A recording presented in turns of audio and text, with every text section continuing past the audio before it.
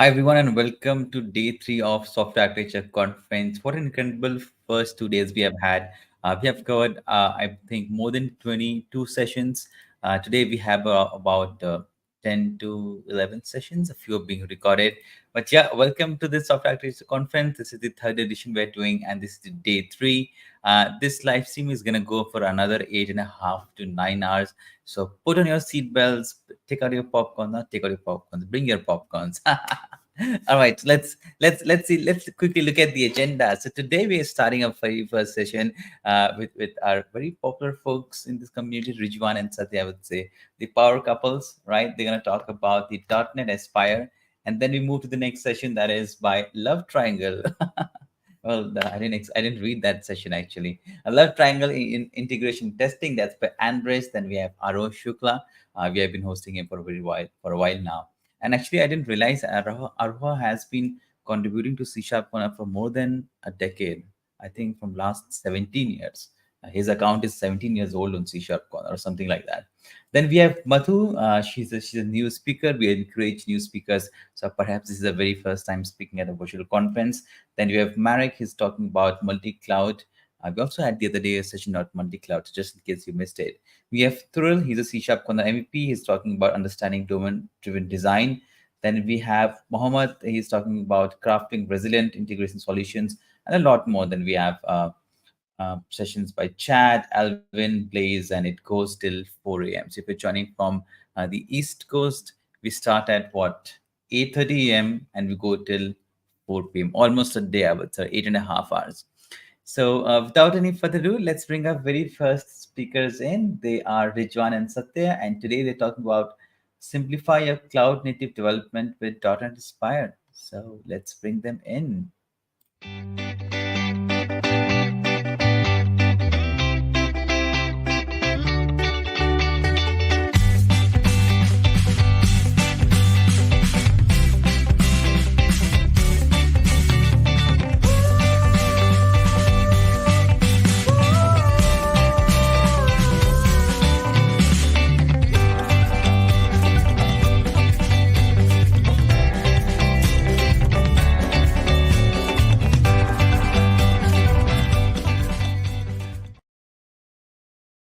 Welcome to Software Architecture Conference. Hello, Simon. Rizwan, I think you are mute. Yeah, he's on mute. Hi, good evening, Simon. It Yeah, must be evening in your side, right? yeah, we are on the same side of the earth. Let's Yes. accept it.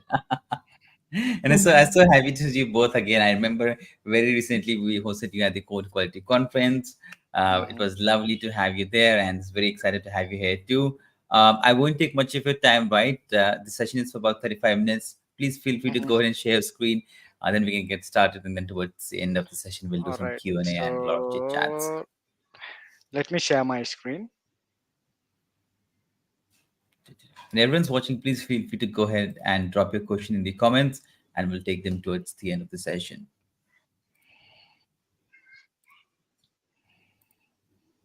I see your screen. It's loading. It's Just blank at the confirm me moment. Yeah, once the screen is already shared. yeah, I see. Oh my goodness, this is Okay. a very. I recognize So your picture. I think you had this picture when you created account on C Sharp Corner. All right, I'll let you both yes. take the stage. Thank you. So let's just start here. So welcome everyone. Welcome to the sessions and simplify your cloud native development with .NET Aspire. Proudly hosted by SAP TV. My name is Rijwan Ansari, and I'm thrilled to be here with you all. And today with me, Satya is here. She is also will be taking us some part of it. And thank you, CSharpCorner, Sharp TV, for giving us this opportunity to share our experience or thought about .NET Aspire. So .NET Aspire, in this session we are going to deep dive about this topic.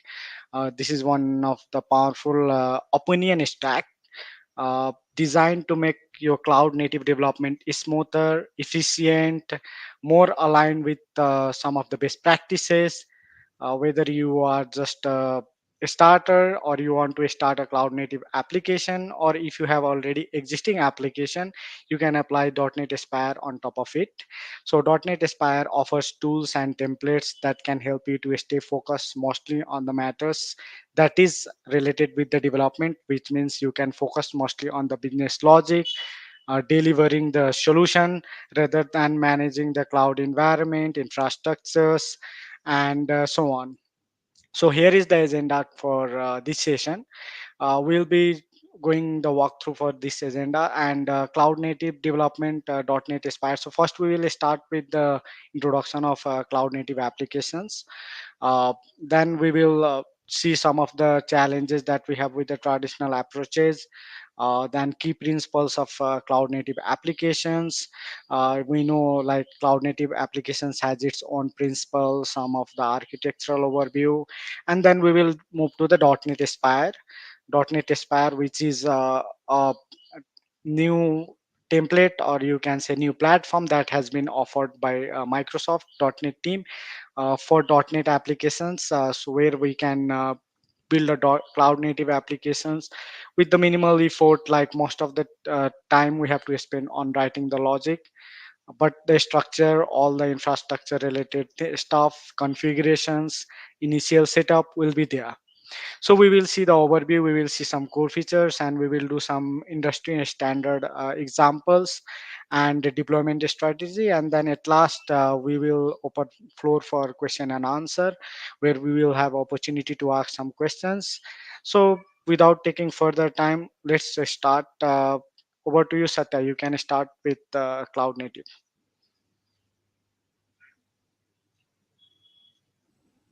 All right, thank you, Rijwan. Hello, everyone. This is Satya Karki. I'm Microsoft MVP. I'm CSharpCorner MVP. I'm Microsoft certified trainer. With profession, I'm senior software engineer.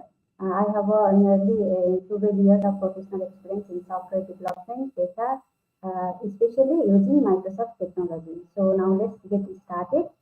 Uh, Today we are excited to explore how the .NET Expire can transform your development experience as the cloud technology continues to evolve. The need for the robust, scalable, and easily maintainable application is more critical than ever. Today we will show you how the .NET Aspire can help you meet these demands by simplifying the complex tasks, promoting standardizations, and ensuring your applications are cloud ready from the day one. Before going to the cloud native, let's talk about the traditional monolithic design. Most of the software existing today are developed using the monolithic design. Monolithic application contains all of your domain logic in a single core application. It contains all your different types of the modules, API, all the applications, everything within the single applications, and that is deployed into the single server. It includes the modules, for example, the identity, catalog, ordering, and many more in a one core application. And they communicate with each other within the same server, meaning the whole application is deployed in a single server, as well as they share same large relational database. Not bad at all. Many successful applications existing today were developed as a monolithic design. It has several advantages like it's straightforward to build, test, and deploy. Troubleshooting in the monolithic design is easy. The vertical scaling, maintaining infrastructure is easy. It is still now serving well for the numerous applications. However, there are some challenges. Rizwan, can you move to the next slide? However, with the time passes and the technologies evolve, there are some challenges as the application has become so complex, including all modules in a single core application, that the one person cannot fully understand it. The application becomes so vast that it's difficult for a single person to understand the in and out and the everything of the application. Sometimes the changes are feared to have unintended and the costly side effects. Adding new features and the fixes are difficult, time-consuming, and expensive to implement. Even for the minor release, still it requires a full deployment of the entire application. If we need to fix something in the some modules, then also we have to deploy the whole modules, the whole entire application. One unstable component can bring down the whole system. So when something happens to the one part of the applications, then the whole systems can be the down. Adding the new technologies, frameworks are out of the questions. It's difficult to add and move to the cutting edge of the technologies, upgrading the frameworks and those things. Implementing the agile delivery methods is challenging. Architectural erosions occur as the code base degrades with the continuous quick fixes, and it is difficult to upgrade and implement the new technologies and the frameworks. So the consultants eventually recommend a complete rewrite the old software with the new architecture. So the many organizations, Rijwan, can you move to the next? Many organizations have overcome the challenges of the monolithic systems by adopting a cloud native approach. Here I can share my own experience. We have nearly the 12 years of old legacy applications developed with the monolithic design, which is very difficult to maintain and implement the latest trend, technologies, framework, and infrastructure. So I have been recently hired to rewrite that systems with the latest framework and the cutting edge technologies with the cloud infrastructure. So this is a traditional monolithic design. Now the several organizations has moved to the cloud native design. Now let's go and explore how the same monolithic design of the architectural design of the applications, how we can transform it into the cloud native design. Now let's look in the diagram how we can build the same monolithic system applying the cloud native techniques and the practices. For same monolithic application in the cloud native design, we can break down it into a series of the small isolated microservices as you can see in the share screen. And each microservices are independent of each other. Each service is a self-contained, encapsulating its own core, data, and the dependencies. They are independent with each other. Each is deployed in a software container and managed by the container orchestrator. Instead of the large relational database, each services has its own data stores. The type of the databases varies according to the data need by the each services. For example, some services you can use the SQL database, and for some you can use the NoSQL databases in this type of the application development. And for the traffic and all to overcome the traffic and at the management of the API, to use the API gateway service, which is responsible for routing the traffic to the core backend services and enforcing the many cross-cutting concerns, so we can manage the traffic in a better way than the monolithic design. Most importantly, the application, this type of application takes the full advantages of the scalability, availability, and resilience key features of the modern cloud platform. Next, cloud native technologies empowers the organizations to build and run scalable applications in a modern dynamic environment such as a public, private, and the hybrid cloud. Containers, service meshes, microservices, immutable infrastructure, and declarative APIs exemplify this approach. Cloud native apps often consist of the small interconnected pieces or the microservices rather than a single monolithic code base. Cloud native apps generally consume a large number of the services such as the databases, messaging, and the caching techniques. A cloud native app is a specific type of the distributed app that takes the full advantages of the scalability, resilience, and the manageability of the cloud infrastructure as well.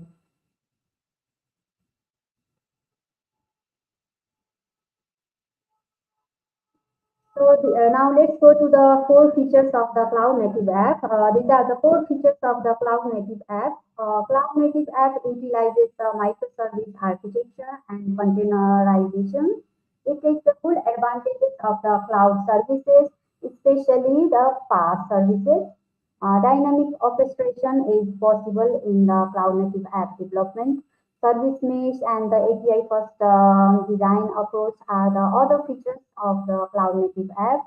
Other key features includes the scalability, resilience, observability, monitoring, and the security. Because of these features, cloud native app has been developed and it has been evolved in a fast manner. So several organizations are moving to the cloud native apps. So now we will go to the what is .NET Aspire and how we can utilize it for the cloud native app development.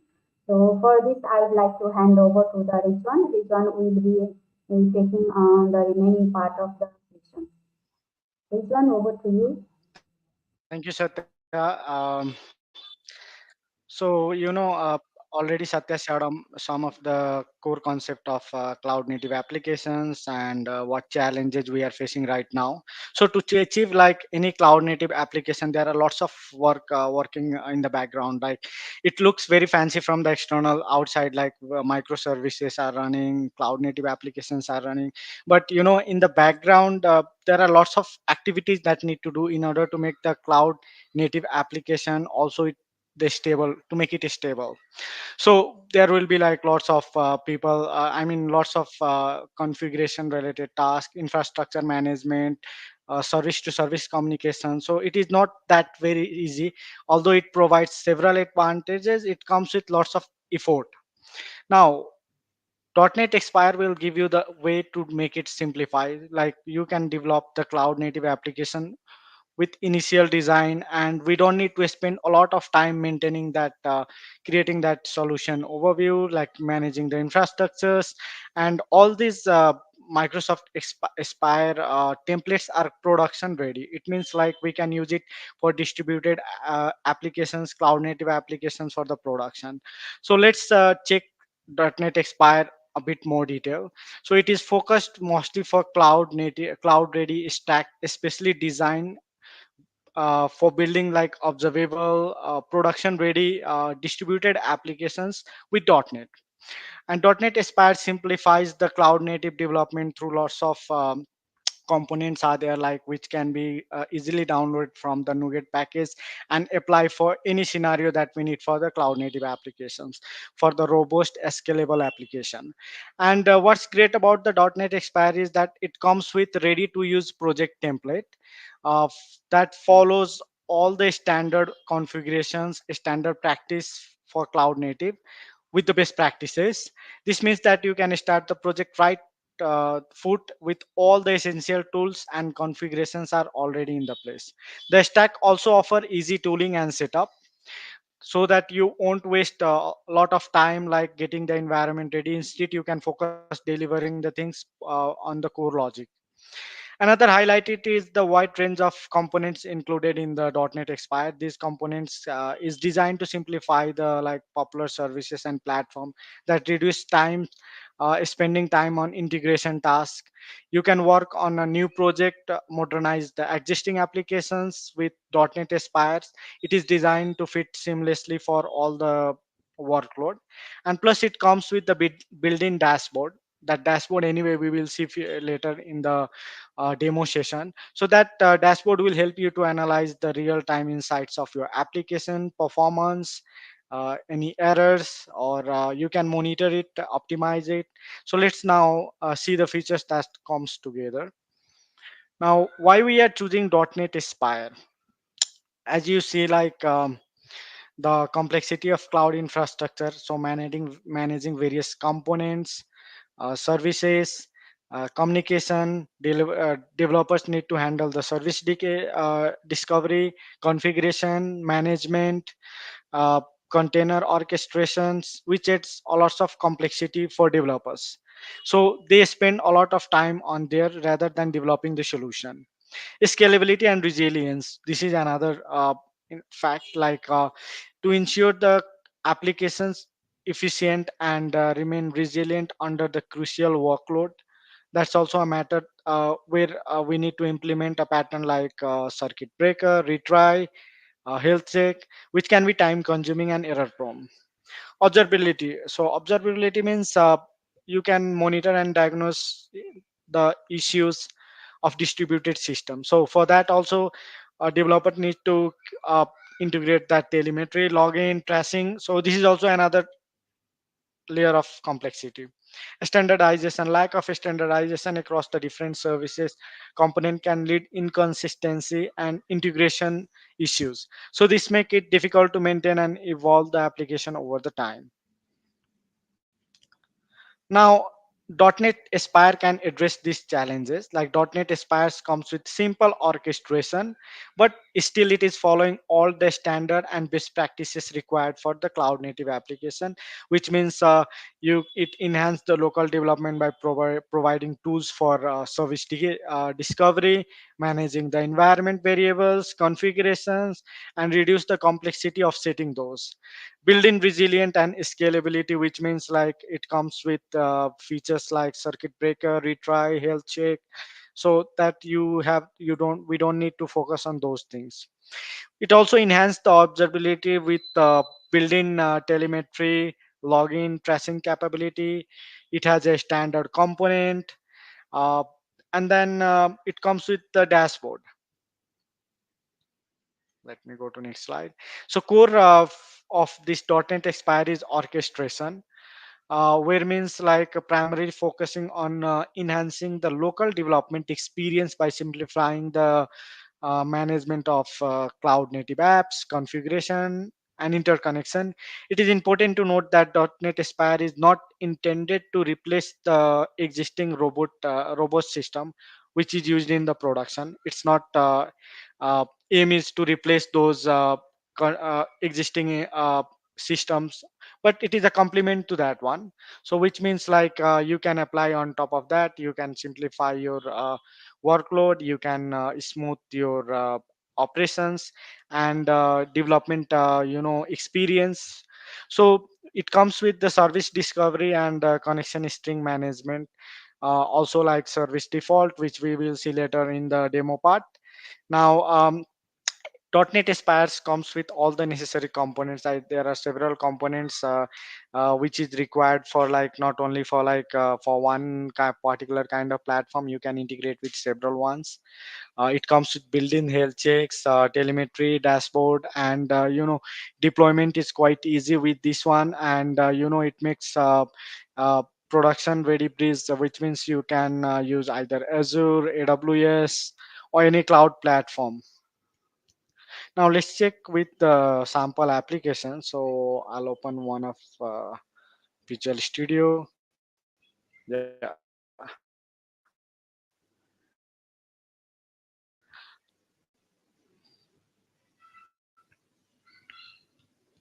I'll just share my screen here. Okay.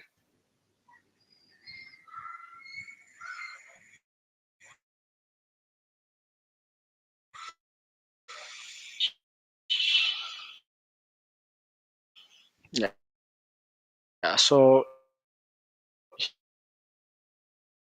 here I'm.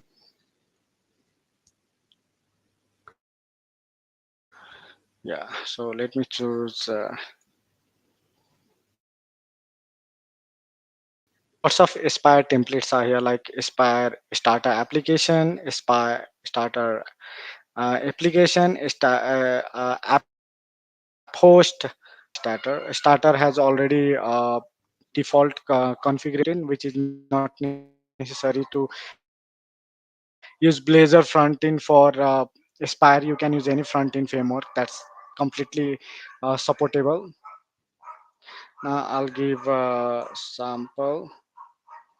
054. So I'm creating a default application just to give the architectural overview.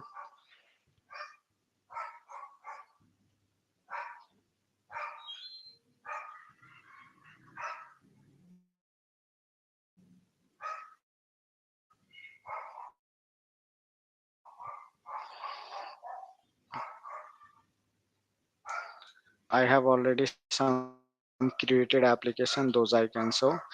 So let me show you here one of the application I have already created. This is also I created from same template, but I added another one services. So when we create a default application, the structure will be similar like this.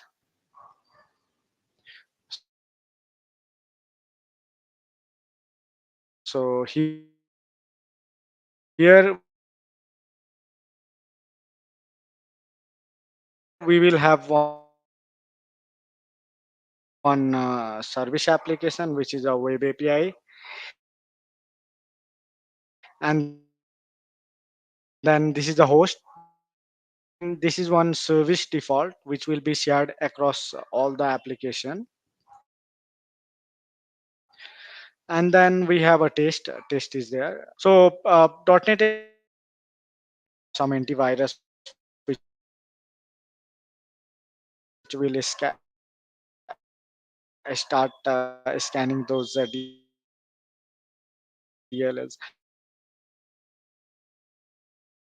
So I'll run one of the existing one.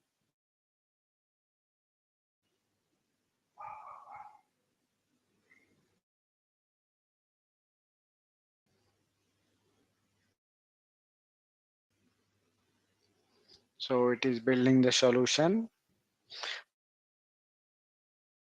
Meantime, what I can do, I can show some of the features of Aspire.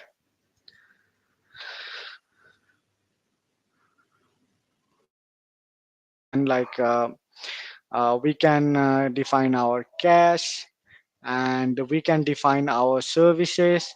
So here what I'm doing, I have created I have a project that I'm giving a name as a API service. The name we can give anything, and another one is a payment service. I have a Ansari service. Now this is one advantage of this one. I don't need to remember what is the localhost IP of localhost URL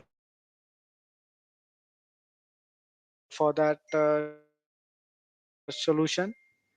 Even I don't need to remember this name, which is given tag as a app service. I have another project called payment. So let's say if you have applications with and deploying and managing the gateway API, each service URL, then communicating with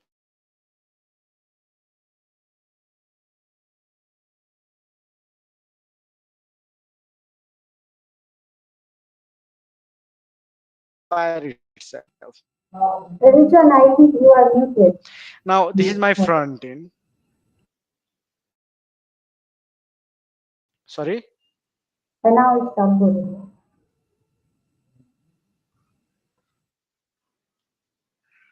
I don't think. No, I am not muted. It's to Yeah. switch one. Not, So yeah. If you have let Teams me running in the again background, go support back to anything like my that. solution.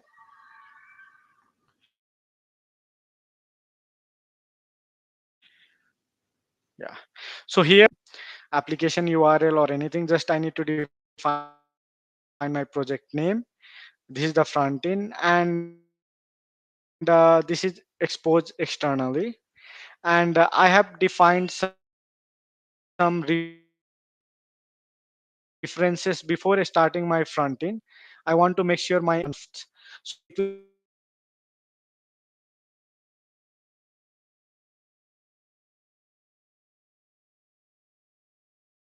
be having so now once I create my application,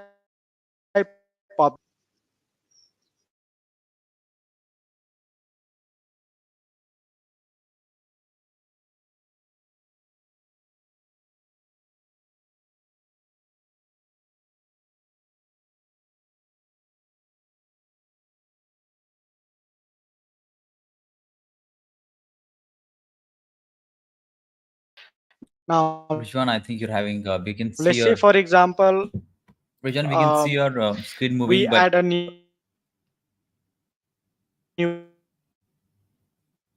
Rijwan, perhaps you would like to, if you can maybe project, switch off and your camera if that's taking a lot of your bandwidth. then again I want to here, and under that project there will be some changes, like let's say this is a program CS.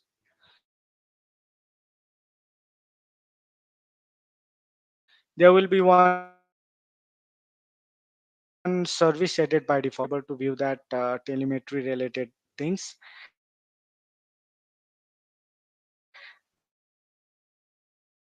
And that's coming from here. All the other configurations are given under the service default extension.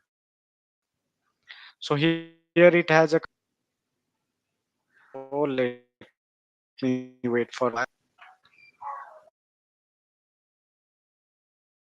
while. I think there is some lag now. You can see like now my services, all the projects are running. Now it has a API, the one we gave front in, and then so now it has given me a complete. Let me stop my camera. Yeah. So what I can do here,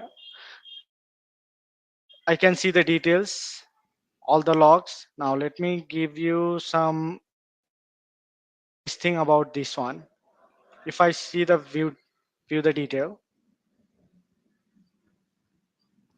now I can see my all the applications details. And best thing about this is, like, since we are not focusing on considering what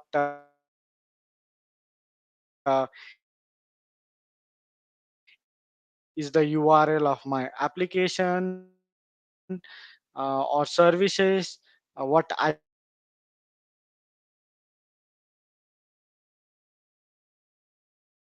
is it is already saved in services.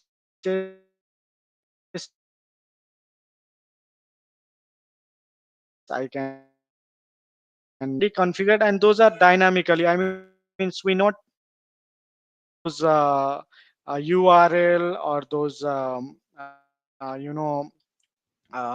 connections or communication between these services. We just need to know the project name from the application, and same experience we will see in the production as well. Now here is option. Another thing is console. Console where we can see all the configurations. I can see the logs and all details here. So all the logs and everything's for that project. Now let me run a project from here with front end. This is my front end.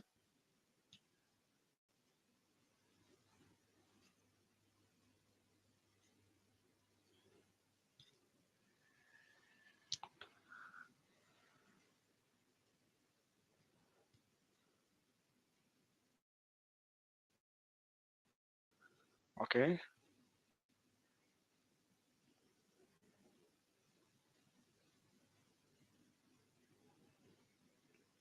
Now my project is running, and I call this weather will call from the my API services.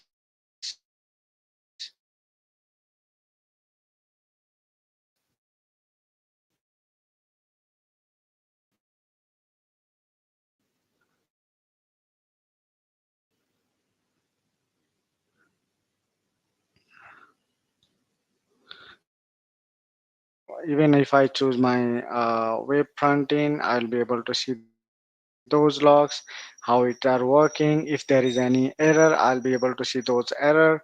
It will do all the traces. So these are very amazing features that Aspire is giving.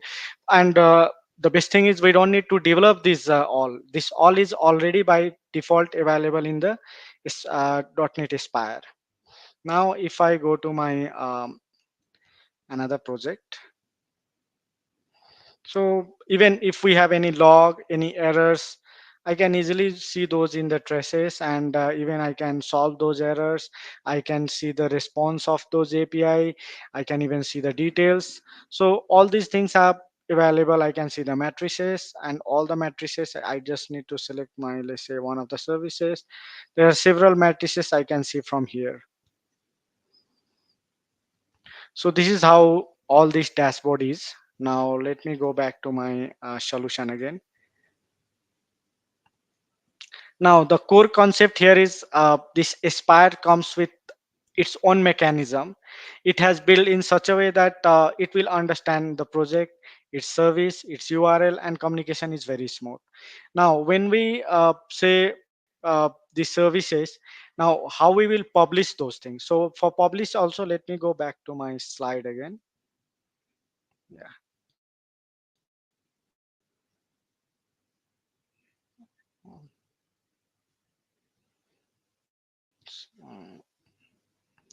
So we discuss about the dashboard. So dashboard is already giving comprehensive information, which means like we have option to monitor it. We can see all the traces, we can see logs, even we can see the environment configuration in real time. And this dashboard is not only available for like Aspire projects only. You can use that dashboard even in a standalone mode, and you can track even other applications also. This dashboard you can use even for other applications, which I will show again in a demo. Now deployment is very easy here, very flexible. So let me go back again to my solution. I have a Dapper. I did not use Docker here. I'm using Podman. So even you can run your Aspire dashboard independently. You can download it from Azure. It has already given some of the. I think if you I forgot to include that. Um, what is called Docker name, but you will be able to download it from the Microsoft Aspire, and the dashboard name is 8.0. It might will get a new version. You can directly deploy it, and you can run it independently.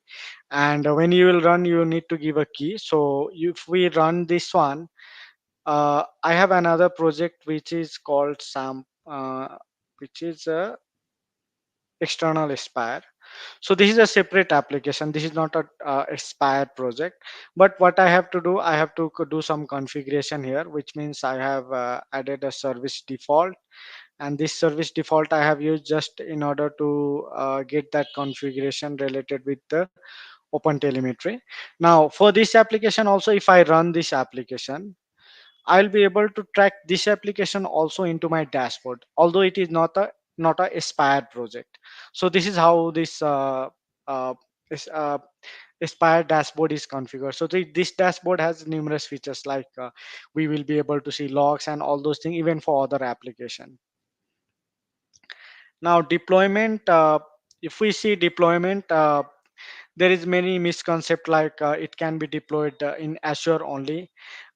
Just be clear, like one of the key strength of .NET Aspire is deployment flexibility. This is not just a Azure centric solution. It's not a feature of Azure. It is designed to work across any cloud services, whether it is AWS, GCP, or any other cloud services. We can easily integrate when we will deploy. It has a deployment command. So based on that, it will create a manifest file that allows deployment to any cloud platform. DevOps guys know very easily that manifest file and how to you consume that for the any cloud deployment. .NET Aspires actually even support direct deployment from Visual Studio as well. It is easier when we don't want to make it more complex. Even we can use Azure AZD command, and even we can apply CI/CD for this. So .NET Aspire fits into any of the platform, and no matter which cloud provider we are using. I think team is already building connector for publishing this into the another cloud service. Soon we will get ready-made connectors for this one, but for now also we can use this manifest file to deploy those one. Now in order to deploy this, let me just check, it's already 36. I think I might be running out of time. So deployment, it's quite easy. Just we need to run azd ini. I might have already one sample which I used just before this one. When we will deploy this, we just need to run azd init, and then it will create all the necessary file, and then azd up.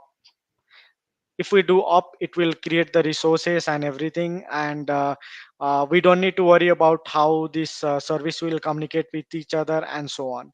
So it will deploy, and the API, my web API services are not external exposed, so it will only communicate with apps front end. Front end will be exposed to external, which I applied those configuration in my Expire project. Here is my that configuration. When we are doing, I did not apply any external exposed to this one, but only my front end is exposed externally. So that's how it will deploy it, and it will deploy all the services into it's a containerized app, so it will deploy as a container app, and it comes with the dashboard as well, which will be published that too. And but dashboard is not publicly available for everyone. Even if it is available, we need to provide that authentication. So that's all I will say, and now we are almost into this. So if there is any question, I'll be happy to take those. All right, that's perfect. So I'm going to drop your screen. And since you have not switched on your camera, I'm going to add an audio avatar. I understand there's a network Can lag. All right, switch on. I kept that perfect. off because I was seeing there was some lag. Yeah. I think it's not about the network, Rijwan. I feel that when you start using your Visual Studio, right, it Mhm. takes away a lot of your computation. I've seen it happening Yes, a lot. yes, yes. So That's yeah, actually, when I saw like my internet was okay, it was lagging yeah, because of my computer screen. yeah, it happens. But yeah, we have few questions. Let's take a couple of questions and then we'll move to the Mhm, next session. There's one coming from Salam Ilyas. mhm. The question is, how do we find Aspire templates? Okay, so when we are installing the Visual Studio, we can go to Visual Studio installer. Though I Hmm. have a less time, I can. I don't want to show it, but we need to go into the Visual Studio installer, and if we can go to the individual component, there will be Aspire template, Aspire component. We can select that. All the Aspire related templates will be available in the Visual Studio. Alternatively, there is a command we can install Aspire from there as well. Perfect. Okay. There's another question by Freya, and she's asking, how does the built-in developer dashboard in .NET Aspire provide real-time insights and what metrics are available? Thank you. Okay, so I showed earlier like we can see the applications detail, which means even it shows the app configurations, application settings. We can it is actually using open telemetry to communicate with I any of see. the application. Mm, So that open telemetry, whatever the information we pass from the application, we can see in the real time. With that also, it provides information like when the APIs are calling, how much time it takes, how many APIs got filled, how many let's say internal servers errors are there, and some other detailed matrices are there, which I showed in the demo. Yeah, open telemetry is very popular. Last 2 days Yes. we have had around 4 to 5 sessions in or around just around this open telemetry. We'll take one final question and then we'll move to the next session, and that is by let's say one by Sophia. Right, Sophia is asking, Mhm. how does .NET Aspire integrate with popular IDE like Visual Studio and VS Code to enhance development experience? Do you have any Okay, plugins it or is. extension? It's the same thing. Like we have an installer. Uh-huh. Visual Studio installer. So from there, we need to go and select that Aspire component. Then all the templates will be available. Or alternatively, we can use a command. I don't have that right now, that command, but Mhm. there is Aspire command. If we run that command, it will put all the. It's just like a uh, in Visual Studio how we install another templates. It's same like the Okay. .NET Aspire template. But if you have updated your Visual Studio in the latest version, and if Mhm. we are using ASP.NET Web template, it is by default there. Perfect, perfect. And there are a few other questions. Unfortunately, we won't be able to take it, Rijwan. But thank you so much. Loved your session, right? It was power packed. I think this is the only second Aspire session that we have in this entire conference. Any final thing you want to plug in before we move to the next session? Yeah, so Aspire has been made, to make the developer life easy, which Hmm. means like even when we develop the cloud native application, there are lots of backend complexity. Microservices, cloud native applications looks very fancy from the external world, but there are Yeah. lots of backend work is there. So this .NET Expire has simplified all those complexity and make it very simple to use. So we can just use the template, and not only for this template, even existing project can we can plug the .NET Aspire. We just need to right click and get that .NET Aspire for that one. So that's how we can use that. And my screen, if it is not shown, I have shared some resources. I mean, you can go to Microsoft Learn and search about .NET Aspire. There are ample of examples, as well Hmm. as lots of scenarios are there, even for new application, existing application, Angular, Node.js, all these scenarios and practical examples are there. So you can people Fox can go and explore those and get the idea. That's all. Final thought. All right. Thank you so much, Rijwan. I know it's evening at your place, and it's perhaps it's time Yeah, also for the dinner.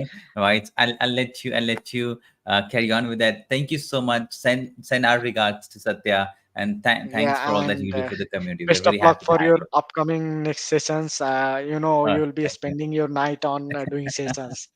That's right. All right. Thank you, Yeah, best Rijwan. of See ya. luck. Bye bye. Thank you. Bye bye. All right, ladies and gentlemen, that was Rijwan and Satya for you talking about the .NET Aspire in the very first session of day three. We now move to the love triangle. It's just so interesting, right? Events, love triangle in integration testing by, I don't know how to say his name, right? I'm going to mess it up, but I'm going to apologize. It's in English, I'll just say Andres, or perhaps in some other way you have to pronounce it. But let's bring Andres. He is a technical leader at TravelX. So without any further ado, let's invite him to the Software Architecture Conference 2024.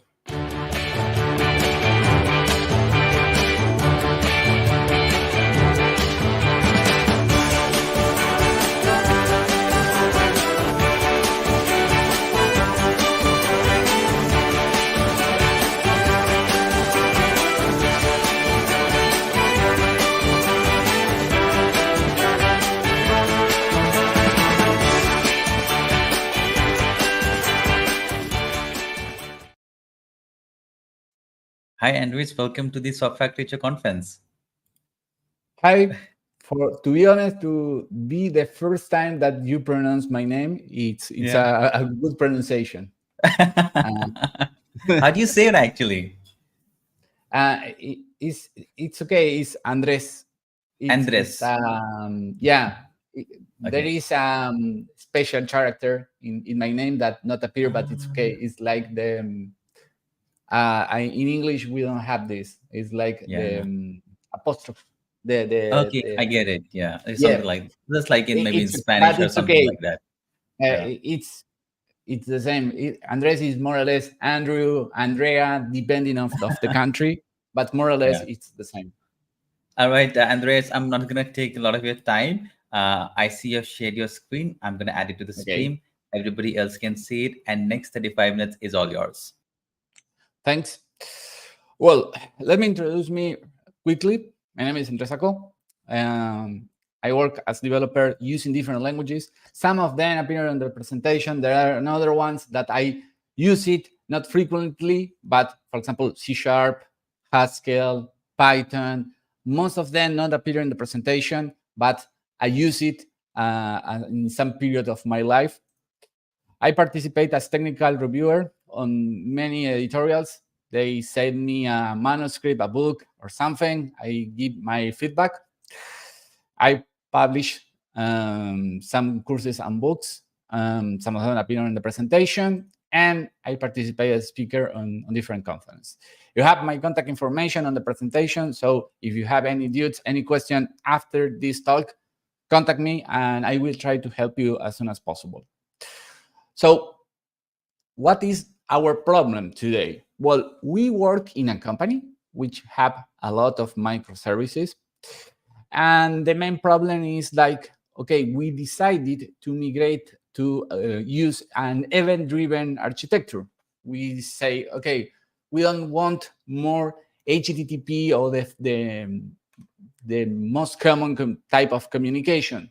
We need to use events because most of the company use events. And here appear some kind of problems when we need to check if everything works fine or not. The first problem that appears is, okay, how I can check if everything works fine or not? Because in a common application, I can use different framework or different libraries to do a simple HTTP request and wait until to have the response. But in this case, it's not possible. How I can check with this kind of architecture if something was modified into the database.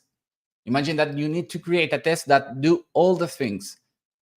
Send an event, do something, and it's an event-driven architecture. Perhaps not send an event, create a new event, or yes, but you need to check if the changes appear on the database or not.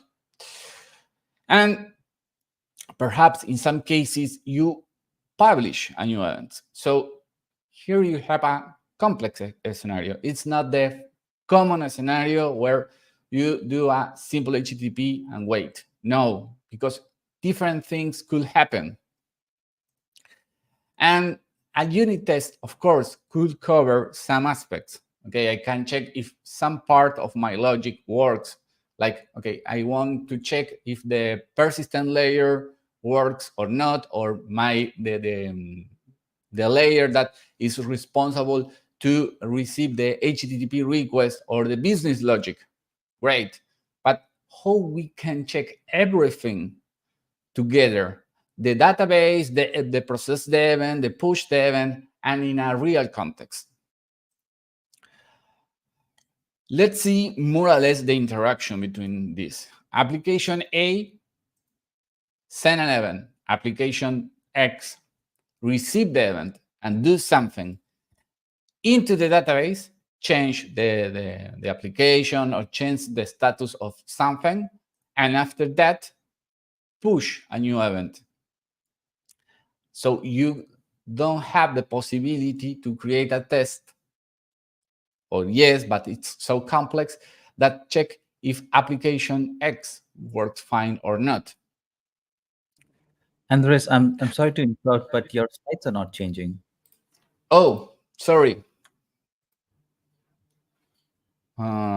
Why this happened?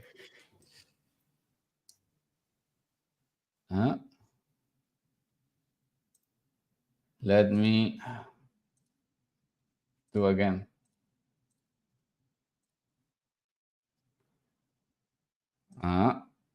Yeah, I see your Yeah, slides. now, Yeah, yes. now it's changing. Yeah, now, yes. Okay. Okay, this is the scenario. I have an application, another application, and the communication with the database. So why create a test is relevant for us? Why this a different kind of test, like the integration test or an end-to-end test, anything is not connected with the unit test could help us. First, because it reduces the risk that something bad happen. If I create only a unit test, I don't validate if the external communication works fine or not. So I will publish or deploy something on some environment like staging and only check my partial functional, the methods or the logic, but not the entire integration. I'm not sure if everything works fine or not. how I can verify the problems. Because one of the things that I need to be sure is that when I send or create an event, a new event, then my application X create a new event, is have all the information that I want, the same format that the consumers could process. So I need to do all these kind of things. It's not a unit test. Again, a unit test not check the entire behavior of my application, not check the integration with external components.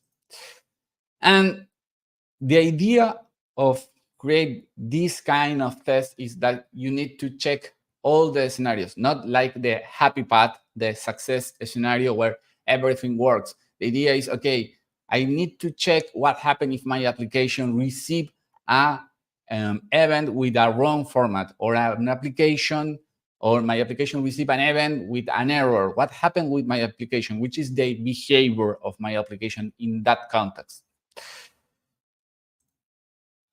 So which libraries more or less cover all these problems? How I can do it in a way that is more or less agnostic to the libraries or the language that I use. First one, test container. Test container give me the possibility to run different containers using Docker behind the scenes. And in most of the cases, is agnostic to the language that have support in different languages. So for me, it's okay. I don't need to learn different libraries. It's just like understand how we implement on different languages test container, but it's the same. Local stack, in this case, because it's a tool that simulates most of the AWS services. So in the case that you use S3 to like an FTP to push a file, or use SQS or NSS, you can simulate the behavior without need to use the real infrastructure of your company. Because the main problem is, okay, I can create a test and check, okay, and where is the queue of your application? I know it's a real queue on stage or development environment. Well, perhaps your application locally could listen this event, but at the same time, some application on stage could listen the same event and produce a bad behavior on the environment. Karate is a tool to write tests using BDD. Is a good tool to write in a simple way test without need to know about the language or the framework that you use behind the scenes. It's not necessary. And last, use Red Hat, which is a tool that provides me access, in this case, to a non-relational database like MongoDB, expose me like a API REST to consume from different endpoints the information that exists in the database. So with this kind of combination of tools or libraries, you can create more or less a test that check everything which is connected with your application, all the external services of your microservices. Okay, how is the syntax of Karate? Because not all the people perhaps know how this looks like. And the idea is more or less this. In this case, I put an example using Spring Boot. Spring Boot is a framework on Java, but it's the same. The name of the feature it's like a description. And you have like a part or group or section on the file where you can put all the things related with the background of your test. And in the section of the scenario, you put all the things that you want to do. In this case, I want to execute in the given section, I will to execute HTTP request using the get method, and then check if the status of the response is 200 and the response more or less have this format. And you don't write nothing about Java here, or any language, or Python. It's agnostic. Anyone could understand more or less this idea. And okay, which are the pros or the cons of using this approach? First, not affect the real infrastructure of your company. The idea is to keep isolate your application with the test. Second, you can check the endpoints on the database and check if the modification are okay or not, the content on the database or any collection change or not. And you can simulate events like producing or reception, listen an event. Again, it's agnostic to the language. You can have an application that use C# and another one that use Java and another one that use Go. The idea is like create in a separate folder and do all this kind of configuration, which I will show you in a couple of minutes. The main problem is takes more time to be executed because you need to run different containers of Docker. One to simulate all the infrastructure of AWS, another one to communicate with the database, and many other things. So it's not like, okay, not run this in the same step. Imagine that you have a pipeline in the same step that you have your unit test separate in a different step in the pipeline. And the main problem is not all the database that exists have support, like expose or give me a Docker image that expose me the information that exists in the database. For example, there is one to use on Redis, the other one with Cassandra, and one with MySQL database, but for example, for Postgres not exist. So you need to find the correct tool. In this case, I will show you with MongoDB how this process works, how these steps. Well, first is like set the context. The idea is that you insert or produce the event and push to a specific queue and load all the information that you need or your application need to work in the database.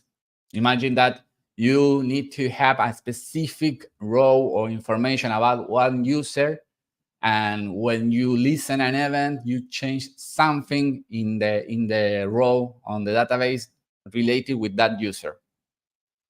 So it's like a constraint. Second one, you execute all the tests.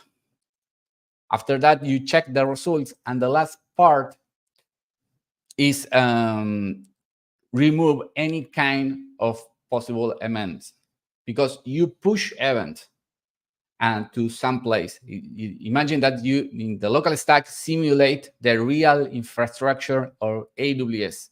So one of my tests push an event, and I have another one which is not connected that listen the same event or the same queue. So one test could affect another one. So you need to remove the event each time that you finish the execution.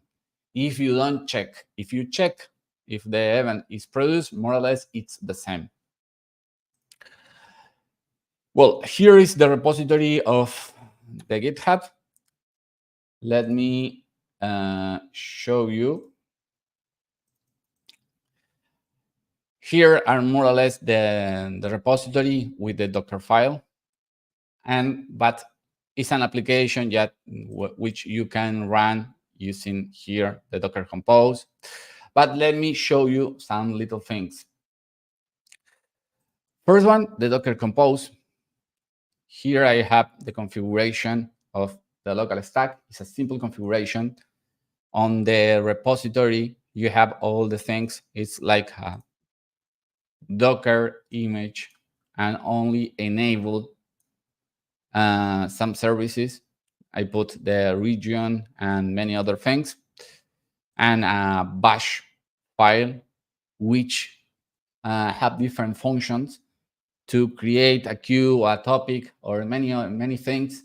So you can reuse it. It's not just for this conference of this talk. You can reuse it without any kind of problem. Here at the end, I have the creation of the topics and list everything. And in the Docker file, you have here the REST hat. And you can use it without any problem. It's not just connected with the integration test. If you want, you can use it in your machine and configure everything to communicate with the database. So here I have a Swagger API. My application is running just to show you that everything works fine. And I will create new is an API that save the information about reservation of flights. So I push new reservations. And okay, it's a simple API. I don't show you nothing new. But let me show you how with Red Hat you can see this is the port, and in my local host I run in Red Hat, and this is the name of the collection. So I put flight reservation, and here I have all the information from my database. These are rows from MongoDB, all the information that I have on my machine. Which, okay, it's great, but how I can connect all these things in Karate and with these kind of things. I will stop this one because I'm running an application. And let me show you how you can combine all these things. Don't pay attention to the code because this is an application in Java, but it's not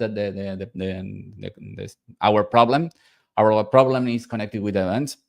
So let me show you how you can combine all these things, Karate, local stack, Red Hat, in a simple script or in a simple test. Let me show you. This is one of my Karate tests, which simulate the same thing that I do. Create a reservation, like using the Postman or the Swagger to create a reservation, to send a request. So I say, okay, this is the URL where you need to do the request. After that, please, instead to write all the body of the request and the response, it's not the idea, and it's something that, okay, it's not necessary that I write in a test. So please put in a file like this and read the information. So I put in a separate file, and you can see here. It's a simple HTTP request or the body of HTTP request like appear on OpenAI or Swagger. So I put in a separate file and say, okay, read the file and put in this variable and do a HTTP request here. And with this body, with the variable that contain this body, this one, with this content type, with this method, and check the status. And nothing more. This is more or less the same scenario. I don't change nothing. Okay, how we can do the combination, where appear the database, where appears that you can check if everything works fine or not. Remember that I say, okay, I have a folder, call it Docker, with all this information, with all the local stack and Red Hat configuration. And the configuration, it's simple. You can download from the official documentation and the Red Hat and local stack and put the files inside. and just mount the volumes with the information, nothing strange. And I only create a simple class here, which is in Java, but is the only code that you need to write, which use Docker Compose, test container, sorry, and run the Docker Compose file with this instruction. It's nothing new or strange. But where is the magic of this? Let me show you another scenario here. Let me show you this one, because it's a combination of all these kind of things. I want to create or simulate the scenario where I save a reservation, save something in the database, and when I save something into the database, my application throw or create a new event. So I need to do different things. Okay, let me first, this is more or less the same scenario that the previous one is like a copy and paste. This is payment confirmed. So this section is the same, don't change. And now I don't change nothing. I don't check if anything it's okay or not. I will create an event using local stack. So I define the body of my event here, and there is a file here which is payment query. This is a event that appear on AWS with the format. It's the same. I define the query on the queue, sorry, and many other things. So okay, I create the body of the event and say to this local stack URL, which I define here,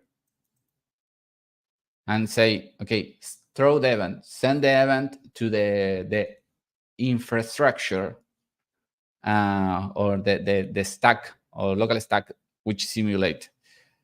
And what I want to do after that, because okay, my application save something into the database. My request finish because it's synchronic. It's like, okay, create an event. Okay, I finish. What more? Okay, well, my application is running, and at some point of the life, I send an event like this one, and my application listen the same queue, the same queue that this event will send it. What I want to do after that? Well, my application need to change something into the database. And what I will do with this scenario, okay, I will listen the database until that this modification happen. Create a reservation, nothing. Send an event, my application will do something, but I can check if my application is working or not because it's asynchronic. So the only way that I can check if everything is okay or not is check the database. Instead to check what happened in my application, I will check what happened into the database. And remember that I show you a simple HTTP request to access to my MongoDB database. Okay, I will do the same, and I will retry many times, 10 times,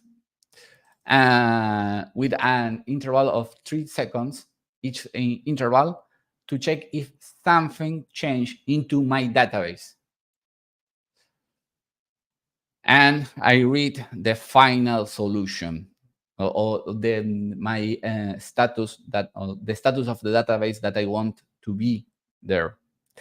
And at the last verification, I will check if the message, if my application produces some message. And if my application produces some message, which is this is the case, okay, I will remove it. Remember that my test could affect another ones that are part of this set. And how I can run this, let me stop all these things.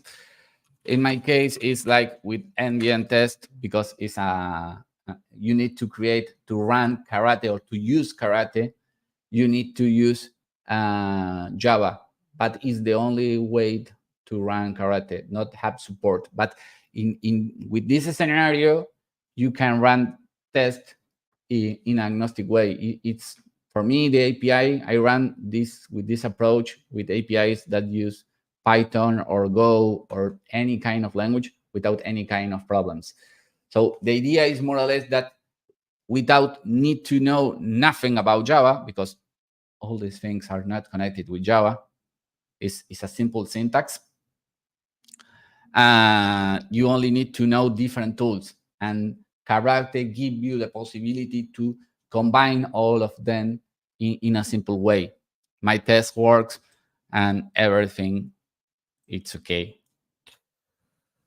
So it's complex. Perhaps it's if the first time that you listen about Karate, Red Hat, local stack, test container, perhaps it's so complex. But the idea is of this talk that you see that it's possible to combine all these kind of things in a simple test, in a simple set of verification of your application.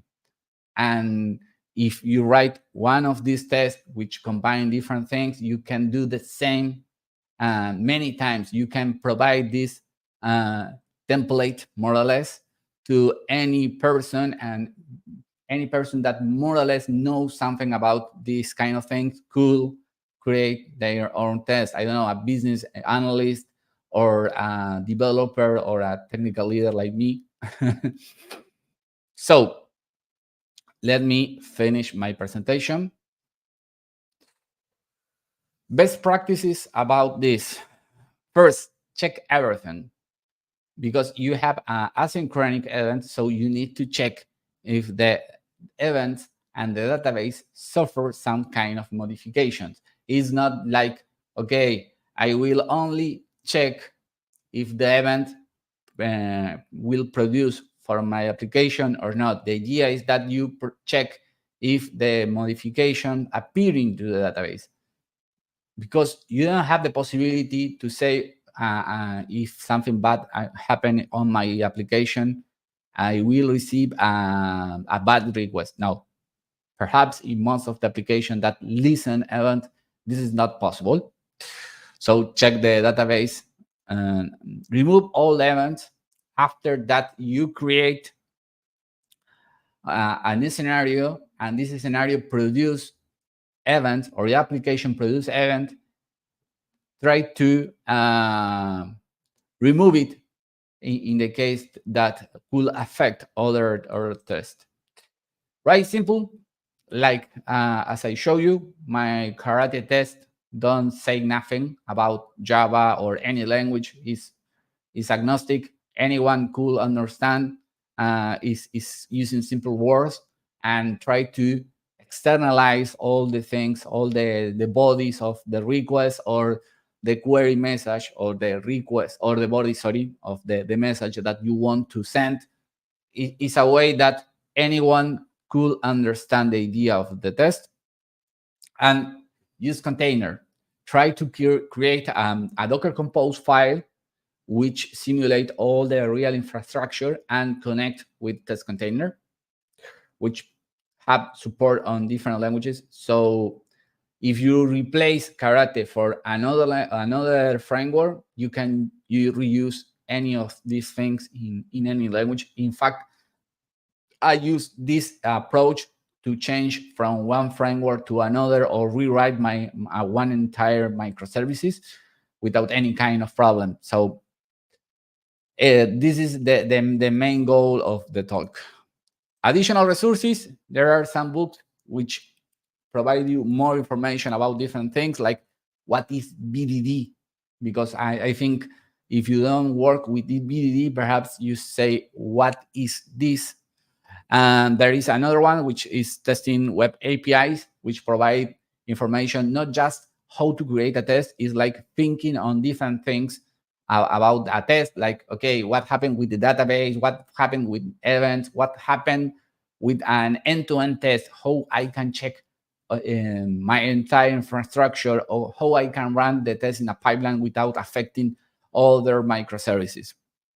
And at the end, I put some books about the idea of event in the case that you don't have experience using event on your microservices. Some blogs to go in deep in some terms that I mentioned during my talk. And that's it's all. Thank you for coming to this talk.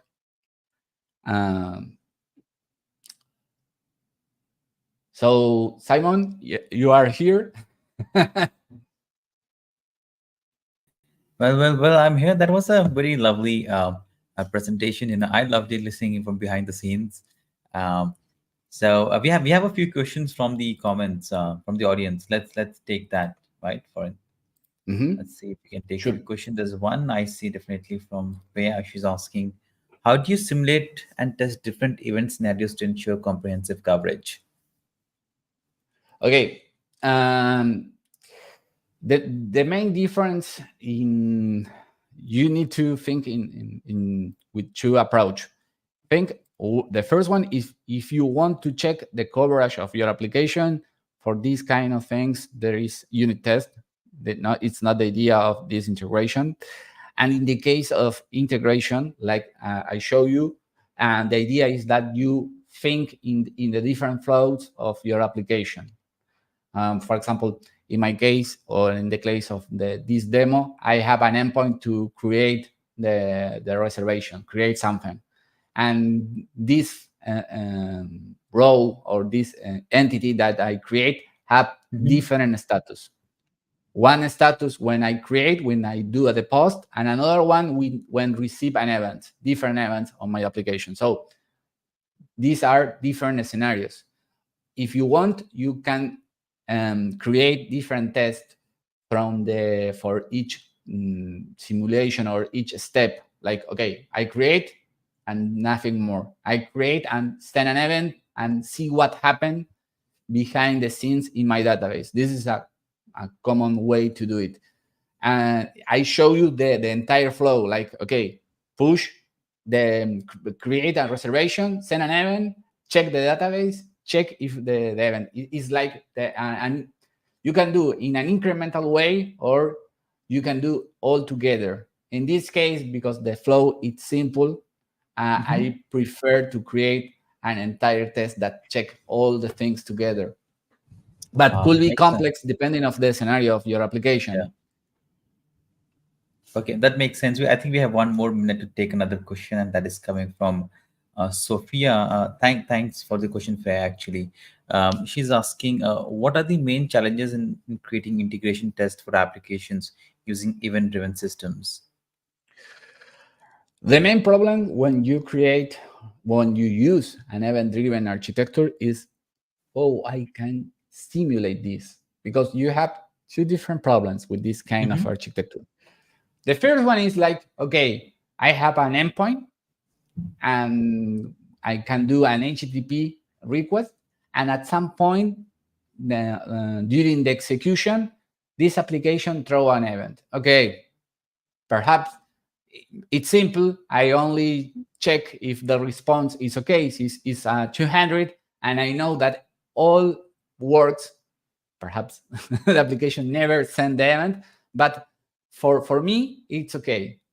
This is not the common scenario. The common scenario is like how I can send an event to my application and how I can check if my application respond in a good way and what happened with the things that this application need to modify. In my case, is like, okay, I listen an event and my application do something and modify something into the database. So this is the complexity of event-driven. It's not like, yes, I do an HTTP post to create resources, and if I want to check if everything is okay or not, I do a get from the same resources. This is ideal, but in an event-driven architecture, this is not possible. but I most see. of the cases. I think that you answered it very, very nicely, right? That's very well answered. So, Andres, I'm asking one question to all the speakers. I'm going to ask you that final question, which is not from the comments, but that question is: other than all this, technical stuff, testing and development, what are some of your hobbies? What do you do in your free time? Uh, I don't have, to be honest, a lot of free time. Yeah, I Yeah, mean, now let's say hobbies. Yeah, there's no free no, time. no, Let's no. say But hobbies. let me explain, because Yeah. it's like I work all the day. No, no. I have a job, and Hmm. after that, I try to read a lot of things and try to research about different technologies or scenarios. This talk appeared as result of do a research, and I apply all these things on my job, because we use it an event driven Yeah, that's architecture. right. And after that appeared this talk, and in most of the time I try to write articles or books. A- That's and good. now I don't have time, but when I have time I try to write something or share my knowledge with the community. Yeah, well, you are definitely a community leader. Thanks for all that you do for the community and for this community conference. Thank you so much, Andreas. Thanks for accepting the invitation once again. We are hosting you for the very first time, and I can't wait to host you once again. Have a great day ahead, and see you soon. See you. See ya. Bye bye. All right, so that was Andres for you talking about the love triangle for integration testing. We now move to our next session, that is around navigating the role of software architecture in the AI era amid economic volatility. It's by Aroh Shukla. He needs no introduction. He's very popular. He speaks all over the world. So without any further ado, let's bring the gentleman on the stage, Aroh Shukla.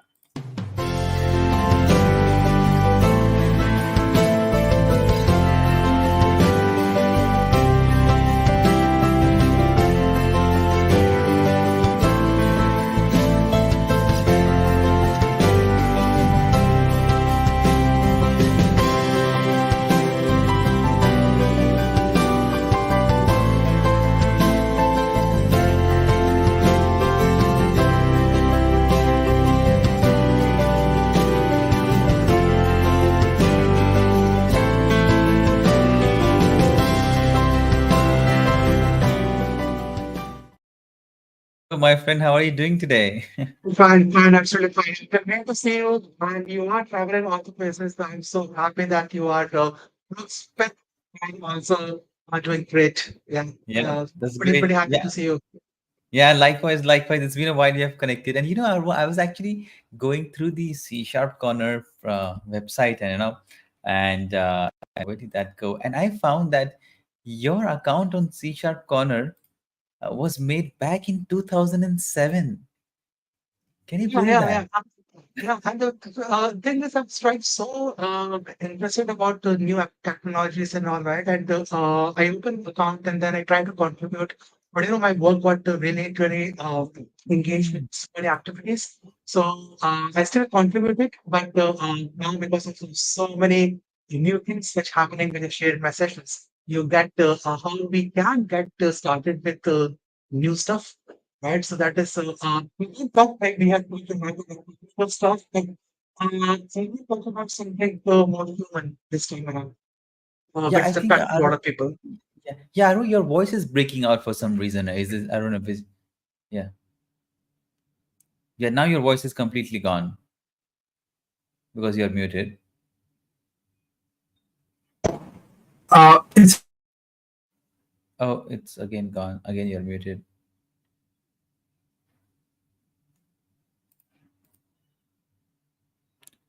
Okay, you're muted. Yeah.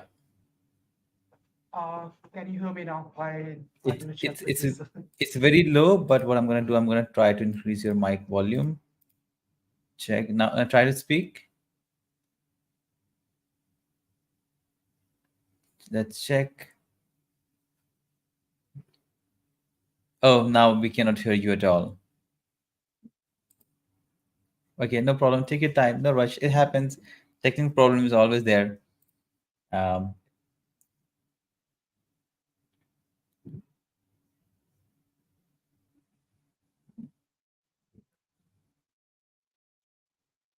I think, yeah, you have to go to the settings and click on audio and select your right mic.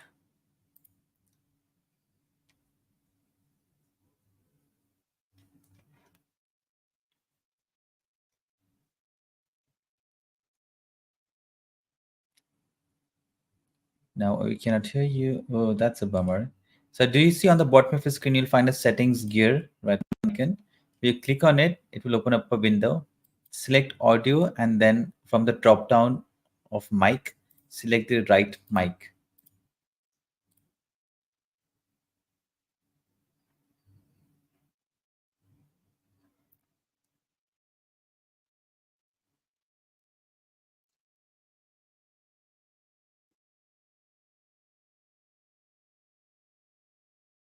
Oh no, I can't. Oh geez, what just happened? Oh, it was better anyway. Oh, we cannot hear you. Oh, that's a bummer. But why don't you close your browser and try to rejoin again? Yeah, okay, so that's what he's gonna do. While he does that, I wanted to show some of the article that actually Aroh wrote. Aroh back in 2016, he published an article that has more than 60,000 views, and that was about troubleshooting and fixing distributed cache service in SharePoint 2013. Um, I think he started contributing just around the time when I started contributing, or maybe a little late. But yeah, I mean, it's so interesting that from the C Sharp TV we're able to connect so many people who have been onto this platform for so many years. Aroh has an account on C CSharpCorner from 2007, and this is his very first article that he published. Yeah, more than 60,000. Now let's see. Oh yes, we can hear you. Let's try again. Yeah. Just looks okay. Yeah. Oh Oh, God, this is a really, really old one. look, it has got more than 60,000 reads. Wow. Yeah. And this is the issue which I faced a lot. And then a lot of people commented on that and talking about the Shaper server that time. Oh God, this is a really old one. Yeah, Yeah, we were yeah. just going through it, we were just looking at, and your name popped up onto the website. I was like, what? Aroh is there? Yeah, so that is pretty cool. I mean, thanks for all that you do for the community. Even this live virtual conference is a way to contribute. So thanks for all that you have done. Please feel free to go ahead and share your screen, and then we can get started. Sure. Thanks. Yeah. Let me share my screen and then we see. Hopefully, we should be working fine today. Yeah, I think audio is no problem Uh, at all. yeah. So are you still Okay. in Singapore, or you moved to India? I'm still in Singapore. Yeah. I'm Mhm. this 20 years in Singapore. It's complete 20 years in Singapore. Oh. Yeah. So you Yeah. have not picked up the Singaporean accent, right? You still No, have. no, no. That's good. I'm still have Indian accent. That's good. I have a lot of people commenting that why you don't pick. I said, uh, it doesn't look like I can pick after Yeah. 20 years. So yeah. Okay, I see you're So inside StreamYard now. Once you move to the presentation, I'll add it to the stream. okay, once you can see the my PPT, right? You said No, no, okay, I see you're inside StreamYard now. So perhaps you're sharing the wrong screen. okay. Then I can just okay. Hmm. I want to show entire screen, so that's the Yeah, thing. entire screen, and Yeah, then select your yeah, screen. yeah.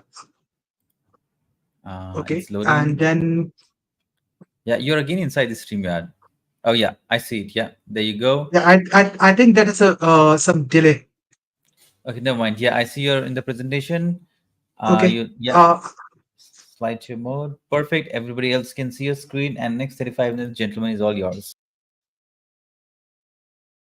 so guys, and thanks to C Sharp, Simon, and all the people who are going for this thing. And this is not technical at all. This is something which I picked from my many years of experience. That how what is human can we can help in that. So AI is one thing, but as a human, what we can do, right? So I talk about an architect for a couple of years and have seen the issues and how it can be help as a software architecture standpoint, right? So we have a lot of things to show. I just give the basics here, and I have always shared my slide deck in my LinkedIn, and then you can pick from that, and I will share everything with what you have, right? So we talk about the the current practice of software architecture, and how the Gen AI is impacting the software architecture. And this is something very important to understand. And then I will also talk about the current market situation, which is not so, I will say, upbeat. I will say that's something important to take note.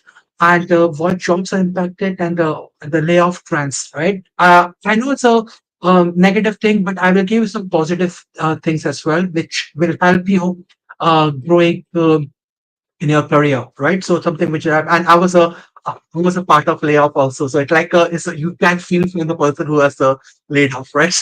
So you get the real person who was half impacted and how he actually moved. Right? Something you get the thing. So I want to have all the practice thing which you can get, and again for Microsoft. So I talk about mostly Microsoft stuff specifically, but I will something share which is the AI is such a big thing. So I talk about the Gen AI in general. Okay. And then the last part I will talk about is how we can future proof your career, right? How to bulletproof your career.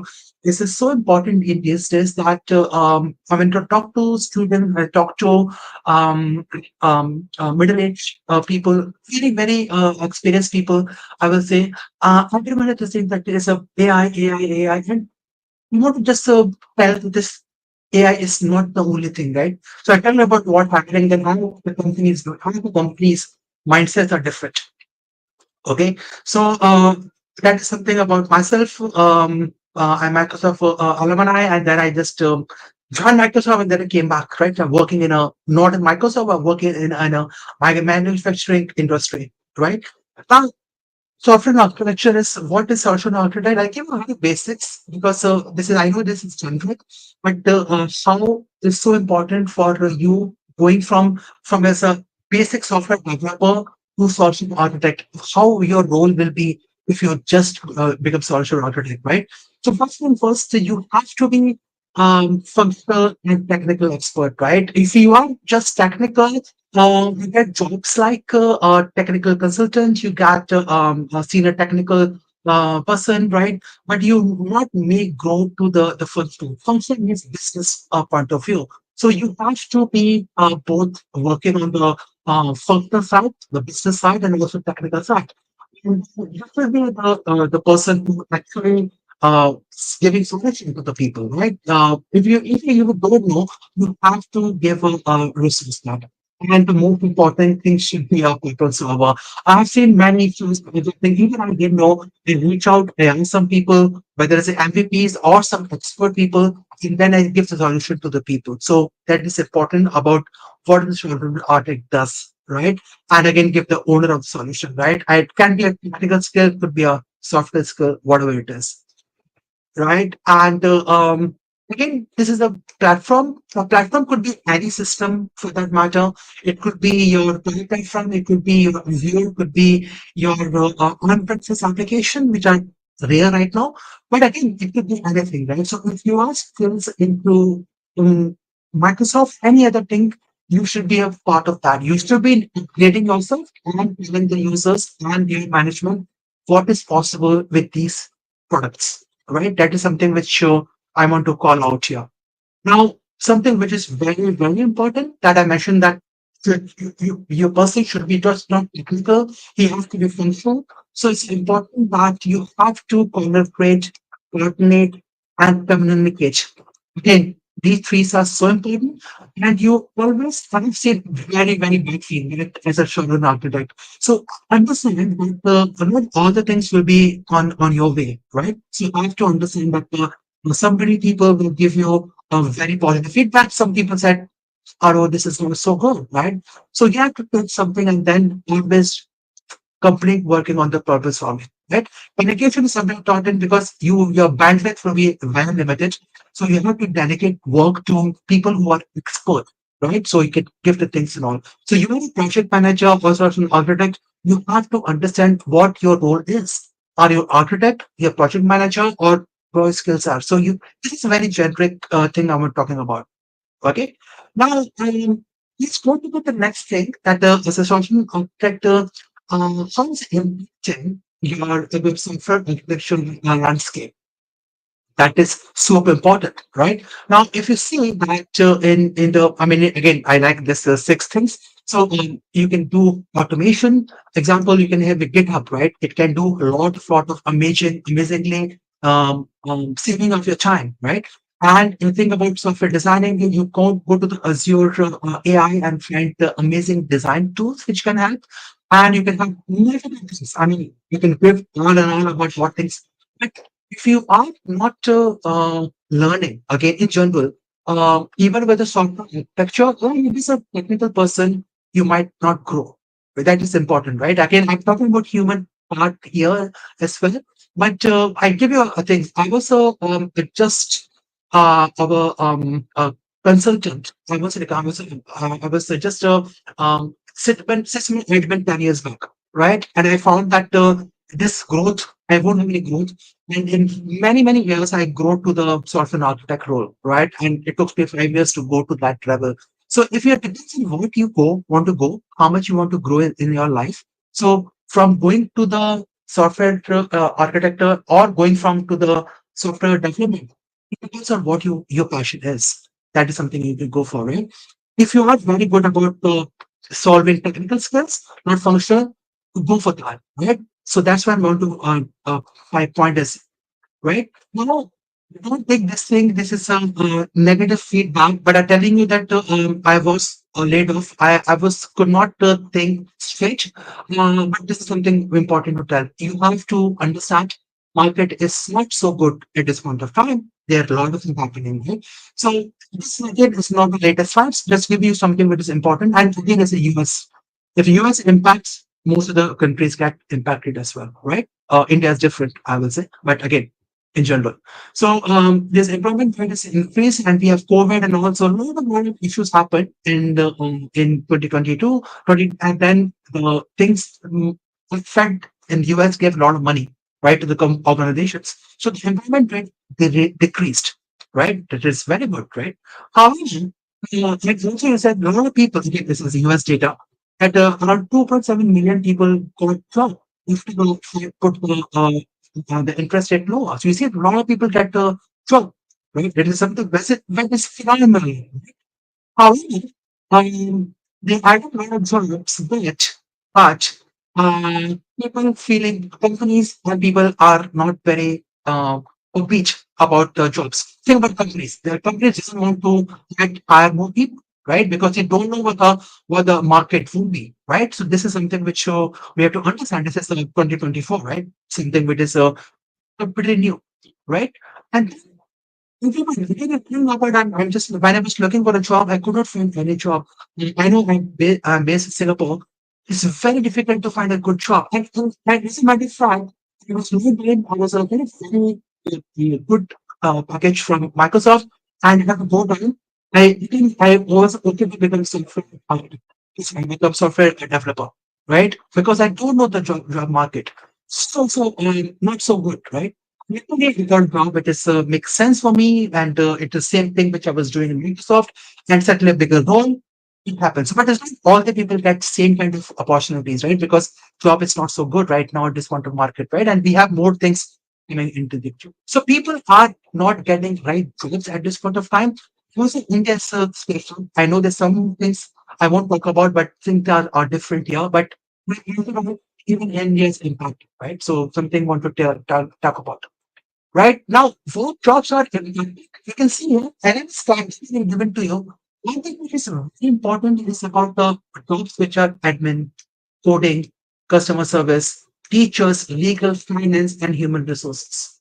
These are the jobs impacted in last 2 years, right? And you understand where it's coming from, right? Microsoft, Google, Amazon, all people want to save cost, right? And they have some strategy, right? But it's not like a strategy. They're such a big organizations. They want to save cost. There's some reasons, right? Now, I give a reason later on, right? Now, this is the layoff trend. You can go to this official website. You can see the which particular country and which regions are there, and you can see that I said the URL, and you see that in 2020, here in this chain, there's no issue, right? In 22, after the Fed gave a lot of money, it's 0% interest. So Many companies, all tech companies, even small companies, they hire a lot of people. Okay, they hire a lot of people, right? However, after the Fed increased, you see the layoff now. So all companies are firing off. It's not tech companies. All companies. I give it a list of the companies. This not the companies. Banks, right? The streaming services like Spotify and Netflix, they are also laying off. There's some reason for that, right? And I give a reason now. Okay? So this is the trends. I give it a last one. This happened only last month. If you know about Reliance industry, they are laying off around 42,000 people. Just last month, right? Citibank 20K. Microsoft, you said every year they have something and all. You see, all tech companies are doing it, right? And this is a reason. This is something which is I can't think of that. There's a reason. I give a reason why they're doing it. So at least you get an idea that okay, for me, I need to move forward to career myself, I future proof my career. I need to do something, right? If you are sitting in that, maybe the job won't come to you, right? You have to think in that line, right? So something we should talk about, right? So this is my website on this 23. This is Reliance. Just came, I added only yesterday, and Citibank is keep adding for 20 years. Again, Cisco, yesterday they added the 6,000 plus people. This is June. 6,000 people, they added more, they're adding more people, they're adding. So they're 11% of their the workplace, they were reducing it. Again, for a lot of things, right? So you can don't tell me that I'm telling a negative thing, but I'm going to give you a positive feedback towards that. You get the things right, right? So you think again, Aroh, or you're talking about so many. What are the reasons? There's so many reasons, but the key reasons in taking you is COVID, right? So COVID time, lot of issues happened in 2020, and then uh, the tech companies have a zero interest rate, right? So again, you think that in 2020, 2021, Fed reduced interest rate to zero, right? So if the Fed increased, I'm talking about USC, I'm not RBI, I'm talking about Fed, which impact which are larger companies. All the tech companies hired more people. Okay, so it's not like that. I've been talking about. I've seen people in Microsoft who are 25 years. They also laid off. So it's not about just interested in something other strategies which has realistic to do, right? Recession fear is that. I mean, like careers, US is going to recession for sure. Nobody knows where, what time. And the major focus is all the companies want to be lean, right? I have a my one of my neighbor who's in Citibank and he is feared because I don't know. He doesn't know that what the market is going, right? So he's also very bit fearful, right?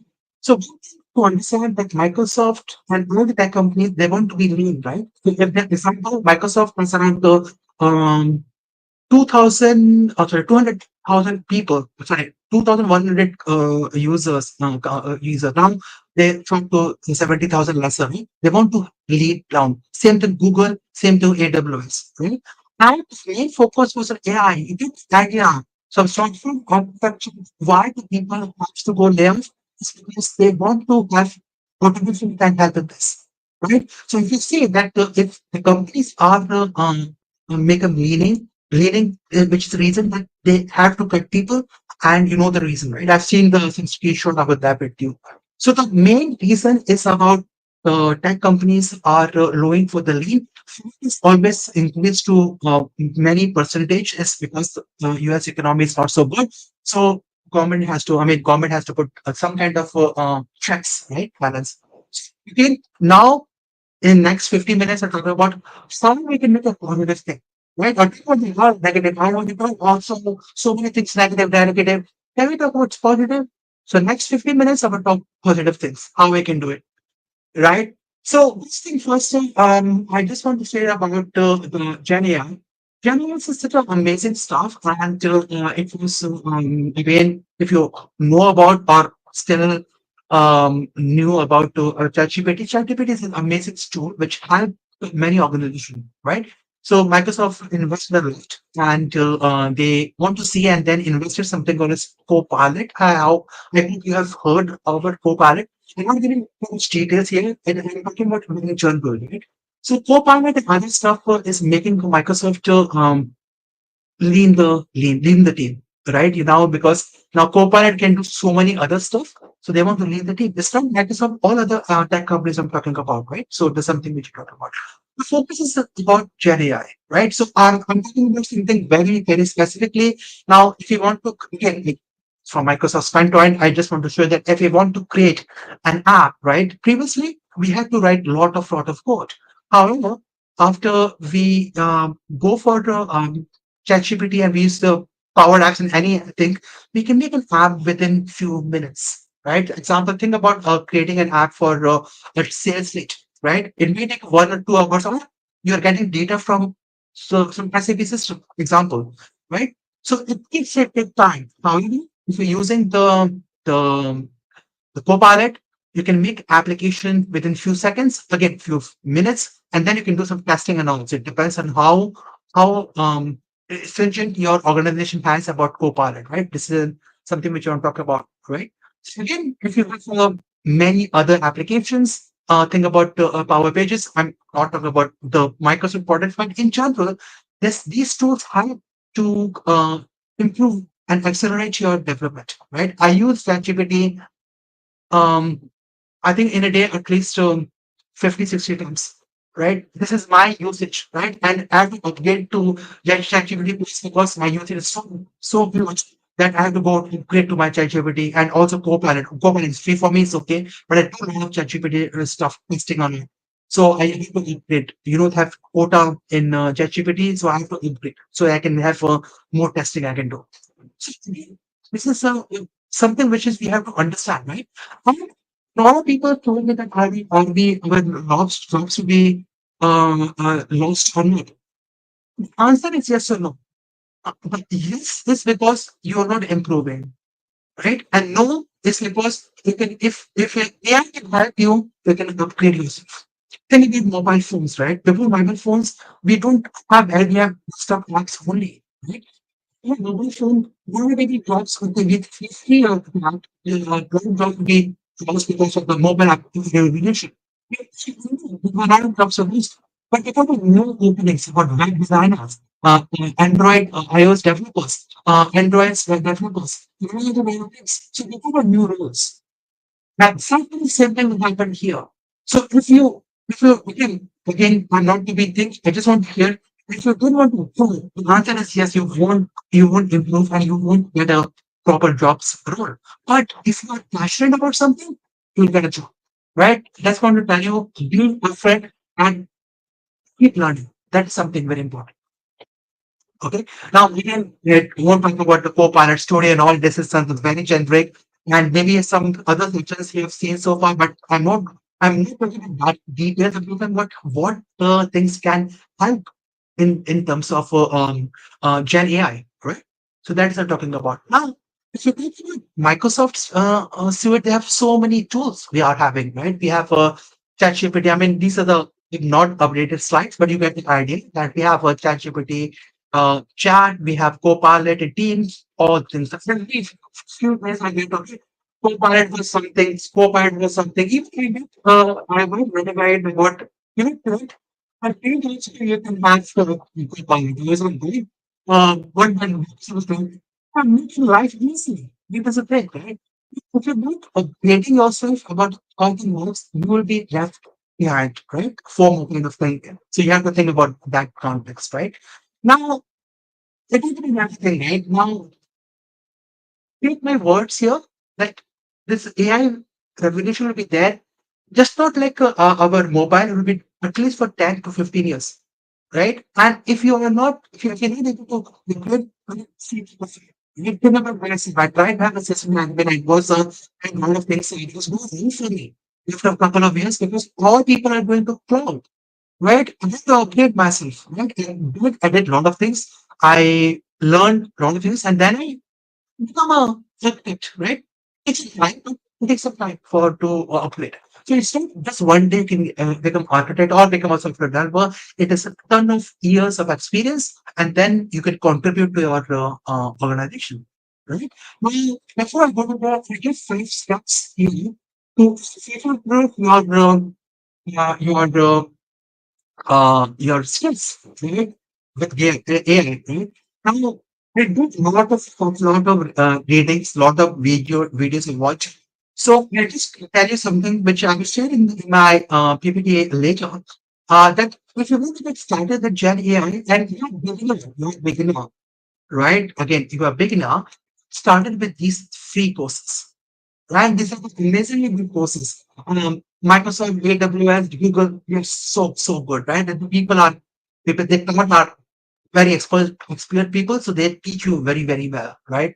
So study started with Gen AI, yeah? And it's been very good to upgrade. Okay, that started with Gen AI. Right? These courses will be there, and I will share the links with you later on, right? The second is about the how the basics of AI. Right? And I wanted to say that teach you. I did a lot of circles, community events in Delhi community, the Pune community, and Singapore as well, and in even in the US and Canada as well. And I keep learning. Right, it's a good way to keep learning. Right, so this is some curated courses which I tell you is amazingly good. So, if you want to learn about uh, um, AI, the Godfather is Andrew Angie is an AI Godfather, and there's so many courses you can go for, and there are Gen AI for everyone. And a lot of things courses, right? And good thing for Coursera is that all the courses are free.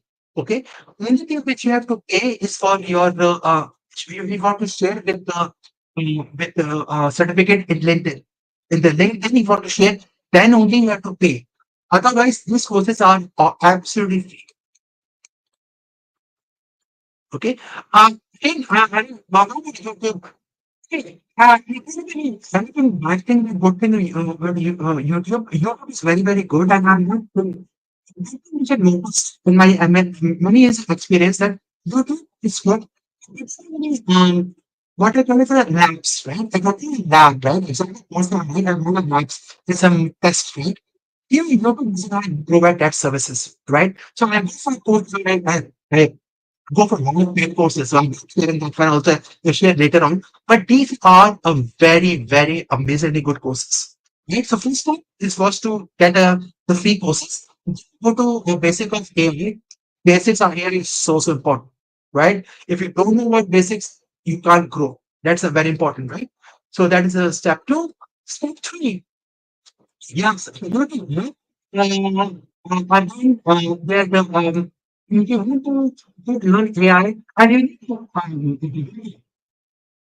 don't worry on this because these courses, these videos, right, are using number of hits, right? These are amazingly good courses, again for the beginners, and yes, you can get started with that, and it's so useful, right? So many views, which means the courses are good, right? That is something what I share with you. And okay, my favorite is Udemy. I search a lot than that. So Coursera, Udemy have a lot of courses with Python programming. And if you want to go slightly more advanced, okay, more advanced, then let's go also have machine learning, Gen AI with Python. These are slightly more advanced courses to go for that. So again, if you are a developer, if you want to learn about LLMs with Python, this is a beautiful course for you. Okay, so these are the three things that I shared with you. Starting with the fundamentals, basics of things, then go for the courses from Coursera. Step three is about Python courses, very important. If you want to learn AI, I'm not going to developer, but if you want to learn, if you want to grow, learn Python.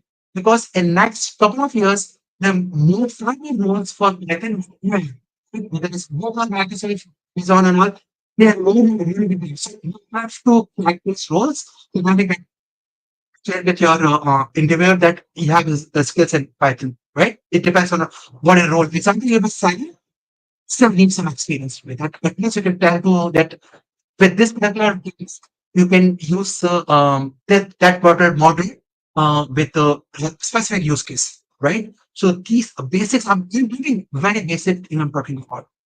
Okay. However, so I'm talking about the AI certifications, right? And these are pretty good. And again, this one is a free, completely free. Okay. And we can go for AI fundamentals for certifications and give you all the details. And there are a lot of videos for that. So this is something which is a Udemy course. So if you want, even there are three people who learn in a different way. These are reading. People do reading. And the other course which people do with implementation practice, right? So if you want to do this, then you can go for this course, right? They have labs now, which make sense for you because many different these exams, not Microsoft only, but other exams, at least you have hands-on training for that, right? And then you have this slightly more advanced courses. They give courses a bit advanced, so you can go for these courses. Now, so I'm going for step 1, 2, 3, 4 to future put your growth here. Okay. Uh, for me, because I keep on learning, so these are things which I learned from many courses so far. So this is the curated list which I share with you. Okay, which I share with you, and there's a very important point I want to share. Right. So we're talking about 4 points, right? This is the beginner, go to the Coursera, about Udemy courses, then go for the AI fundamentals. Those things. So these are Microsoft. You can go for Google, and also we have AWS. Also have a lot of courses with that, so you can go for this. So this is the 4 one.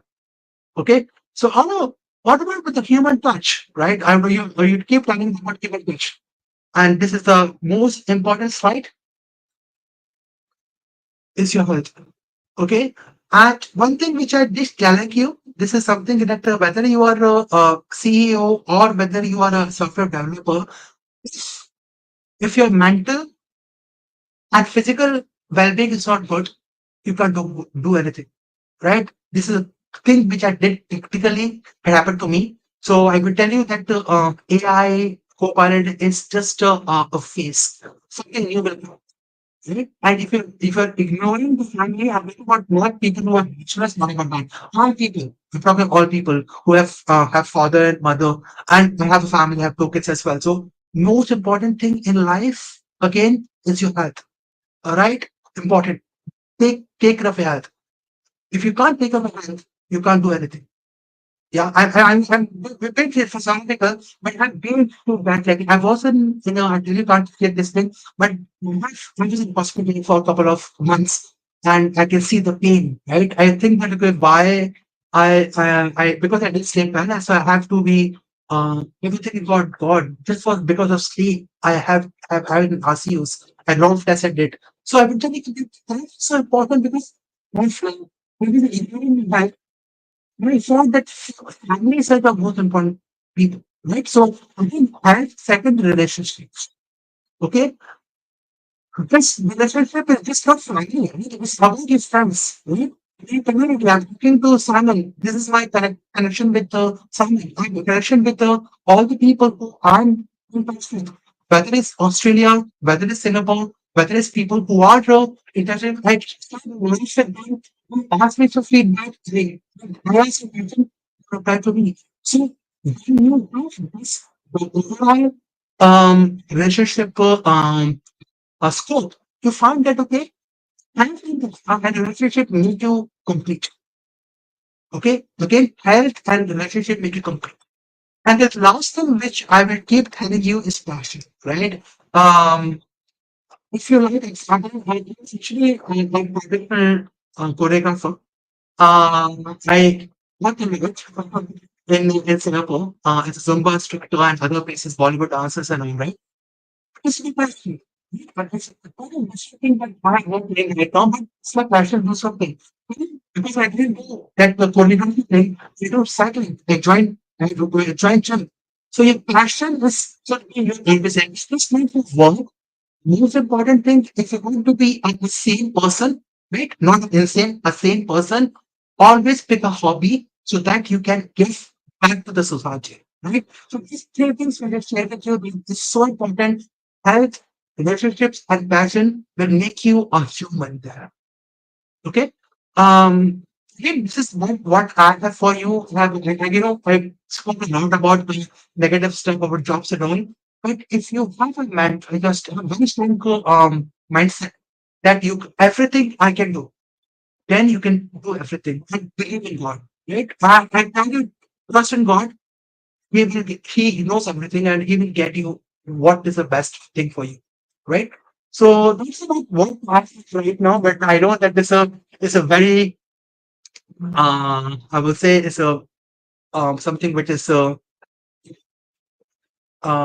generic, but something which is finished that is so important for the how the software architecture things can work and how it has to be impacted. So I want to just give that particular best so I can get the value. So, Simon, I hope the stage is now yours. You have any inputs you can share with me? No, I really love it. I wasn't expecting a session like this, and especially the way you ended it, like health, relation, and what was the other one? Passion, Family. passion. Yeah, Passion, right? I mean, yeah. these three combination, we sometimes forget, right? We are so busy in chasing our goals, right? We forget, we don't focus on this, we don't focus on our health, we're just chasing our dreams, one job to the other job, looking for a new opportunity. But I think a session like this is much needed in a software architecture conference, and I really liked it. So thanks for putting this. We have a few minutes, so let's take maybe questions from the audience. Freya says, lovely session, Aroh. Thanks. Vaskar also says, awesome session. Um, okay, this question from Fresh is saying, what practical steps, I hope this is from this session, what practical steps can software architecture take to continuously enhance their skill set in rapidly evolving job market? So I take that one. Practice steps, right? I mean, uh, whether it's a software architect or a person who's learning new things, right? The Hmm. most important thing is a passion, which I mentioned in the third last slide, right? Passion to learn new things, right? I give you my own example. I was not a very good speaker. I Hmm. never speak. It's because I'm mostly on the front and back end. I just do server. But in my role, I have to talk to because I was a consultant. I have to give to talk, and I was my speech was so bad. Right, I can't articulate to people. So I went for a lot of courses. Right, I'm talking about this. I'm practical thing. And then Hmm. later, I went for a thing which is I'm saying I'm not a very still learning is not the learning the speaking is always a learner thing. But I know I can speak it fluent and I can convince my customer that go for this particular solution. So it took me a lot of time, right? So the skill set required is about most important thing is not AI, is your growth and what you want to do in life, right? The skill set is about passion to learn that is Hmm. most important thing. Second thing is right, it also depends on your job market, right? Example, you are in a developer role, you grow in that scope, that particular growth, right? So that is something which you can do. And as a choreographer, you want to go as a choreographer, but market, the market is not so good. So I had to skip my choreography thing and do something more value for my family, right? I have to go to with my kids and give a good education. So my target was something my salary should be good and also can actually help my family as well. So it's a mixed bag, I will say. Yeah. So first thing is always a passion to learn. That is something which I share. Okay. That's very well said. Yeah, sometimes we get we stop learning, right, in the job. We work from one project to the other. Really stop learning. It's like, okay, 9 to 5 work, you just wrap it up, and then you go back home. Then you don't work on your skills. I think, and it's not company's responsibility ideally to ask you that, hey, you have to grow in your career or work in your skills. It is at the end of the day you who has to decide your life, your health, and your passion. So I think that's very well answered. I think there's very similar question from Bhaskar Das side. You somewhere answered it, but I'm gonna still read it. He says, "Hi Aroha, can you share your thoughts on what are the essential hard skills for software architect to remain relevant in the AI area?"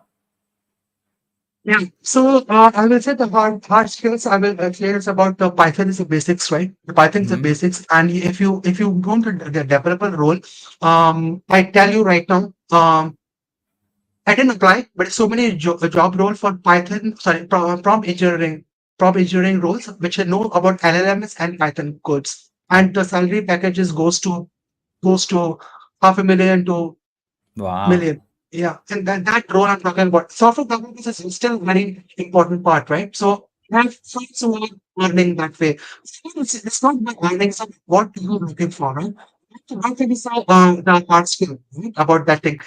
The soft skill I've talked about the problem solving, right? Now I'm quite stuck in Python skill and then I can't grow that. I need to talk to Yeah. my friends, speak to my community people. I talk to someone about can you contribute something? Or I can talk to my people who expert in that. I have friends in Microsoft. I need about Azure. I have no experience. And I ask that, can you do something for me? So that is something in the sense, hard skills is a Python is the most important thing. Second is LLM. LLM is the most important thing right now at this point of time. I mean, they keep changing, but LLM and also the Python skills are so important. I always have the third one is always the problem solving. Problem solving, you can't you can't grow Yeah. if you don't do problem solving. So these are three things I will share about right now. Thanks for answering that question. There's Ivan in the chat. He's saying super informative. Thank you for the session. Atul Yeah, says a nice, quite a nice appreciation comments coming for this session. So Aroh, thank you so much. I know it's getting late at your place, right? yeah, You're joining Singapore. It's getting late, so I'll let you go. You will yeah, have to go to bed or maybe yeah, spend some time with your family. Thank you so yeah, much, Aroh. We always love hosting you. Let's stay in yeah, touch, and thank yeah. you so much for all that you do Thank you. for the Thank you community. so much. Thank you, Sama. Thanks a lot. Thank you. Bye bye. Bye bye. All right, that was Aroh for you at the Architecture Conference with a very unique session. Focus on your passion, health, and relation. That too is a part of life. Well, actually, I think that is a part of life. Job is uh, Job is another part of life. It's a part of life, but I think it's also important to take care of your health. And with that said, we now move to the next session. I know we're running a little late. The next session is by Madhu. This is actually a recorded session, so please mind it that we won't be able to take questions towards the end. This session is about from concept to reality, AI architectural insights. There's a slight problem with maybe even the audio. So yeah, a recorded session, and I'll see you in about 25 or 30 minutes. Enjoy. Everyone, thank you for joining me today. I'm thrilled to be here at the Software Architecture Conference to talk about something that is not only fascinating but also increasingly critical in today's tech landscape, AI architecture. My name is Madhu Patel and I have been working in the field of AI and software architecture for 2 years. Throughout my career, I have had the opportunity to design and implement AI systems across various industries, from healthcare to finance and beyond. My journey in AI has allowed me to witness firsthand the challenges and rewards of bringing AI concepts to life. And I am excited to share some of those insights with you today. Today we are going to explore how to transform AI concepts into real-world applications through effective architectural design. Whether you are just starting out in AI or have some experience under your belt, my goal is to provide you with practical insights that you can apply in your own work. We will cover key architectural patterns, best practices, and some innovative strategies to help you build AI systems that are not only functional but also robust and scalable. So, AI is no longer just a buzzword, it is becoming an integral part of modern software solutions. But building AI system is not just about creating a smart algorithm. It is about integrating that algorithm into a larger system that can handle your real-world complexities like scaling, performance, and security. That is where architectures comes in.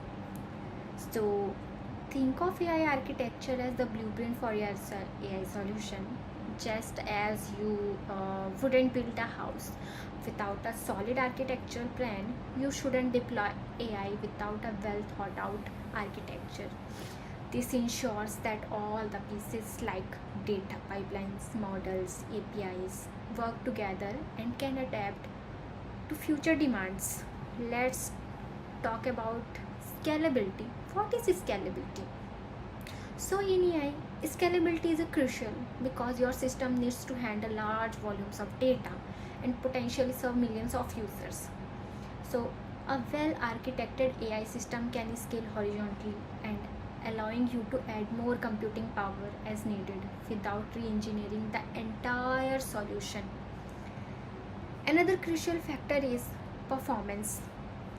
AI models can be resource intensive, so optimizing the architecture for efficient computation, fast inference times, and minimum latency is a key. A good architecture helps balance these demands, ensuring your AI system is both powerful and responsive. Lastly is usability. An AI system that is hard to use or integrate with other systems won't deliver its full value. A well designed architecture considers the end users, whether they are the developers, data scientists, or customers, and makes it easier to interact with AI components, whether through APIs, dashboards, or in the other interfaces. So, in summary, we can say the AI architecture is the backbone of any successful AI projects. To successfully architect an AI system, it is essentially to understand the core components that make up such a system. These components form the building blocks that you will need to consider as you move from concept to reality. The heart of any AI system is its data. The data pipeline is responsible for collecting, pre-processing, and storing data. This process begins with data collection, whether you gather raw data from various sources, like whether it is a sensor data or user generated or transactional records. So, once the data is collected, pre-processing is the next critical steps. This involves cleaning the data, handling missing values, normalizing or scaling features, and transforming the data into a format that is suitable for model training. Pre-processing is crucial because the quality of your input data directly impacts the performance of your AI model. Finally, storage. Storage is where this processed data is securely stored, often in data warehouse. So, efficient data storage is key to ensuring quick access to your model training time and inference. You will want to consider storage solutions that offer scalability, low latency, such as cloud-based objects storage or distributed databases like Hadoop. With your data prepared, the next step is model development. This phase involves training your AI models using the pre-processed data. Depending on the complexity of the task, you might use simple algorithms like linear regression or more sophisticated ones like deep neural networks. Model training is an iterative process where the algorithm learns from data by adjusting its parameter to minimize the error. But training is just one part of the equation. Testing and validations are equally important. You need to test your model on a separate dataset and ensure it generalizes well to new and unsaid data. So, validation helps you fine tune the models by hyperparameters and catches the issues like overfitting or underfitting. Proper validation ensures that the model performs well not just on your data set but also the test data or also in the real world applications. Once you have a well trained model or a validated model, the last step, or we can say the final step, is deployment. Getting the model into production environment where it can start delivering value. This involves serving the model by APIs or integrated it with existing systems and ensuring it can handle real-time data and request. So in production, the model needs to be both scalable and reliable. This often means deploying it on a platforms like Kubernetes, using containerization with Docker, or using cloud services that offer auto scaling capabilities. Deployment is not just a one-time event. You will also need to monitor the model's performance continuously and update it as necessary. Now that we have covered the core components of AI systems, so now let's discuss some common architectural patterns that are used to bring these components together in a cohesive and efficient manner. So another popular pattern is microservices architecture. In this pattern, different components of the AI systems are developed as independent services that communicate with each other through APIs. For instance, you might have a separate microservices for data ingestion, model training, inference, and reporting. Microservices architecture offers several benefits, including improved scalability, easier deployment, and the ability to update or replace individual components without affecting the entire system. This pattern is particularly useful when you are dealing with large scale AI systems that require frequent update or scalings. Another architecture for AI applications is event driven architecture. So it is especially useful for AI applications that need to react to real data or events. In this pattern, the system responds to events such as when there is a new data input, a user action, or an external trigger by using a specific set of processes. Just let's understand this with an example. We can understand it by event driven AI system could automatically retrain a model when a new data comes, or we can say it is available, or we put a trigger to alert with a certain thresholds are met. This pattern is ideal for applications like fraud detections, real-time recommendation engines, or IoT-based AI applications.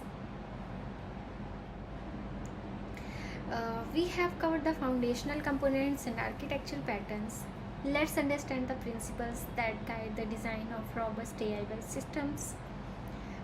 These principles are crucial for ensuring that AI solutions are not only effective but also reliable and scalable in production environments.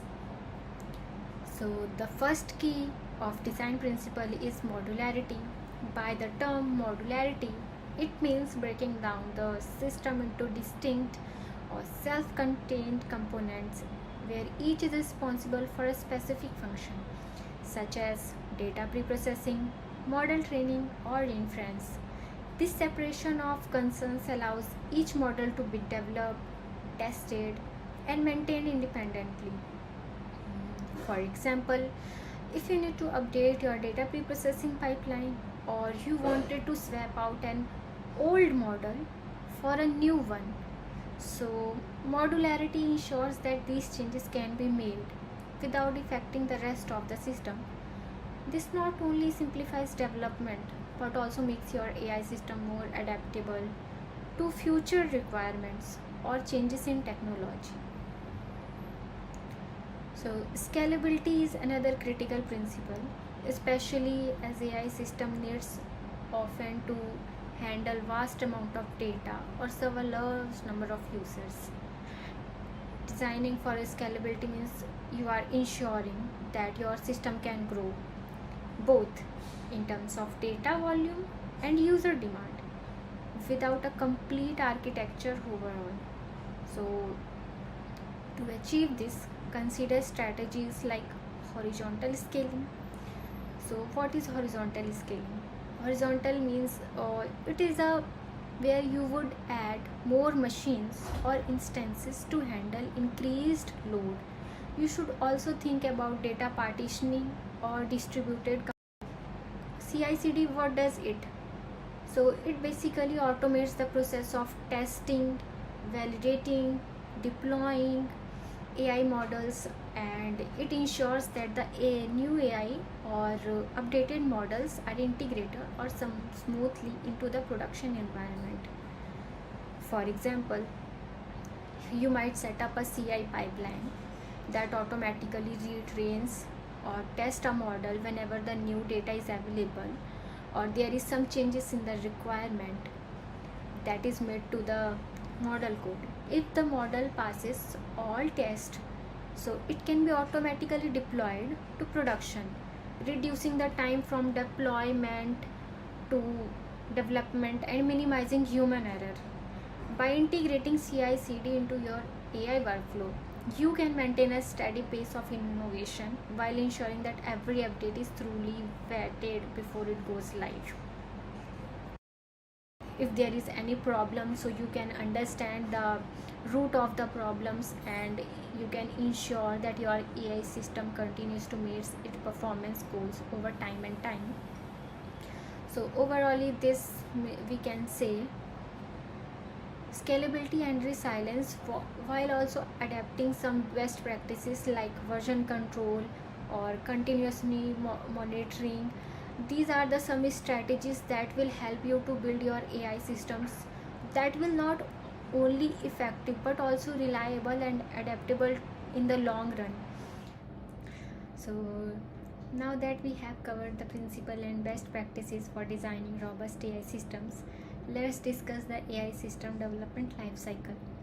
This lifecycle begins with an idea, an AI concept, and evolves through various stages until it becomes a fully operational system in production. So the first critical stage in this journey is moving from concept to prototype.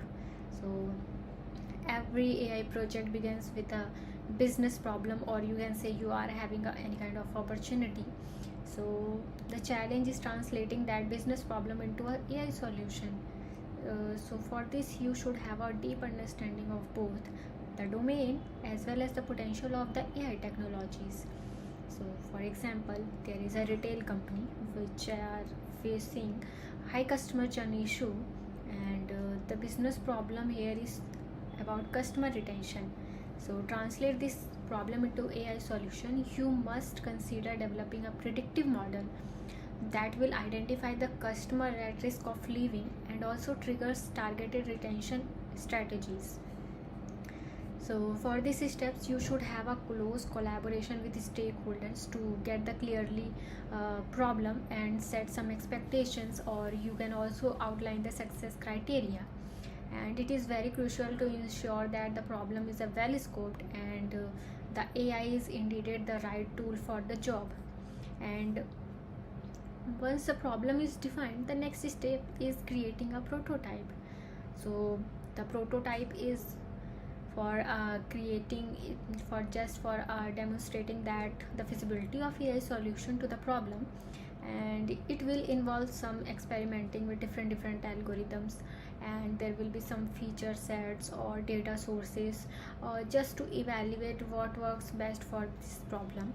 And when we are saying that we are creating a prototyping, it simply means you are testing some ideas without committing significant resources. You are just creating a demo or simple models to get the solution of the problem. And it also includes some the performance to evaluate the model, and you are using some kinds of business objectives, and the problems that we got, we are transforming that problem into a AI solution, and we will evaluate our AI solution model on basis of such points like accuracy, precision, recall, or there are some business keys on which, or you can say metrics on which we should evaluate our model. That would be conversion rates or customer lifetime value. To support this prototyping or model deployment, there are numerous tools or frameworks that are available and which are also open source. So in Python, there are some libraries that we can use like TensorFlow, PyTorch, or Scikit-learn. They are very widely using for building machine learning models. And there is some another, that is Hugging Face, which is a community where you got some models for free. And in what time and in what scenarios you should use what kind of libraries or models. This is a very basic problem that everyone is facing when you are a beginner. So if you are working with a models or a problem that requires deep learning, and at that time you should use TensorFlow or PyTorch, because they are providing you a flexibility to build as well as also to train that neural networks from scratch. You can do by retraining also, but there is also a flexibility that you can achieve this from scratch. And if you are having a very traditional task, so there is a scikit-learn which offers some kind of algorithms for regression and linear kind of problems, and it is also very useful pre-processing the data. And if there is a task that you wanted to achieve very fast, and you already got a some base model, and you have the data set, and you wanted to retrain your model, and by retraining just you can achieve the problem into a solution, so you can use Hugging Face models. And there are some other platforms that you can use, that are Jupyter Notebook and Google Colab. So personally I use Google Colab, because if you are a beginner or you are a person who's having a laptop who does not have a GPU in their laptops, so Google Colab provides you a flexibility of using a GPU at runtime. So this is a case where you can use Jupyter Notebooks or Google Colab as per your requirement. They are very helpful in visualizing your results, or they can also help you to collaborate or share your files with some other friends or something like that. So this is basically depends on you how and which tools you are flexible to work with. So once you are done with converting the AI that problem into a AI prototype, next step will be your prototype to production. Once you have created the prototype, the next step is moving from prototype to production. This is a stage where so many AI models falls actually, because there are so many problems that you will be appearing, which was not during your prototyping. What kind of problem this could be? Like, there is a very common problem that is called data drift. So like you trained a model on a data set, and after training also you tested it and validated it, and it was working very well on your tested or validated data set, but it is creating now some problems in your production. This can be because of some requirement changes in your production time. So in this case you need to retrain the model with the new data. Another problem that we can see is related to latency and scalability. So the problem might face like in testing, but to struggle to meet the latency requirements when we deploy the model, and there is some high traffic in production as compared to when it was in your local host. So you should be ensure that your model can handle the load traffic. It is a very important part. So lastly, problem that you can got is related to integrating that model with some other existing system. It could be a very complex, like your the pre-trained model should be very flexible to communicate with the company's databases or with other APIs, or you can say you can directly use it as a API, and you are rendering the data in user interfaces. So for this it requires a very careful testing, and it will also need some customer engineering. Once you did it, you need to transit your model training into model deployment. So there are some steps that you need to follow once you are done with the above things. Like, you will need to containerize your model to make it more portable and easily deploy across different environments. So there are some tools that can be used. The first one that is very popular that everyone uses is Docker. So in Docker, it will allow you to create a package of your model along with its dependencies into a single container, or you can say it creates an image in technical way. If I say it will create a single image. And there are some other tools like orchestration platform. Orchestration means where if you got any kind of issue in your model, then these platforms have some kind of scripts there. They will work on your totally script. If there is output this, then the model should retrain, or kind of things that happens in orchestration platforms. So the basic example for this platform is Kubernetes, where this manages the containers, and it will handle all the problems like from deployment, scaling, management. This kind of problems is handled by this platform. And it is also very important for you to set up a CI/CD pipelines. That is very important for you to set up.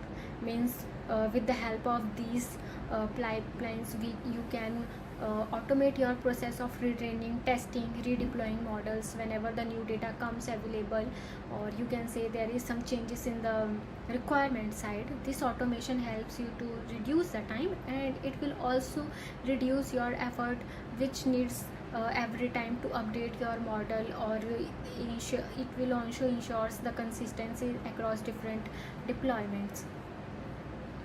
So there are some tools or platforms you can use for your deploying models, as we talk about Kubernetes, Docker, and TensorFlow. So TensorFlow is also a kind of framework where you can get the models to retrain or create a model from scratch, as well as it also give the flexibility to deploy your models with there is also one other important flexibility given by this transformer, that is you can also deploy your different models simultaneously. And Docker is very essential tool for AI development, because Docker, here you will create a whole model with one package, and with this you can easily deploy your models into different deployment environments. So basically it is very important for you to understand the what kind of tools you should be very important to use. So as we got the idea that building AI system is a complex task that requires a very careful planning and execution, and there are some also very common pitfalls or problems that you can get when you are creating your AI projects. So let's discuss those mistakes that you can get, or you can how are going to avoid these problems. So the first problem that occurs is between over engineering and under engineering. So what are these problems? So basically the over engineering, by the terms, it means when your system is overly complex with the unnecessary components or excessive optimization that doesn't add a real value in your projects. So with this, what it will do, it will increase our development time and a higher cost, and also it will be more difficult for your maintenance. Means the requirement is different and you are creating a AI solution which is different. Means that is related, okay, but you are creating a high level of solution which was not required. So this is the type of over engineering. And there is another term that is called under engineering. Means you created a AI model that is not satisfying your AI model problems, and because of this you need to create your AI models again. So because of this there will be a time consuming and cost problems you will got. So this is, and another problem that you can face is when you are neglecting the scalability and maintainability. So for a very basic problem, it is very easy to create a AI model, but when there are some system changes requirement you are getting, then at that time that basic model won't work for that system growing requirements. So this is a problem where you can get these scalability and maintainability issues.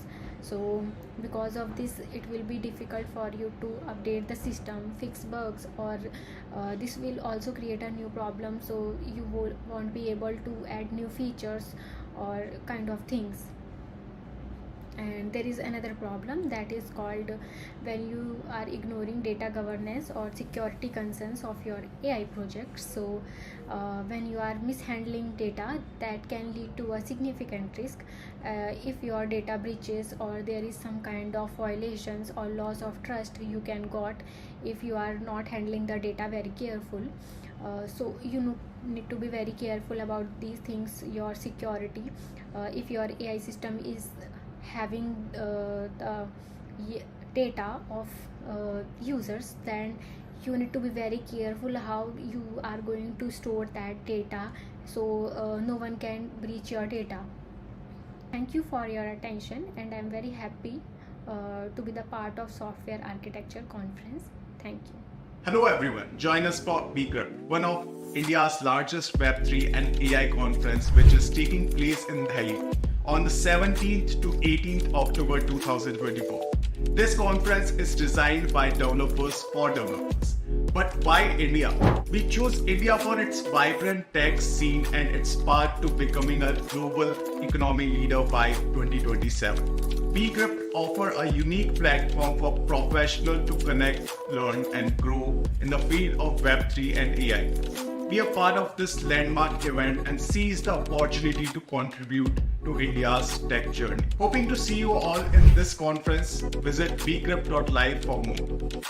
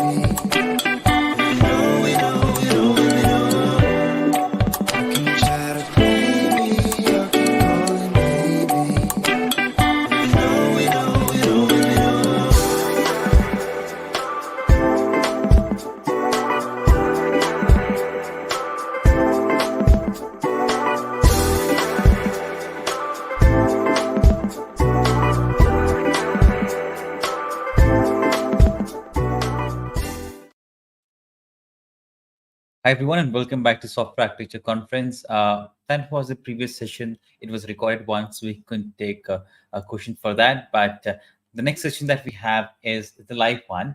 It's about simplifying multi-cloud observability, and this session is by, I hope I say his name right. I just didn't want to mess his name. It's he is Marek Piasecki. He's a CEO and CTO of Madmaniak. So without any further ado, let's bring Marek to the conference.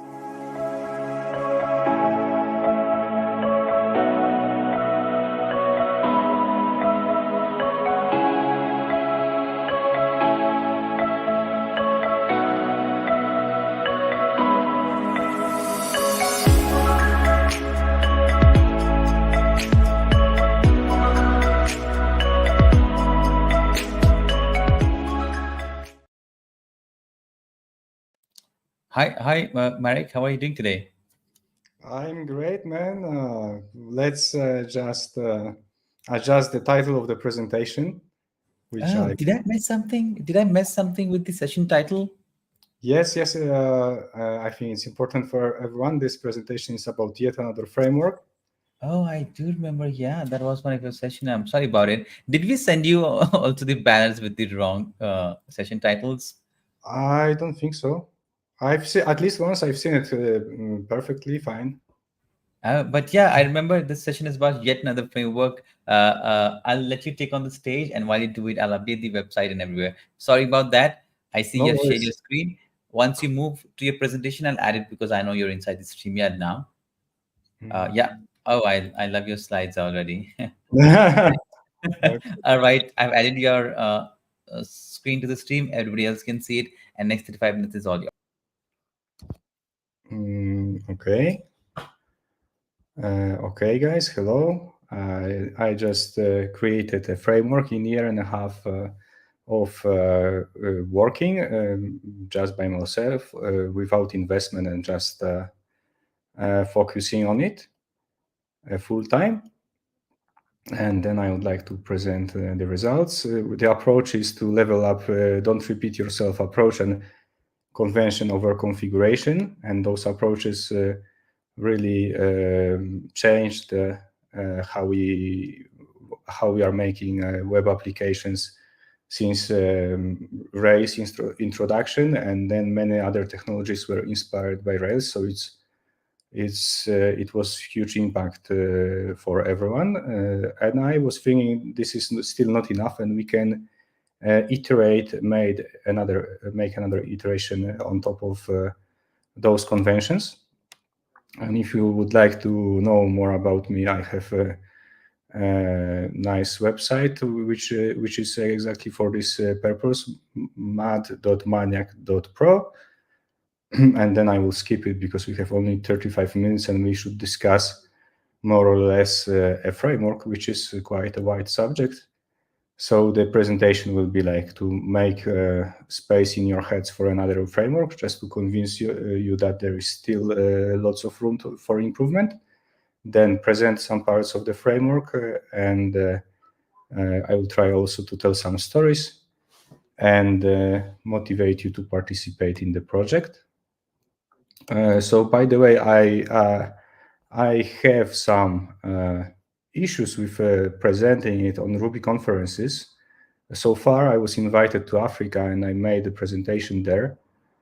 And I had really great feedback. And actually, I could found immediately a pro community in Nairobi.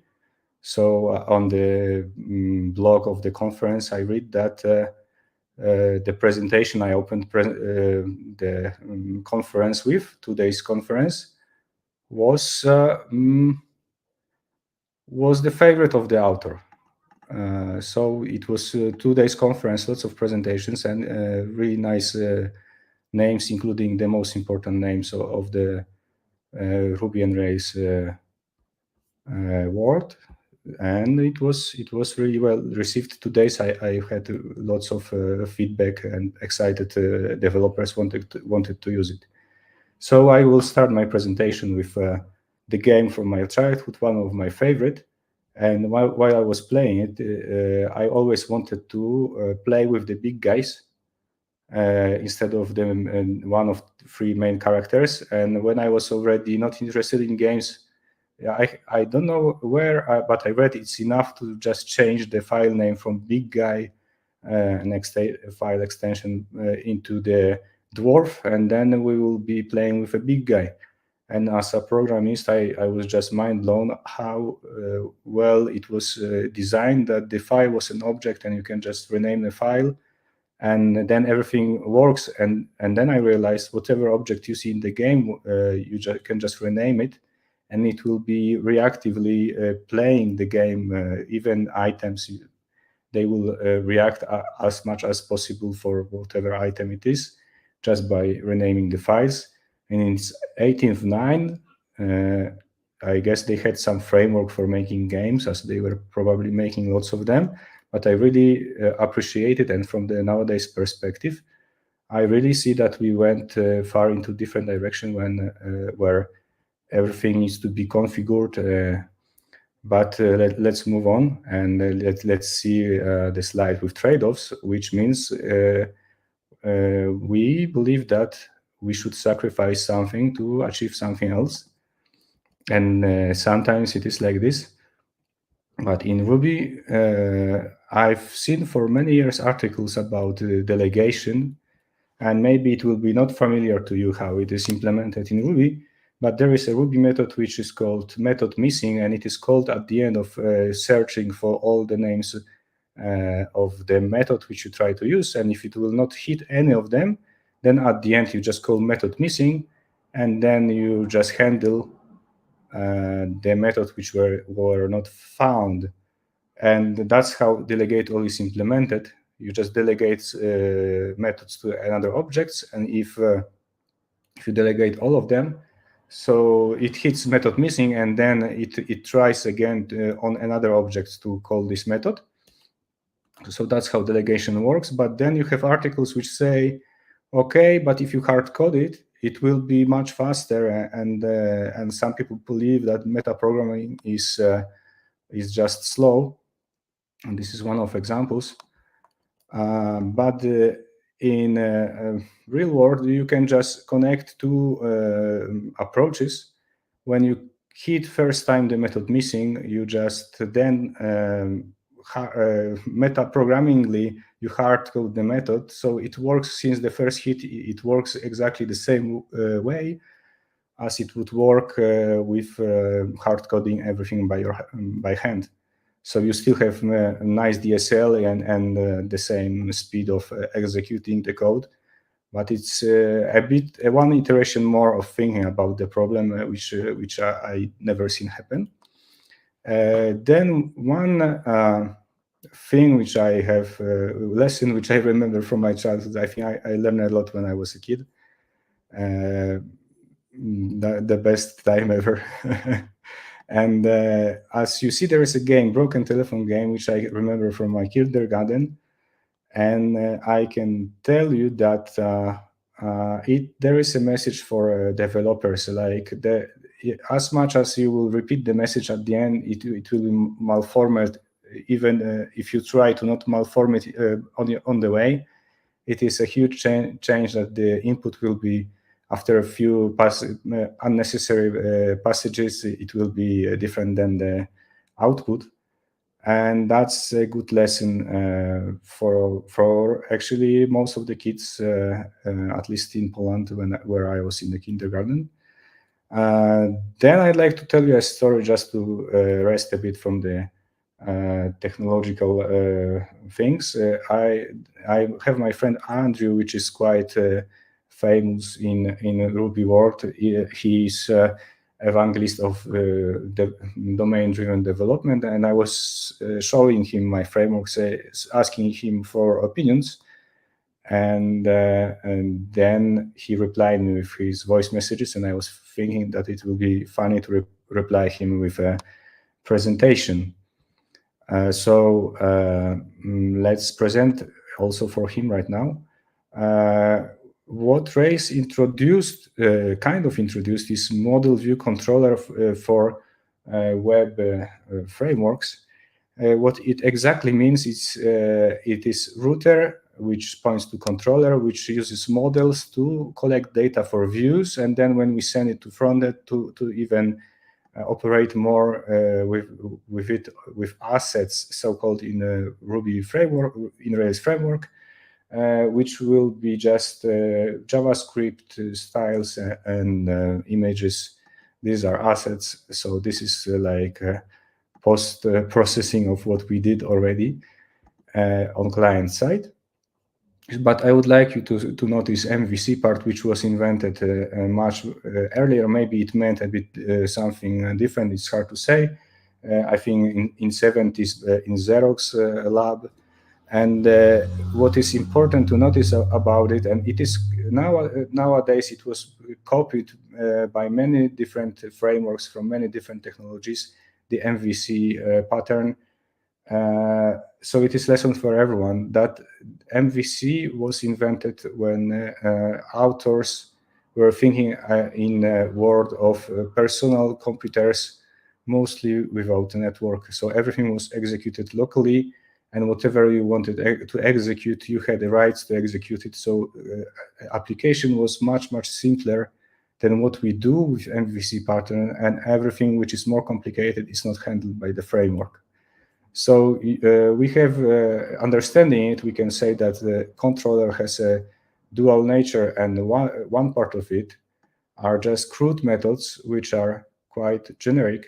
New, create, index, show, update, destroy, whatever you call it in your framework. These are just standard operations on the collection.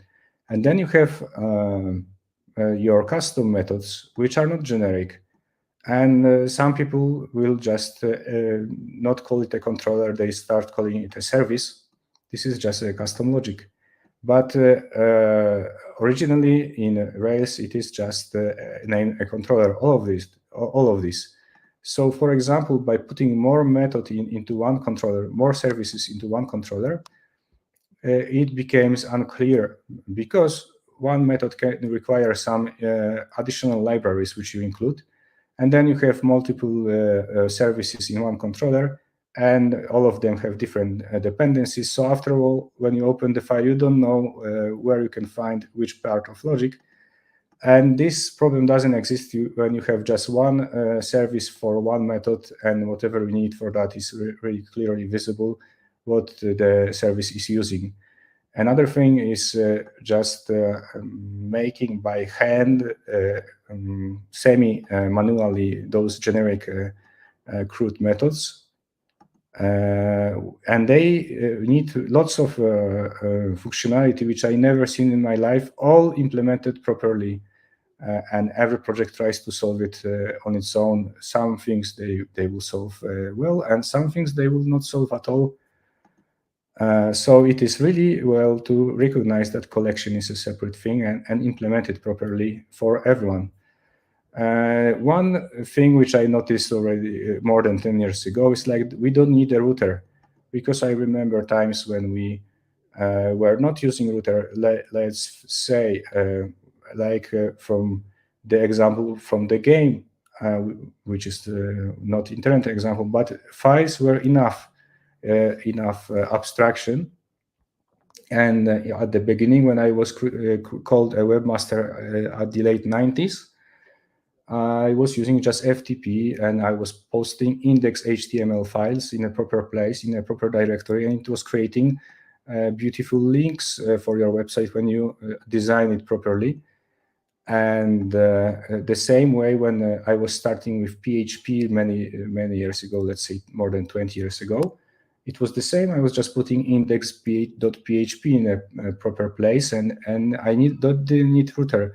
So a router was just to make easier to create beautiful URLs when we were using custom user input. But we can solve it another way. And if you will have time, I will show you how ProRouter is solving it. And it is really advanced one router because it is handling in a simple way. It has its own syntax. It is solving all kinds of routing, not only one. It's all the /hash/ and the classic URL variables. It contains 3 routers in one, and you can just use whatever you choose from them at once. And often there is a use case for that, and you have freedom to use it instead of choosing one of them or just hacking the second one, not calling it a router then. So I have a joke here, which I will not use it because I have no time. I have an Easter egg for Rails developers. So the approach here is to rethink each layer, because I see like the router has huge, it's really small part and it has so much room for improvement. And then I thought there is much more things which we could improve. So as we see by icon, this is pro only feature distributions. And it's a really simple thing. I provide origin for everyone, and then you can clone it. This is just git clone. And you start your project with proper git clone command. Then you can improve the framework by yourself.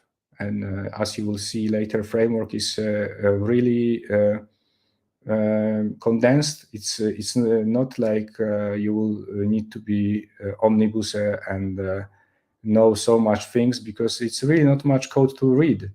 So you will be able to grasp your part you would like to improve. For example, speed. Let's say you would like to focus no matter what on speed, and you will make your distribution, which will be the super fast version with, let's say, some trade-offs, or it will be just better than the origin. And then you have organization. Your company would creates lots of projects, and then you realize in every project you do first step always the same. So you can clone any of those, let's say specialized one or the origin, and create your organization version of the framework. And then you can even make an association of companies which believe that they have, all of them have good practices, and you can review new versions from origin together. You can make changes in that, or you can just have your own group which will say, okay, we just upgrade to this version of the framework together, and we together verify that everything is stable, because always whatever technology you use, you are responsible for stability of your project, and you should make such checks, not just merge the update. And then even as a personal developer, as a private one, you do always this. You have some habits, and you can make your own distribution. And if you will distribute it further, or you will keep it private, it's just your choice.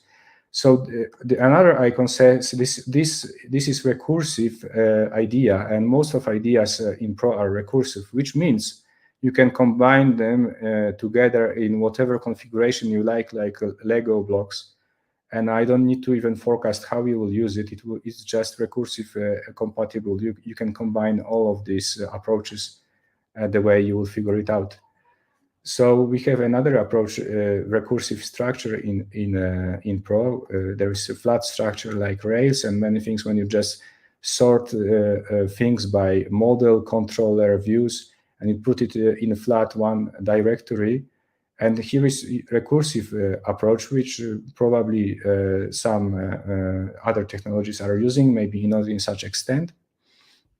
So you just, like in the game, first of all, your URL will be reflecting the place in your code. So it will be always very easy to find it. The directory is a polyglot component. You can move it wherever you want, and it will work in your place. You can move it from one project to another. You can move from one place to another, and it will just find itself in a new context. Inside you have tests, you have assets, you have your code, you have the models and collections, and when you don't need some feature, you just delete the directory which represents the feature, and it's gone. You don't need to traverse your whole flat structure of your application to get rid of it, and then leave some leftovers till forever. So the flat approach, I would say it can be elegant, and it's like a pleasure when you sort books by size instead of by something more meaningful. I would like to say also that yes, there is the file as an object concept, which I mentioned in the game, and more powerful polyglot component as a directory. And inside those directories, you have recursively the same structured directories. So no matter how deep you will go, you will feel familiar.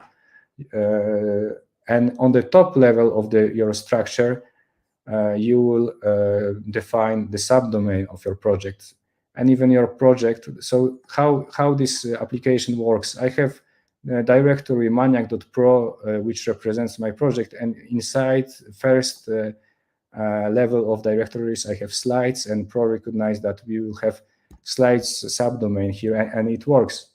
So that's the convention, and you don't configure anything else. So we have router here. It's only in Pro. I already mentioned some things about it. So to be quick, I will just tell that there is a syntax for it. So we just use a routing variable. The question mark is just like the original URL standard. You start with question mark, and then you say there is a value for ID is 5. And then if you would like to use this value, just use question mark ID, and it works. And models. So it is SQL based. It will not tell you anything if you're not Ruby developer. You don't write migrations as far as you didn't deploy your minimal valuable project. So there is a really huge part of job. The most important part of your project, you just don't care about migrations. You just define models, and they define automatically database shape. Then usually validations are in 3 places instead of 1. Here in model, we can, this is just a part of model definition. There is also another part where you define properties, which are just columns in your database. And here you have a really readable way to define also all the validations you need. And it will work on the backend and on the front end, and in the database also. It will add proper constraints if needed. If that's your wish to have the double constraints to validate on the backend and in database, it will do it. If you choose another way, it will also be another way. And also these validations, whatever is possible to move automatically to front end, it is already on the front end, and you don't define it never again.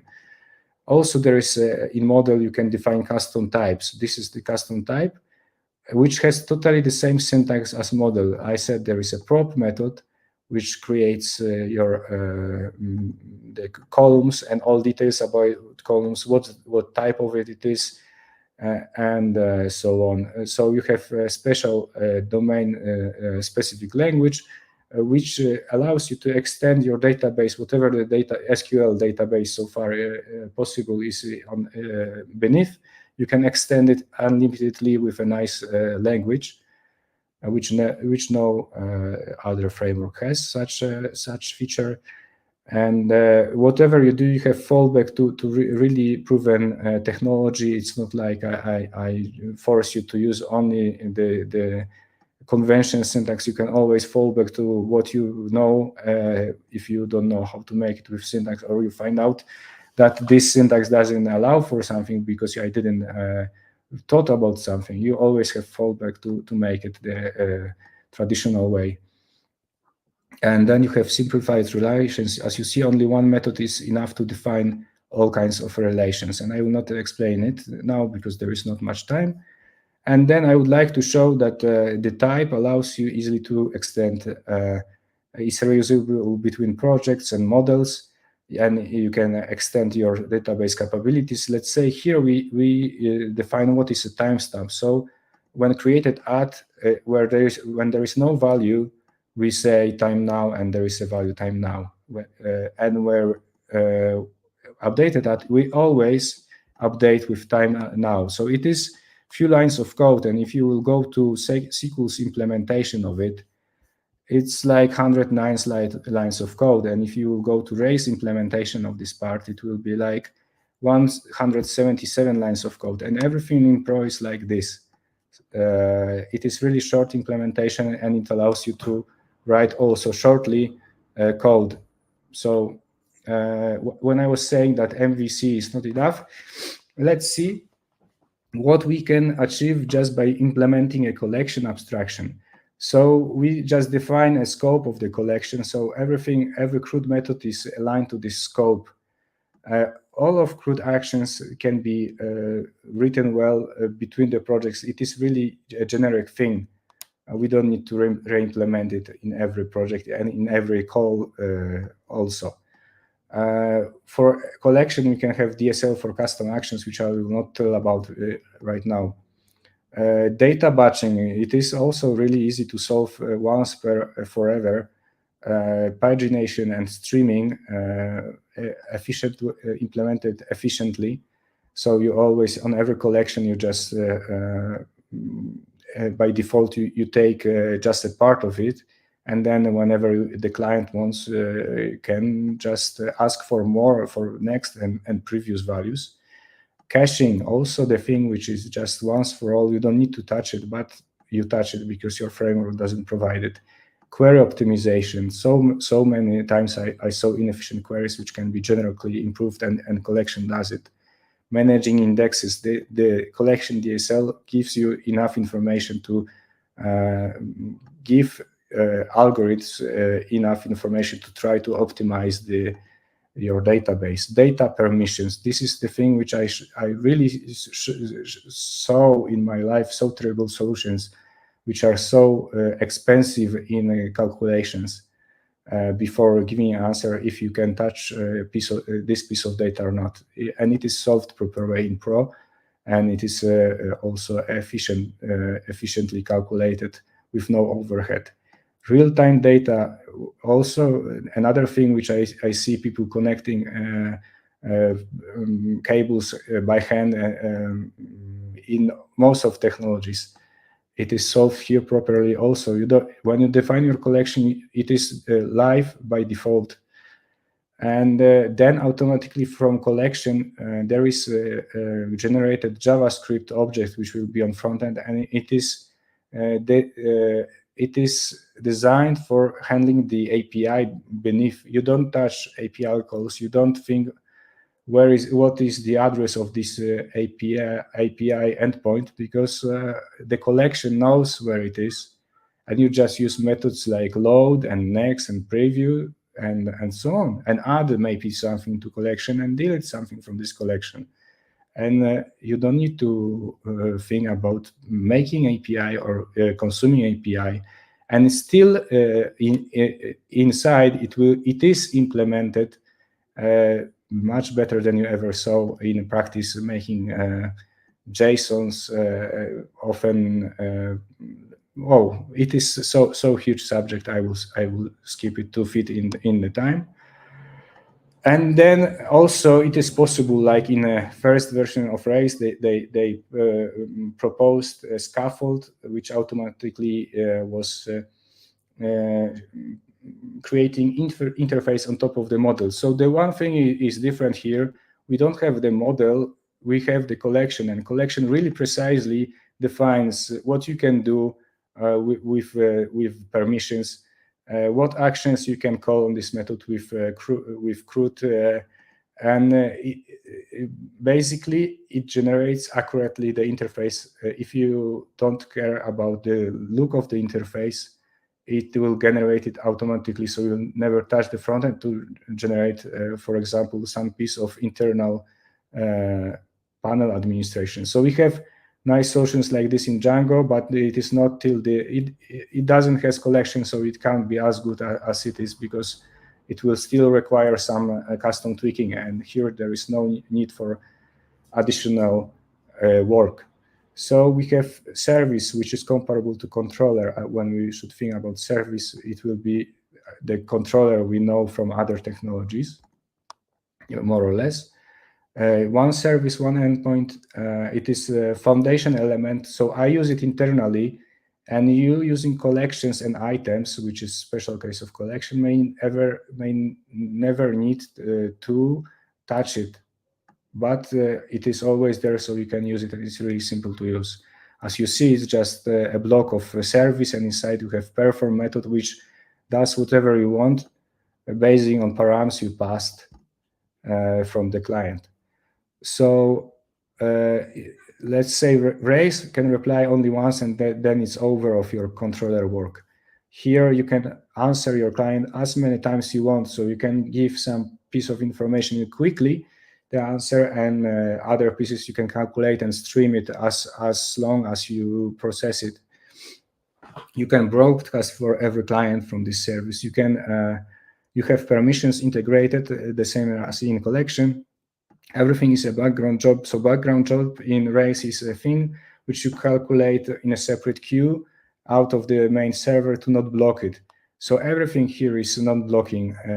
So for Rails people, it would sound like everything is a background job. So you don't need to care that you will block your server. If you need to take some action, you can immediately make it in your server or collection, and don't make all dance to move it to another processing unit. And it's easy to test because we always have perform method and payload. So payload is easily modifiable, and therefore you can always easily test. So when I was talking with Andrew, he said a few interesting things. So he said that I made it according to my own feelings and my own philosophy, and it will be very hard to promote. And it will require to change people's habits. And he mentioned that Rails, when appeared, it promised 10 times more productivity according to PHP or Java. So people even changed languages they used, like myself. So this is message for you. I hope I will provide you so interesting technology that you will not care about your current programming language. You will just want to use it. And what I can promise is there is 10 times less code to write with Prod than with other modern frameworks, including Rails. And Rails is usually quite condensed. So this is 10 times less than Rails. And also I was comparing other things, and it was always at least 10 times less. So coding is not only about writing, but it's also reading. So when the project is so huge, at some point it becomes unmaintainable, and people are worried to touch anything. And at this time, it even speeds up to have more code and more code because it's easier to copy. It's easier to not delete, so to not broke something we don't see it is related to. And then it starts even faster to get more lines of code than Pro. Pro is really condensed. When you will divide your project lines of code by 10, you will realize how much simpler it would be to maintain it after such conversion. So with Rails, we have generators, and with Prod, everything you just write by your hand because there is not much to write. And when you generate something, you have so much code which is already dead. When you change your concept in Pro, you change it in one place, in one line, and it affects whole application whenever the concept was used. And when you have generated code for it is already generated. It's not dynamically convertible. You just need to rewrite it in many places because you generated it from one template. So what I already said, that meta changes impact whole application, no matter how the application is. And I would like you to see also the declarative approach of SQL, which was also provided somewhere in 70s, I guess, the language, and we can write what was written in 70s in our modern fast SQL databases. So this is great example that if we will provide the proper language, not the most beautiful, but the proper, which forecasts lots of use cases, and it's complete enough, you will use this language so many years later, but more efficiently because you will have newer and more efficient engine to run it on. And Pro is open for all these improvements to be even more efficient with every year, but your code will not be changed because it is built around a concept of collection, and collection has relations. Collection is wrapped around model, and model has the same relations. So whatever relation has model, collection can use this relation. And model is built on top of props. So in database, these are columns. In your code, these are properties. And each of these properties can be a custom property, which is built of custom types. And recursively inside, unlimitedly, you can repeat this concept of custom type. So custom type can use another custom type and so on. Obviously, it will be not much such cases, but this is just the showing of how powerful the recursive approach is and how flexible and not stopping you from creating it is. So after all, I built it around the concept that project is a collection of applications, and application is a collection of collections. An item is a special case of collection. One more thing to say, I don't see time, so I keep speaking. Plugins concept, only in Pro, this I should call it plug outs. One more time concept that the directory and file is an important thing in your project. you have your directory which contains the framework. And if you will mirror this structure in plugins directory, you can plug out any file you want and modify it customly. If you need something to behave differently, some new functionality which I didn't provide it, and you don't want to create a distribution yet, you can quickly apply a plugin in the directory in the proper place, and this file will be loaded instead of original one, and this way you are able to tweak anything. It's not like there is no limit. Whatever you want, you will just quickly change. So this is a tweaking tool, useful for distributions with small changes. You can use it to propose changes to the framework. You can apply it quickly and provide someone to see it, how it works. And you have no limits if the framework is not limiting you in any way. So you think it's maybe it's ridiculous to touch the framework, but when you realize that this is only 4,500 lines of code, this is a totally different perspective. It is really approachable for you to read it and to modify it. And comparing to Race, it's less than 1% of lines of code, and much less than characters, surely. So performance, which can be, and I consider it is an important thing, it is also a huge benefit of using Pro, because whatever framework you use, if it's Django or whatever you know, it is tightly coupled to your HTTP server, and Pro is not. Pro will use the fastest known HTTP server, not bothering to bind some other technology inside Ruby. No, it will be not inside Ruby. It will be, probably it will be some C server, which will be the fastest. And currently it's just BAN server, which is considered quite fast, just for easy of implementation for myself, but it will be improved. Then I'm not a Ruby fanboy. I know it's not the fastest language existing, so I just minimize time spent in Ruby. You will write your code using nice DSLs, but anything else will be not handled by Ruby. You don't see it, you don't touch it, so you shouldn't care that it's not Ruby or your favorite technology. Whatever developer don't touch should be made in the fastest possible manner, and this is like this in Pro. And then everything is organized in unidirectional pipeline of agnostic elements. So each component which makes this responsive, remotely responsive framework from the perspective of the browser, it consists of some elements, few or couple of elements, but all of these elements, they are quite small and really easy to exchange for another, because they are agnostic. They don't care what is before or after of this component. Let's say the HTTP server or the WebSocket server, they don't care about the surrounding, where are they run. So it's easy always to exchange it for the faster one. And those elements are independently scalable, and because it's just unidirectional pipeline, it scales very well. It always creates a tree, which is really efficient as a structure for scaling.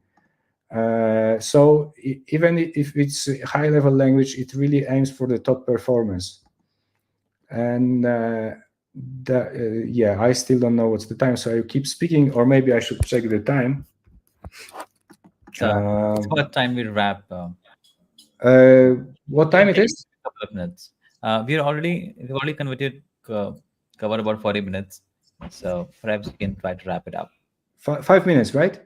Yeah, you can take like 2-3 minutes more. Yeah, it's okay. Okay, so transport layer is also important, but I will not speak about it. So what's between frontend and backend? It is really improved also in Pro. So here also you have just by the structure of the framework, you have really clear division of responsibilities. What is let's say for mechanics, I am the mechanic, and other people modifying the framework behavior are mechanics. But the ones which are creating the product, they use those DSLs and those tools. They are pilots. They don't care. They will the mechanics are for performance and for make things possible, and pilots are just to build the product. And it's really clear division inside this framework. So always it will be easy for you to make, for example, a code review, the appropriate code review, if something is critical or not. So wrapping up, I'm just looking for early adopters and supporters. For the framework documentation, you can find here. And I'm fine with questions. If there is a way to ask me a question, I'm fine. Thank you. That's perfect, Marek. I really like your presentation, right? You had everything on your own domain, right? So that's lovely, right? There are a few questions in the comments that we can take it. And the first one is actually coming from Freya. She says, "I love it. How should I convince my manager to use your new framework?" I think it's not time for convincing managers yet. I still need to do some work to onboard first users. I have so many people willing to use it from Nairobi, where I made one presentation, but I'm not right now busy with my full-time job. I see. And that's the real issue. No resources to make last 15% of the framework. And it's more like a side hustle, right? Yes, maybe on a weekend project. I'm the only one, and it was for a year and a half full-time thing, which I made with my own resources, but resources were over, and I needed just to go and work for money.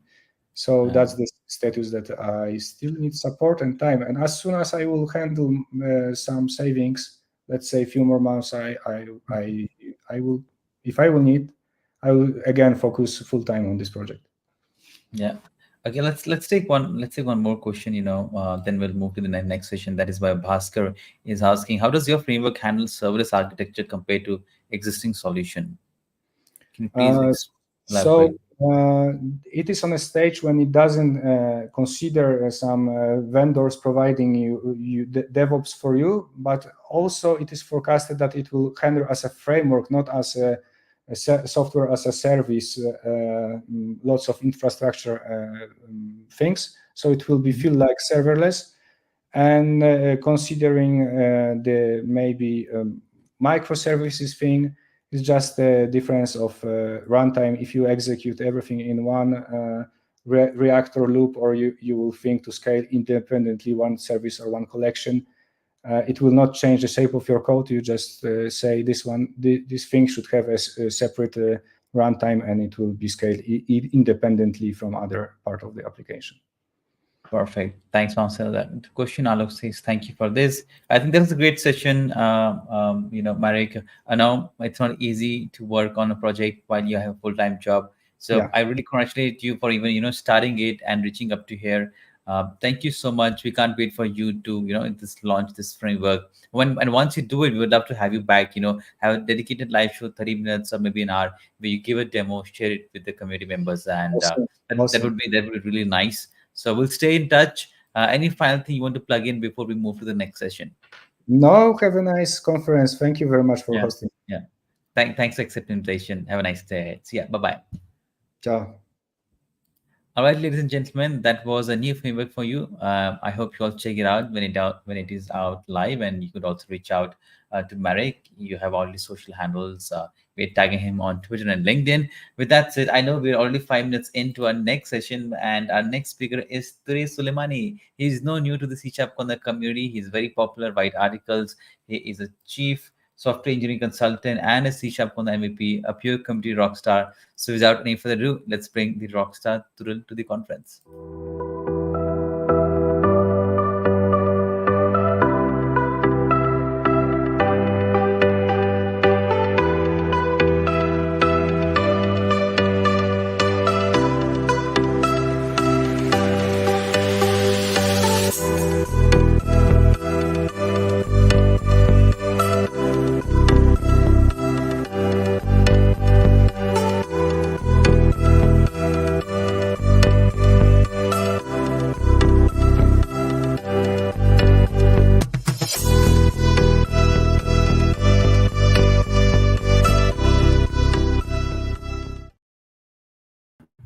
Hi, Thurul. Welcome to the Software Architecture Hey, Conference. Simon. Thank you very much. Thank you for the invitation. Long time no see. Yeah, long time no see, but I'm so happy that we get to connect with these live events, right? Me too. Me too. And yeah, so you already had your dinner, right? I suppose it is 8 p.m. at your place. So are Yeah, you? exactly. Yeah. Okay, Thurul. I know I'm already like 5, 6 minutes in your session, right? We're gonna do a lot of chit chat towards the end of your session. So please feel free to go ahead and share your screen, and then we can get started. Okay. Thank you. Thank you. Yeah, and we both Let are me. wearing black t-shirts, right? Ooh. Yeah. Black man for today. Okay, I'm starting. Okay, I'm waiting for your screen. Okay. I hope right now There's something everyone can loading see up. my screen. How about Yeah, now? I see your screen. I've added it to the stream. Everybody else can see it, and next 35 minutes is all yours. Okay, thank you. Thank you, Simon. So, hey everyone, my name is Tural. I'm Microsoft MVP, CSharpCorner MVP, and Chief Software Architect. I'm author. I have YouTube channel, Tural Suleimani Tech, where I share my knowledge related to C Sharp, SQL, microservices, domain-driven design, GraphQL, all the technologies I know. And today's session is about domain-driven design. I know we have a limited time, so I will try to wrap up and I will try to touch every aspect of domain-driven design, and I will try to explain every building blocks of domain-driven design as simple as possible. Okay. So first things first, before defining domain-driven design, let's try to understand what we have and why, in which type of cases we are able to apply our domain-driven design. So first things first, we need to understand some important key characteristics of software systems. We have performance, we have scalability, we have business logic complexity, we have a big amount of data, and we have technical complexities, like for example, you have a solution, you have a project, you need to apply complex data structures, algorithms, you need to apply different technologies. This is a technical complexity. So in which type of cases we are able to apply domain-driven design? For example, if you need a performance, if you need a scalability, but you have a simple application, should you apply domain-driven design? Or you have a big amount of data to handle, you have technical complexity, should you apply domain-driven design? Well, we apply domain-driven design when we have business complexity, let's say, okay? Business logic complexity. So also you are able to apply domain-driven design if you don't have any knowledge related to the domain you are working. It means it is not just about you, it is about the team, because the team may not know about the domain. The domain is in you. There is no other solution for this domain and nobody knows about this domain. So it is completely okay to apply domain-driven design.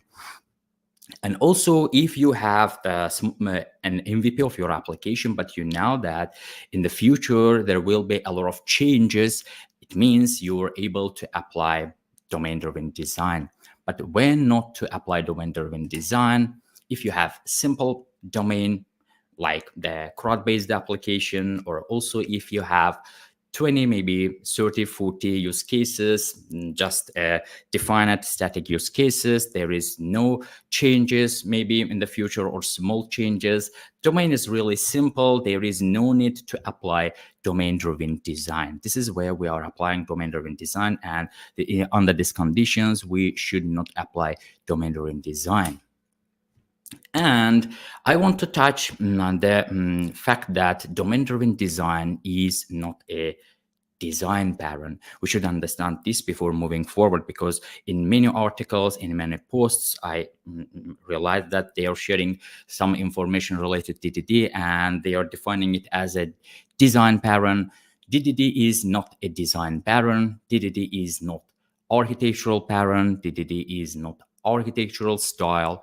DDD is not a technology. DDD also is not about coding technique. Okay. So before moving forward, let's try to understand the core concept of domain-driven design. When we build a solution, when we build a project, the building process is not just about coding. We have some requirements. We have business guys, project managers, business analytics, product owners. They are also main building blocks of our solution because they are providing the related information about the business, and we are developers working on the implementation side. So we are on the same ship with our business people. But unfortunately, in a classical manner, we are using different languages. Developers use completely different languages like design patterns, architectural styles, I don't know, the service layer, repository, etc., controllers, services, proxies, etc. And business people speak completely different language. The problem here is we are trying to reach to the same destination, but we are speaking completely different language. How it is possible to be on the same ship and with speaking different language to achieve the same goal? This is where we are applying domain-driven design. In our domain-driven design, I think one of the greatest invention from Eric Evans is ubiquitous language. This ubiquitous language, yeah, of course, we have some slides related to ubiquitous language, but this is the core for our session, so I decided to explain it a bit earlier. So in this case, we should speak the same language, because when you talk to business, you are speaking in a different language, but when you start coding, you are using completely different language. This is the biggest problem in our implementation process. So we are losing some information because business brings some information for you, and here we have translation process. We are translating, and unfortunately it is not possible to 100% translate all the information, so we are losing the value of this business sentences here. Okay, so we it means we have not 100% information, we have 50-60% precisely information. Okay, and the problem here is in the future, if you need to change something, you are using, again, two different languages. You have your own coding language. I'm talking about from the developer's perspective. You are using completely different language. You are mapping your coding to business language, okay? And after getting information, you are translating it into your code. So you have, let's say, 2 times translation process. This is the biggest problem when we develop our application. And long story short, domain-driven design, as we mentioned, is not about design patterns, design principles. It is about software development approach. DDD is a software development methodology, software development approach. DDD helps us to gain centralized business knowledge. It means when business brings some information, there is no need to translate this information to developers' language. So we are using the same language, and it means developers help business to improve, and also business help developers, the solution, to have the real language. So the business language is the same as your coding language, the same as your methods, same as your classes you apply, you implement in your project level. Okay. So domain-driven design, as Vernon mentioned, it is firstly is not about technology. It is about learning, discussing, bringing business value, because you are sitting with your teammates. It is not about only developers, testers. It is all team, like business analytics, product owners. You are together discussing the business. It means now developers also know more about business, and also business team now how developers are planning to implement stuff. And it will be really easy for business people, even without learning programming language, easily understand the code, because the code reflects the business language is the same as our code language. So business people help to achieve a better design. I mean the technical implementation, like designing in C#, Java, etc.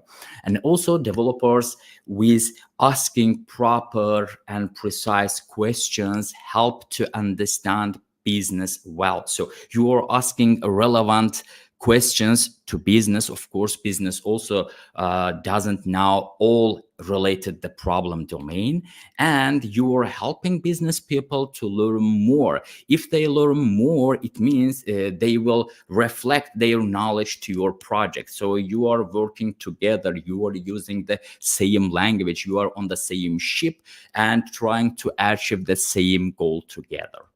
So we have zero translation between our business and developers. This is the ubiquitous language. Okay, and as I mentioned, business and developer team use the same ubiquitous language. As one well-known mentioned, we have design. It is a code. A code is a design. This is a great definition, by the way. And domain-driven design helps us to apply the agile principles, iterative development. That's completely okay for modern days. And also, domain-driven design helps. Domain-driven design brings strategic and tactical patterns to the table. So you have strategical patterns, you have tactical patterns. DDD is not just about strategical and tactical patterns. As we mentioned, DDD is foremost about learning, discussing, bringing business value, using the same language foremost, and then applying all this stuff in your strategic level for your strategic patterns, and then from the implementation perspective, apply tactical patterns. Okay, so now let's focus on our strategic patterns first. As a developer, we really don't love to apply, we really don't love to talk much. We want to code, but this is not applicable in domain-driven design, because you should participate in a business process, you should understand business process, you should ask questions, because if you don't know business well, it is not possible to reflect it to your project. This is really important. So in our strategic patterns box, we have ubiquitous language, we have bounded context, and we have context map. And they are the main building blocks of course, we also have core domain. But anyway, we'll talk about it in our bounded context section. So what is strategic pattern? So in domain-driven design, we have strategic patterns, and they are blueprints for structuring and organizing complex software systems aligned with business domain. It means you first need to understand the business, the problem space, and start to implement, move it to the solution space using bounded context. You should talk much, you should understand your core domain, you should talk to business people to understand more about business, and you should apply, you should speak in the same language, and you should try to apply the spoken language to your project. First things first, the main building block of our strategic pattern is, of course, ubiquitous language. So ubiquitous language, as one well-known mentioned, a shared team language. Ubiquitous language helps us to capture the concepts, terms from core business domain. So you have all the related terms, concepts, expressions, verbs, the related keywords, let's say. And you will analyze them, and you will discuss them with business people, and you will gain the exact words, and then you will be able to apply to create stuff related to these expressions and words. Okay, ubiquitous language is a language that business and developer teams use to achieve the same goal. We already talked about it when we described the ship presentation. This ubiquitous language should be developed by the team. Of course, in our strategic design, we have bounded contexts, okay? And this ubiquitous language should be applicable only inside one bounded context. We'll talk about bounded context a bit later. And ubiquitous language is about capturing the concepts, terms of specific core business domain. This is valid only inside our bounded context. We already mentioned about it. And also it helps us to create valuable business domain models. So domain-driven design is about creating artifacts in terms of domain models. So you are designing domain models, and the first step is to understand your business and to apply, to gain the valuable ubiquitous language, to apply it to create a domain model based on ubiquitous language. Okay? And ubiquitous language serves a design. So how to capture ubiquitous language? Yeah, this is also really important. So you can use different glossaries. For example, in your domain, you may have multiple synonyms. You will definitely have multiple synonyms for the given words, let's say. And you need to discuss it with your team to select only one, and all team members should use the same term every discussion process. You can also use some drawings of your domain elements. You can draw some pictures of your business domain models. And also you can create different documentations that will help you to grab the related information from the business, to capture the information from the business. And after that, you need to talk to domain experts. The domain expert is a guy who knows about domain more than you. Let's say it can be other senior developer who works more than, I don't know, 4 or 5 years in this company, or business analytics product owners. So there is no special position like domain experts. It depends from the knowledge of the teammates. Okay? And you need to try to understand the core domain as much as possible. And then after discussing, after analyzing all this stuff, you are deciding to use, for example, these 5 terms, like, I don't know, let's say sheep, person, you maybe order, category, etc. So you are defining all this stuff, you are discussing, and you are selecting the proper words depending from your bounded context. This is a simple glossary. For example, we have product. So you say we have product and we have exact definition. That it should be crystal clear, as Bertrand Mayer mentioned. There should be a crystal clear definition for your words, like product, a tangible item available for purchase, order, a customer's request to purchase one or more products, the customer, inventory, shopping cart, promotion. In your glossary, you may have multiple synonyms for these elements, but at the end, you should pick only one, and you should start to use this one without it is synonym every time. Start from A to Z, from starting to the end process. Okay, now let's talk about bounded context. What is a bounded context? A bounded context is a concept from strategic parent. Bounded context is a conceptual boundary where your domain model is valid. So you have a domain model. Let's say we all know about the models, but we will define the domain model a bit later. So we have the domain model, which it is, let's say, properties and methods. Okay, and this domain model is valid only in this context. This context defines the validity of our domain model. Okay, and this is a conceptual boundary. Bounded context is a solution space artifact. We'll also talk about it. Bounded context is a conceptual boundary where your domain model is applicable. From one well-known again, we have tactical patterns, and we are applying these tactical patterns inside our bounded context. So in domain-driven design, there is no one single solution. Okay, let's start our domain-driven design. Okay, let's create all these domain models, all these infrastructure, etc. No, you have bounded context. So it means you have a big problem. You are dividing it into smaller ones. This smaller ones is going to be your bounded context. Okay, this is like your microservice infrastructure. Okay, you have a smaller microservices. Every microservices in this case, let's say, matches you to bounded context. So it means you have a big problem. You are dividing it into smaller ones, and they are going to be your bounded context. In your bounded context, every bounded context is an independent item.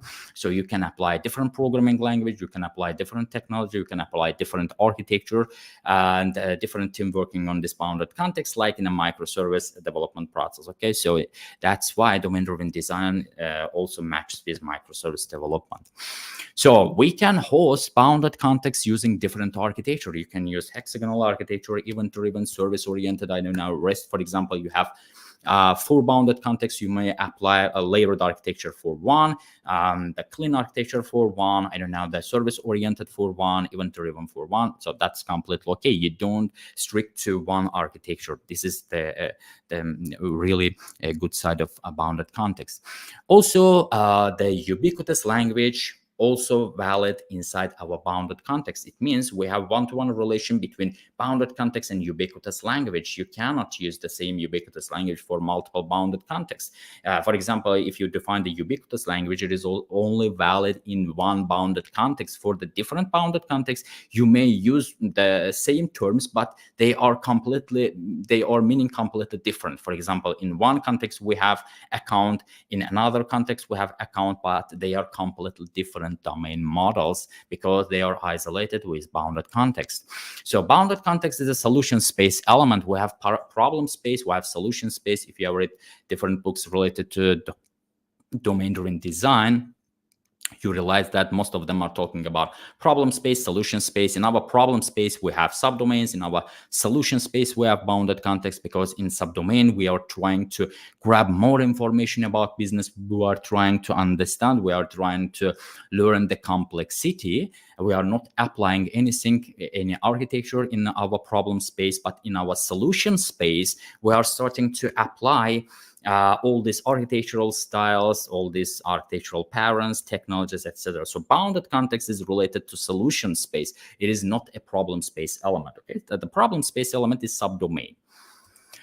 And bounded context is about dividing a big problem into smaller ones. Already discussed about it. And of course, bounded context is architecturally neutral. So unfortunately, our bounded context had a complex relationship with subdomains, so it is not always possible to. We are, of course, striving to have one-to-one relation between our subdomains and bounded context, but unfortunately, it is mostly not possible, because you may have one bounded context that covers multiple subdomains, or one subdomain that covers multiple bounded contexts. But in our core domain, we are trying to achieve one-to-one relationship between bounded context and subdomain. But in our generic subdomain, sometimes it is not possible. So this is a simple example of our domain. So our domain, from the enterprise architecture perspective, we have domain that divided into subdomains. And for example, in core domain here, we have one bounded context, you said so.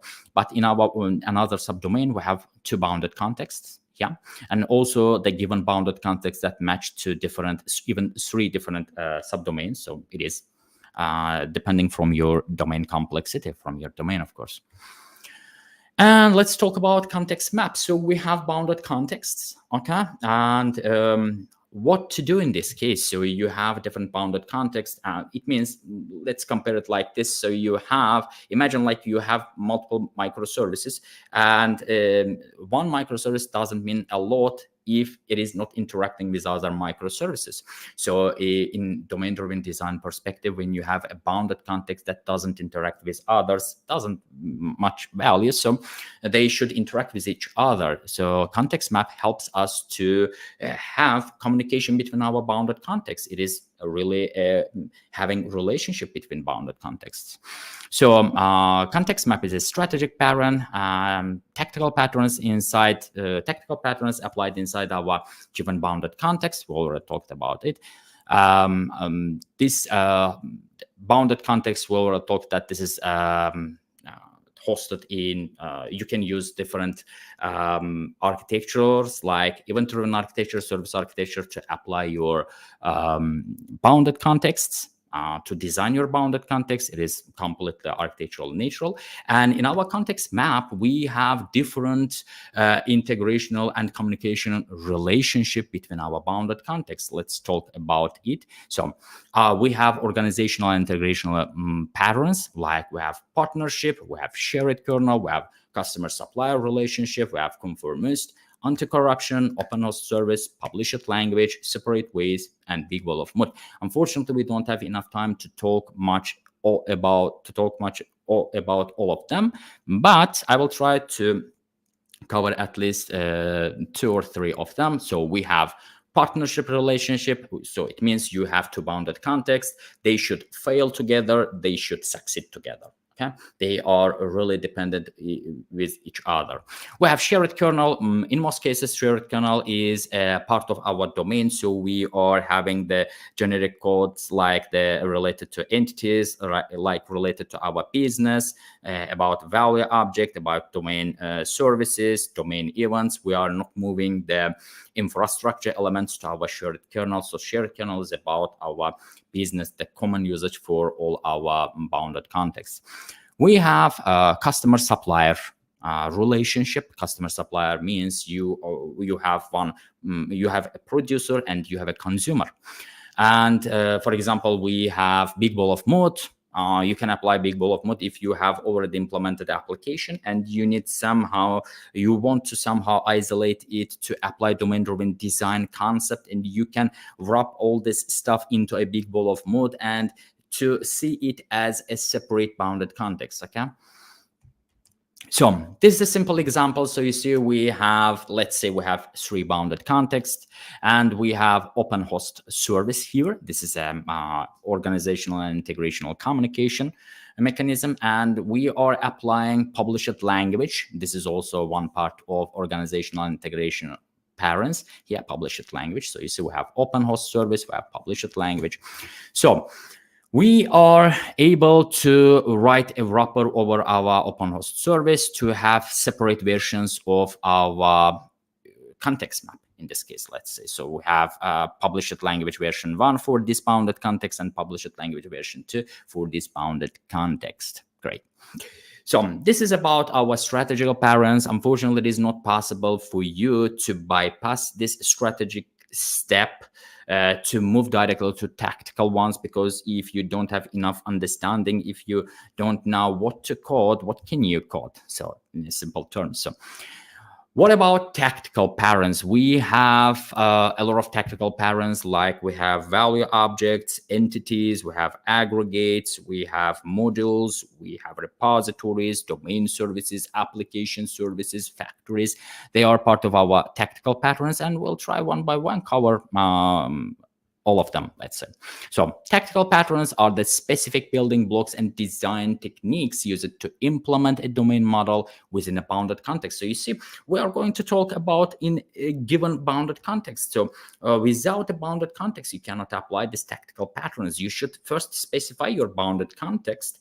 So you should first specify your ubiquitous language, and you need to have a clear solution space communication using context map, and then you can apply these tactical parents. Okay.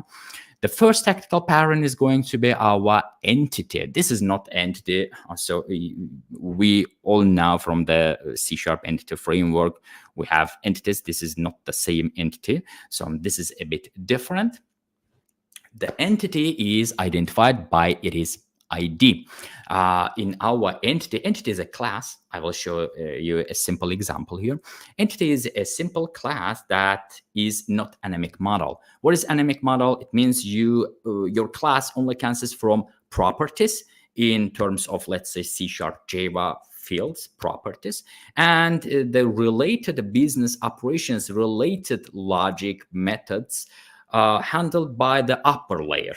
You have, for example, the service layer that acts as a wrapper over your entity and does the related operations to this entity. So it means, it indicates that you have anemic model. Anemic model is anti-parent, and you shouldn't apply it in your projects when you really apply domain-driven design. And when we talk about entity, we talk about a class that have, in terms of modern language, properties and methods. Every entity has its life cycle, so you can create, modify, and eventually delete it. Entities are mutable, and entities has a state that represent by its attributes, which can change over time. Okay, so let's before moving to value object, let's go to our project here, and first let's here in our Visual Studio, we have, for example, grade. So you see this grade inherits from entity base. This is our entity identified by ID. So we are defining GUID. You can use it at different, even you may have your own solution for your ID. You can implement it in your database side, in your application side, the generation process. So you see, this is my grade. This is not a simple entity. In my grade, I have some properties here. And also I have behaviors. So you see, these behaviors are really related to the business. This is a domain model, because this domain model really valuable from the business process. If I have the business operations related to my entity that I can push it to my grade, I'm writing it inside my grade class. For example, it has is valid, grade is assignable, it has calculate bonus method. So you see, I'm not using a separate service layer, creating a calculate bonus asynchronously, and let's call this grade somehow from the entity using the repository stuff. So I'm just going to show you the examples using C#, but it doesn't mean that it is applicable only in C#. You can apply domain-driven design in any modern language. This is a language agnostic, architectural agnostic, and this is really cool stuff to use. So we have grade here, entity base, it inherits from the entity, and this entity defines the reality of our entity. So you see, we have equality stuff here, and if we need to compare this entity with another same type entity, we should care only about it is ID. If their ID are equal, it means these entities are equal. Okay, and that's about entity. About value objects, they are identified by attributes. They don't have life cycle, immutable, no state, and they should be a part of our aggregate root. And in our case, let me show you a simple example here. And in our example, we have, for example, domain range here. This is our value object. We mostly focus to move all the business processes to our value objects, because value objects better than moving the business logic into our entities. Okay.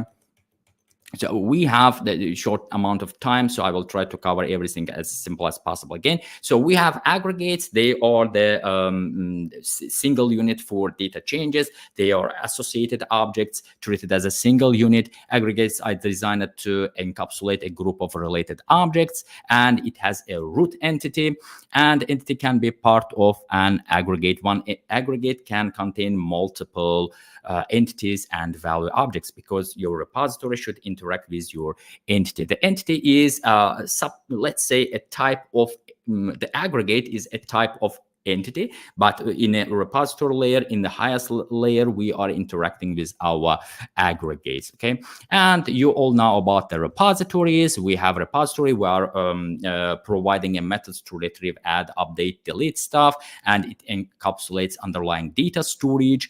And we are working with aggregate roots in our repository stuff, and it defines boundary between domain and infrastructure. And for the other tactical patterns, we have domain services, application services, domain events, modules, factories, and this is our general architecture. So you see we have UI, application services, repositories, factories, domain services here. And in the core, we have entities, value objects, domain events, aggregates, which they are matter more. And for the alternative and better resources, unfortunately, I couldn't cover every aspect of the domain-driven design. We have a great book from Eric Evans, from Wim Vernon. I really love implementing domain-driven design book. And also we have learning domain-driven design book by Vlad Kononov, and also, sorry for the mismatching the stuff, and also hands-on domain-driven design with .NET Core, the .NET implementation by Alexei Zemaev. Yeah, that's pretty much all about understanding domain-driven design. I hope I could explain more in a given short amount of time. That was absolutely great. Well, you know, I like your pace, and it was very crisp, and lots of pearls of wisdom shared. So thank you so much. We have about, let's spend a couple of minutes to take a few questions, right, and then we'll move to the next session. Let's go for it. There's a question by Al Savar, and the question is: when applying the a CQRS pattern within the DDD approach? How do you manage the complexity of synchronizing the command and query sides? Well, domain-driven design is really not about applying CQRS. So depending from your domain complexity, you may apply CQRS. So it doesn't mean that every time you should apply this CQRS stuff. Yes, they are completely different stuff. So it doesn't mean that domain-driven design created CQRS or CQRS was created based on domain-driven design. So they have the completely different approaches. Perfect. I think that answers very clearly, right? There's another question by Sophia, and that is, what are the common challenges when implementing DDD in an existing system, and how do they exactly? Yeah, that's a great question. Thank you very much, Sophia. So the first you need to sell this domain-driven design to your management. Okay, this is really important. And the second stuff is your team members should understand domain-driven design well. And also domain-driven design has a learning curve. It takes a lot of time to understand domain-driven design. This is not just, okay, we have unlayered architecture, let's go and implement it, because we have tons of patterns in domain-driven design, and you should have a lot of sessions to understand it. So this is problems related to DDD. Makes sense. I think we'll leave it up there. We have a couple of more questions, but I think we're only a couple of minutes in to the other session. Thural, thank you so much. Any final thing you want to plug in before we move to the next session? No, I think I tried to cover every aspect. No, it was great. Yeah, I think your session was very great, to the point, very crisp, as I said, as always. So thank you so much. Thank you very much. So happy to have you in the community, both as a Microsoft and a CSharpCorner OP. Yeah, thank you very much, guys. Two awards. But thank you so much. I'll thank you, everyone. Carry on thank with you, your for watching. Yeah, it was my pleasure. It was my pleasure. Thanks for the invitation. Bye. Thank you. All right, ladies and gentlemen, that was Thural for you. You can find his articles and blogs everywhere on the internet. Just Google Bing or Bingle or ChatGPT, Gemini, him is everywhere. We'll now move to the next session, and that is by Mohammad Ayub, if I say that name right. He's got COVID, right? So we won't take much of his time. He's talking about crafting resilient integration solutions. So without any further ado, let's bring him in.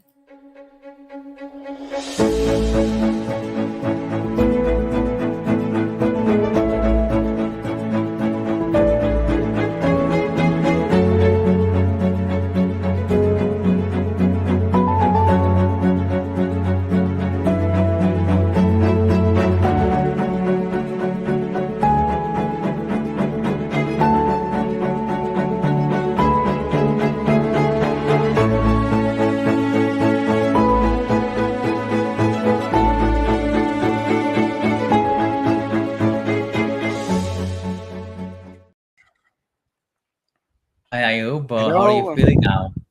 Yes, I'm trying to do good. Oh, thank you so much. Everyone who's watching, Ayub is not well, but still he showed up today. So thank you so much, Ayub. I'm not going to take a lot of your time.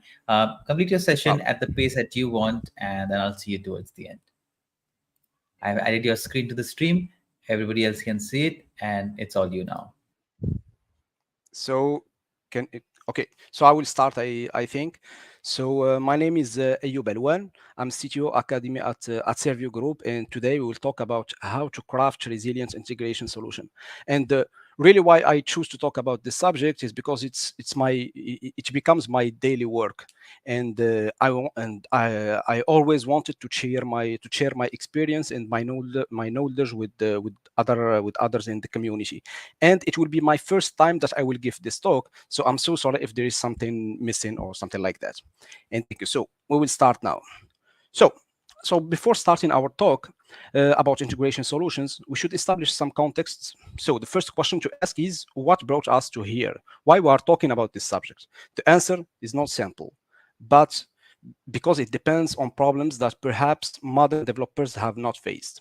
So if you are working in a large company, you may constantly wonder how you arrived at the current state and what may have been overlooked. If you're an architect or someone with a role that's complex to define, by examining multiple projects within your company, you will notice that applications have cohesion among them, yet they are designed as if this isn't the case. This is often due to lack of long-term vision.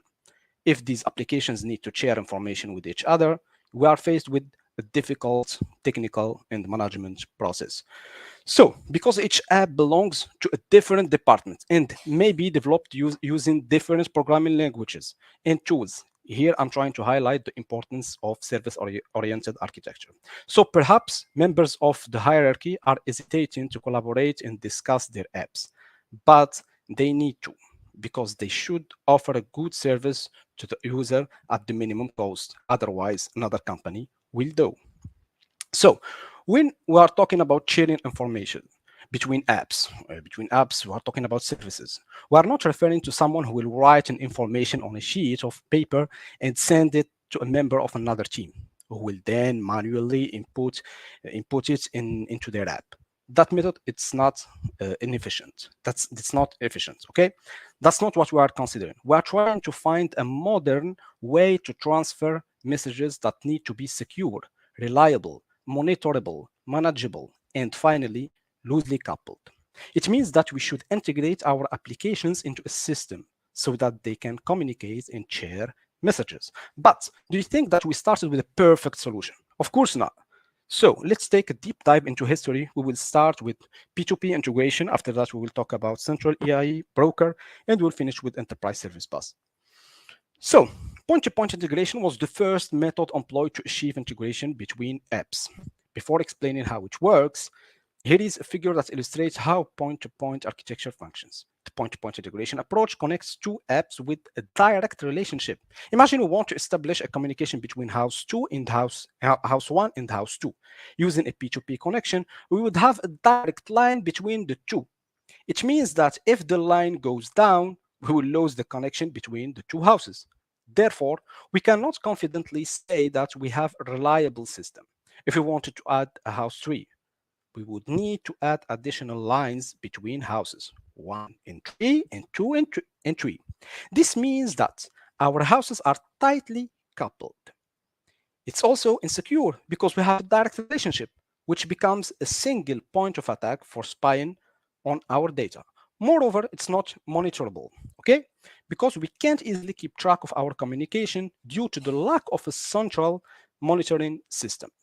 And finally, it's not manageable because managing direct lines between a large number of houses is challenging. Now we can draw a parallel between houses and a service-oriented architecture. For instance, as seen in this diagram, service CRM is directly coupled to HR. HR is directly connected to finance. This setup is risky because if we make changes in the finance service, we must initiate a new integration process to adapt to all other services. And that's a laborious task to undertake each time we need to make modifications to the services. So, is this approach still applicable? Clearly not. After P2P, we moved on to something called central EIE, okay? Enterprise Application Integration Broker, which is better approach. Let's explore this in the following slide. So, to be clear, this approach resolved all the point-to-point issues by connecting applications through a centralized system. And that's the key word, centralized. So if we want to benefit from this approach, the leaders of each project or service must give up control to a centralized infrastructure, okay? Where each service is integrated. Thus, our system will be secure, reliable, loosely coupled, monitorable, and manageable. But we will lose some control over our services. Perhaps this seems a bit complicated. Let's simplify it with a real-world example. Imagine our city has a single central post office. Instead of each person delivering their mail directly to the recipient, that's the point-to-point architecture, now we need only to have the address of each recipient and send the mail to the central post office, which has complete control over the delivery process. This centralization ensures a secure process because the post office has invested in reducing the risk of theft or loss to a minimum. Additionally, the post office can easily monitor and manage mail through a system that keeps track of every parcel sent and received. This method is an improvement over the previous systems, which was established to expedite mail delivery. If necessary, the post office will establish new processes to ensure delivery without involving the sender and the receiver in these issues. Just like the post office, the central EIE EEI broker, Enterprise Application Integration Broker, features a central hub responsible for the routing, security, monitoring, and transformation of data to ensure it is in formats that can be understood by the receiving service. Like we see, this architecture is great. It solves all of the P2P problems, but it created a new one. We now have a single point of failure. If the central hub go down, all the communications will fail. And it's really difficult to communicate with a service that we can't integrate into our centralized AI broker because it's an external one that doesn't belong to our company. So there is a lot of problems with this architecture. So, and here comes the enterprise service bus. Which ASB though is giving back the control of the apps to their owners and not integrating all the apps in a central hub, but giving access only to business functionality. Now our system will be scalable easily. The integration here is more easy. We will have to deal only with business services that will be connected via virtual channels. No need for direct connection between services. This architecture may seem a little bit complex. So to simplify that, I will stick on our post office example. So instead for having one centralized post office, imagine that we have multiple small post offices that are connected via dynamic routers that can change easily if a route doesn't function. For example, if a post office has a problem, the mail is simply rerouted through other offices. That means there is no single point through which all mail must pass. Instead of that, each post office can handle mail, sort them, forward them to their destination, to pass them to another post office that is closer to their destination. So there is no single point of failure. The system is resilient.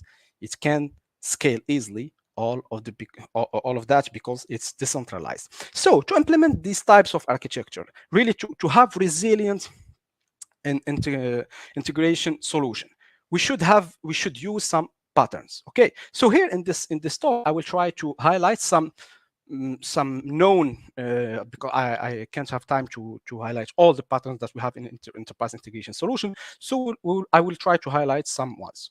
So let me take a little bit of water.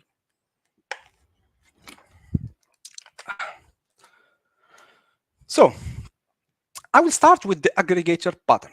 Okay, so in the aggregator pattern, the aggregator pattern is a crucial component in enterprise integration. The aggregator is a stateful filter that plays a vital role in collecting and storing individual messages until it receives a complete set of related messages. It's primary. I received it's working good. Okay, great.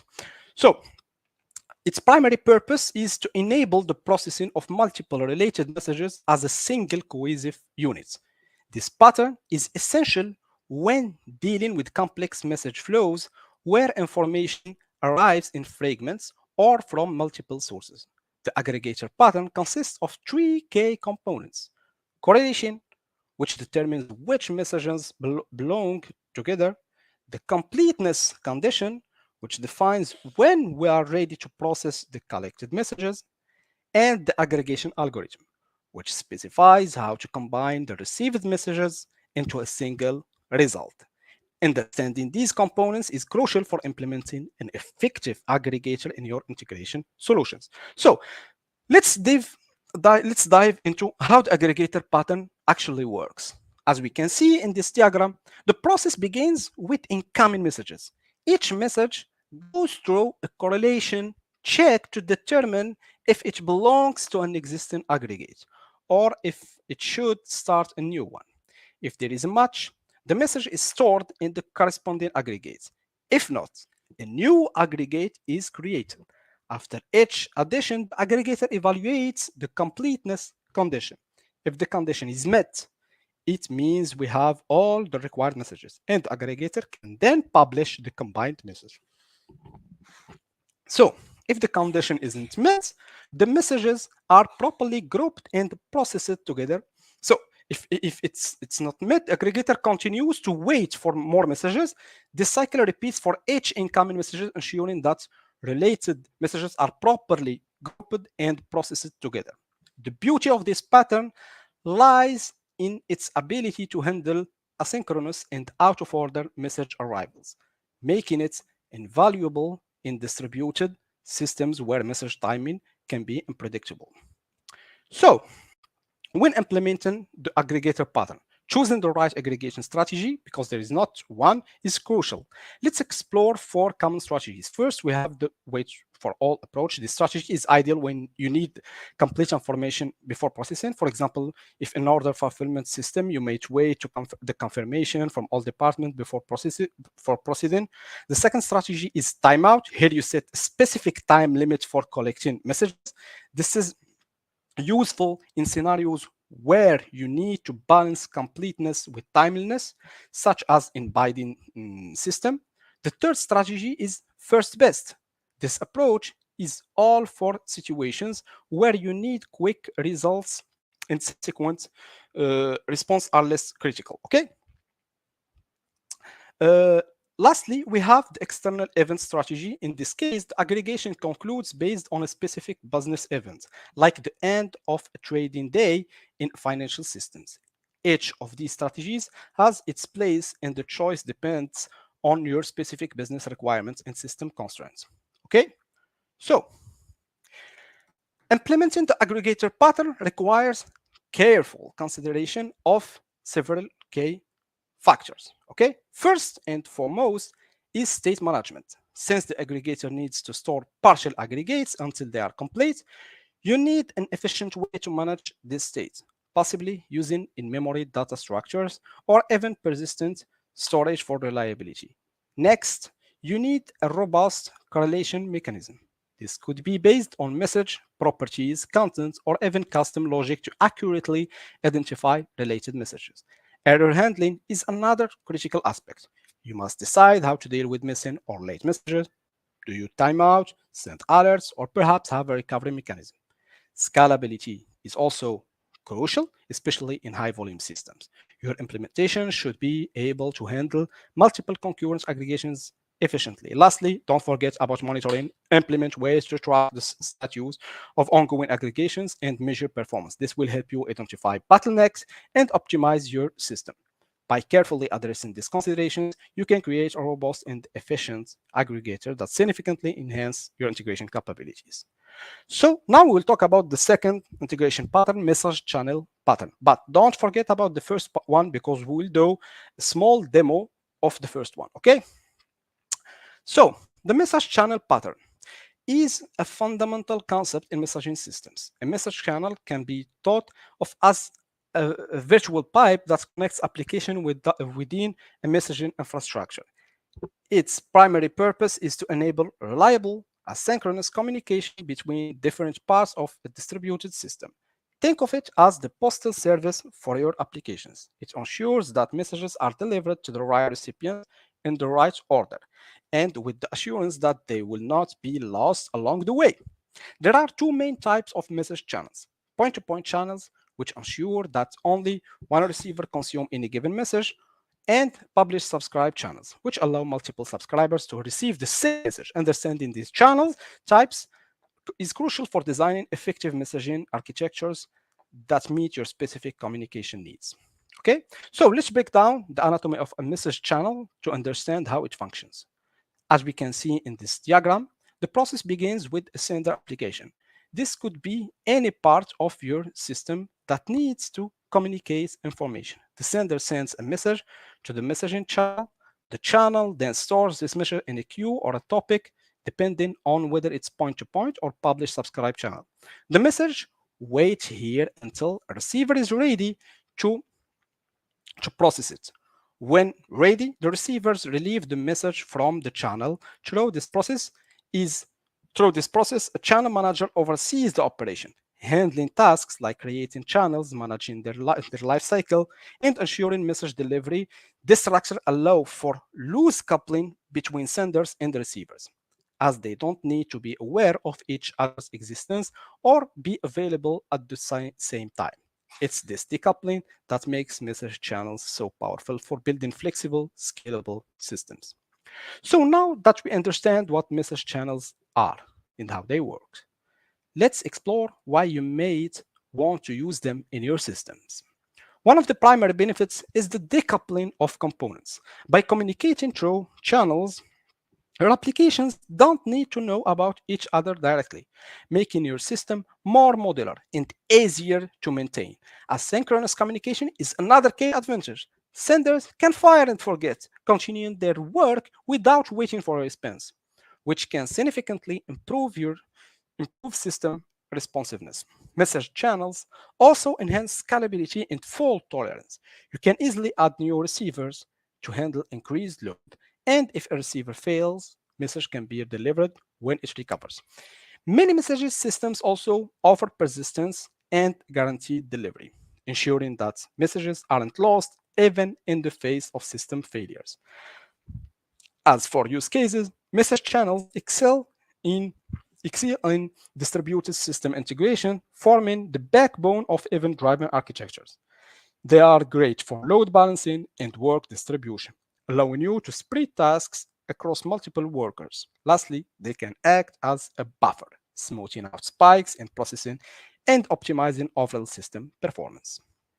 So, implementing message channels in your system requires careful consideration of several factors. First, think about your channel naming and organization strategy. A clear hierarchical naming convention can make your system much easier to understand and manage as it grows. Okay? Security is another crucial aspect. Implement proper access controls to ensure that only authorized application can send and receive on specific channels. Message routing and filtering are also important. Consider how you will direct messages to the right channels and how receivers can filter incoming messages to process only what's relevant to them. Don't forget about monitoring and management. Implement tools to track channel performance, message volumes, and potential bottlenecks. Lastly, pay attention to performance tuning. This may involve adjusting channels buffer size, implementing message compression, or fine-tuning your message middleware configuration. By addressing this consideration, you can create a robust messaging infrastructure that serves as a reliable communication backbone for your entire system. So now we will talk about publish subscribe channel pattern. Publish subscribe channel pattern, a powerful tool for image broadcasting in distributed systems. At its core, a publish subscriber channel, often called PubSub channel, is a special type of messaging channel that delivers a copy of each message to multiple receivers. Its primary purpose is to efficiently distribute events or information to multiple interested parties simultaneously. Okay, so the key concept here is the decoupling of publishers from subscribers. Publishers send messages to a topic without knowing who will receive them, while subscribers express interest in one or more topics and receive messages from those topics without knowledge of who published them. This decoupling makes PubSub channels incredibly flexible and scalable, allowing for dynamic addition or removal of subscribers without affecting the publishers or other subscribers. So let's dive into how publish subscribe channel actually work. As we can see in this diagram, the process begins with publisher. This could be any component in your system that has information to share. The publisher sends an event or message to a topic. Think of a topic as a broadcasting station. Once the message reaches the topic, the magic happens. The PubSub channel creates a copy of the message for each current subscriber and delivers these copies simultaneously. In our diagram, we see 3 subscribers each receiving a copy of the message. An important feature to note is the ability to dynamically add new subscribers, as shown by the dotted line. A new subscriber can join at any time and will start receiving messages from that point forward. This dynamic nature is what makes PubSub channels so flexible and powerful for building event-driven architectures.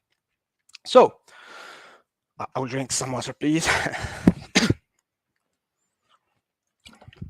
So, the publish subscribe channel pattern offers several significant advantages that make it easier a go-to solution for many scenarios. One of the primary benefits is the loose decoupling it creates between publishers and subscribers. This means you can modify either side without affecting the other, leading to more maintainable and flexible systems. Scalability is another key advantage. You can easily add new subscribers to handle increased load or new requirements without any changes to the publisher. Flexibility is also a strong point, as subscribers can often filter messages based on content or metadata, ensuring they only process relevant information. Additionally, pub-sub channels excel at real-time event propagation, making them ideal for systems that need to react quickly to changing conditions. As for use cases, pub-sub channels are perfect for news feed systems where multiple users need to receive updates simultaneously. They are extensively used in stock market data distribution, allowing multiple traders to receive, for example, real-time price updates. In the Internet of Things domain, pub-sub channels efficiently broadcast sensor data to multiple monitoring and analysis systems. Lastly, they are a key component in many real-time collaboration tools, enabling instant updates across multiple clients. So, implementing the publish subscribe channels in your system requires careful consideration of several key factors. Okay, first, think about your message delivery guarantees. Do you need at least once delivery? Or is it okay if some messages are occasionally missed? This decision will impact your choice of messaging middleware and how you handle edge cases. Subscribes management is another crucial aspect. Consider how subscribers will register and unregister from topics, and how you will handle inactive or slow subscribers. Topic naming and hierarchy is important for organizing your event space. A well-designed topic structure can make it easier to manage and scale your system as it grows. Message filtering is another consideration. Decide whether filtering should happen at the channel level or the subscribe level, and how complex your filtering needs are. Lastly, pay close attention to performance and scalability as the number of publishers, subscribers, and messages grows. You might have need to implement strategies like messaging batching, load balancing, or even custom optimization in your messaging infrastructure. By addressing this consideration, you can create a robust pub-sub system that efficiently handles your event distribution needs. So now we'll talk about process manager pattern. So the process manager pattern, a powerful tool for orchestrating complex workflows in distributed systems. At its core, a process manager is a central component that maintains the state of a sequence of steps and determines the next processing step based on intermediate results. Its primary purpose is to manage and coordinate complex multi-step business processes that may involve multiple services or applications. The key concept here is centralized control of distributed processes. Unlike simpler patterns that may use predefined sequence of steps, the process manager can make decisions on the fly, adapting the process flow based on the results of each step. This makes it incredibly flexible and capable of handling complex business logic that may be difficult to implement with other patterns. Let's dive into how the process manager actually works. As we can see in the diagram, the process begins with a trigger message. This could be a customer order, a system event, or any other thing that kicks off a business process. The trigger message is received by the process manager, which then makes a decision about what step to execute first. The decision is based on predefined rules and the content of the trigger message. The process manager then initiates the chosen step, which could be a call to a microservice, a database operation, or any other tool, any other action. Once that step completes, it returns a result to the process manager. The process manager then uses these results along with its internal state to decide on the next step. The cycle continues with the process manager orchestrating each step until the entire process is complete. At that point, the process manager produces the final output. Decentralized decision-making allows for complex conditional workflows that can adapt based on the results of each step. So the process manager pattern offers several significant advantages that make it invaluable for complex business processes. One of the primary benefits is the centralized control. It provides over complex workflows. Centralization makes it easier to understand, monitor, and modify business processes. Another key advantage is its ability to handle long-running stateful processes. Unlike simpler patterns, a process manager can maintain state over extended periods, making it perfect for processes that may take hours, days, or even weeks to complete. Flexibility is another strong point. The process manager can adapt the process's flow based on intermediate results, allowing for dynamic, condition-based workflows. Additionally, it provides improved visibility and manageability of business processes, as all the logic is centralized in one component. As for use cases, process managers excel in scenarios like order fulfillment systems, where multiple steps like inventory check, payment processing, and shipping need to be coordinated. They are also ideal for insurance claim processing, where the steps may vary based on the type of claim and its complexity. Travel booking systems often uses process managers to coordinate flights, hotels, and car rentals. Lastly, they are perfect for multi-stage approval workflows, where different approvals may be needed based on various conditions. So, implementing a process manager in your system requires careful consideration of several key factors. First and foremost is state management.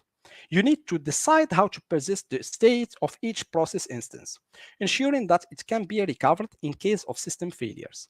This often involves using a database to store process states. Error handling and recovery are crucial. You need to design how your process manager will handle failures at various stages and how it can resume processes from the point of failure. Scalability and performance are important considerations, especially for high volume systems. You may need to implement strategies like sharding or load balancing to distribute the load across multiple process manager instances. Monitoring and logging are essential for maintaining and troubleshooting complex workflows. Implementing comprehensive logging of each step and decision made by the process manager. Lastly, consider how you will define and version your processes. Many implementations use a domain-specific language or visual tools to define processes, and you will need a strategy for versioning these definitions as your business processes evolve over time. By addressing these considerations, you can create a robust process manager that effectively orchestrates your complex business workflows. So, now we have studied 4 integration patterns. I told you that you don't forget about the aggregator one. So here I will try to give you an example of enterprise integration solution that exists in the market. There is, for example, Apache Camel, there is MuleSoft, and there's a lot of other solutions that you can use. There's a lot of solutions, so you don't need to code all of these integration patterns. Maybe for if you have more complex use cases, but there is tools that do that for us. For example, here we will try to understand how MuleSoft, the solution for integration solutions, are implementing the aggregator. We will see how they implemented the aggregator. So here we can see a diagram. Now we will try to dive into MuleSoft time-based aggregator. Here we will only see the aggregator with the time-based that will take, for example, that will aggregate results every 5 minutes. Okay, so and we'll see how it's implemented. Let's start with our Mule flow. This is the first class. Imagine orders following into our systems. Order for 5 shirts, order for 3 pants, and so on. As these orders arrive, the Mule flow calls the execute method on our time-based aggregation operation executor. It's a class there. This executor then calls the aggregate method on the abstract aggregator executor. Think of this as the brain of our operation, coordinating all the moving parts. First, the abstract aggregate executor reaches out to the object store, our persistent storage. Here we are talking about the state management, our persistent storage. It's like a digital filing cabinet retrieving any previous aggregation state. If we start already the aggregation, he will see if there is one he will retrieve it. For example, it may recall last time we had processed 50 orders. He will take the orders that he needs. Next, we get our simple aggregated content. This is our aggregation basket where we will collect all the orders for the current 5 minutes. We'll collect them there.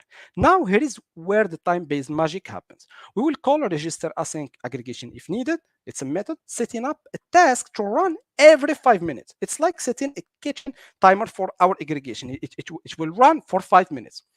As each order comes in, we call add storage on our simple aggregated content. It's as if we are putting each order slip into our aggregation basket, okay? After processing each order, we update our shared information in the object store. It's like updating our tally sheet, okay? So this process repeats for every order that arrives within the 5 minutes that we decided. Now, let's fast forward 5 minutes. Our timer goes off. It's finished 5 minutes. So here on async aggregation execution is called. This is where we process all the orders we've collected. First, we call get aggregated elements on our simple aggregated contents. It's like dumping out our basket, okay, of orders. Next, we check if anyone's waiting for our results. In Mule, we do this by calling get listener in the aggregation manager. You will see all of that in the demo. If there is a listener, we notify it with our aggregated data using notify listener on complete. It's like calling out. In the last 5 minutes, we proceeded 20 orders. Finally, we call receipt group. This clears out our simple aggregated content, ready for the next 5 minutes window. It's like emptying our basket, ready to collect new orders. What makes this approach powerful is its efficiency. We're not storing every single order forever. Instead, we are summarizing our data every 5 minutes, providing regular insights into our sales. So this pattern is incredible. While we've talked about order processing, you could use it for time-based data, monitoring website traffic, for example, count visits every minute, tracking stock prices, aggregate prices. You can use it for a lot of use cases. So here we will try to see a real demo with MuleSoft and how we can implement that very fast with MuleSoft. So here I will share now. So how can I share that? So it should be like that. Okay, great. So I will share my screen now.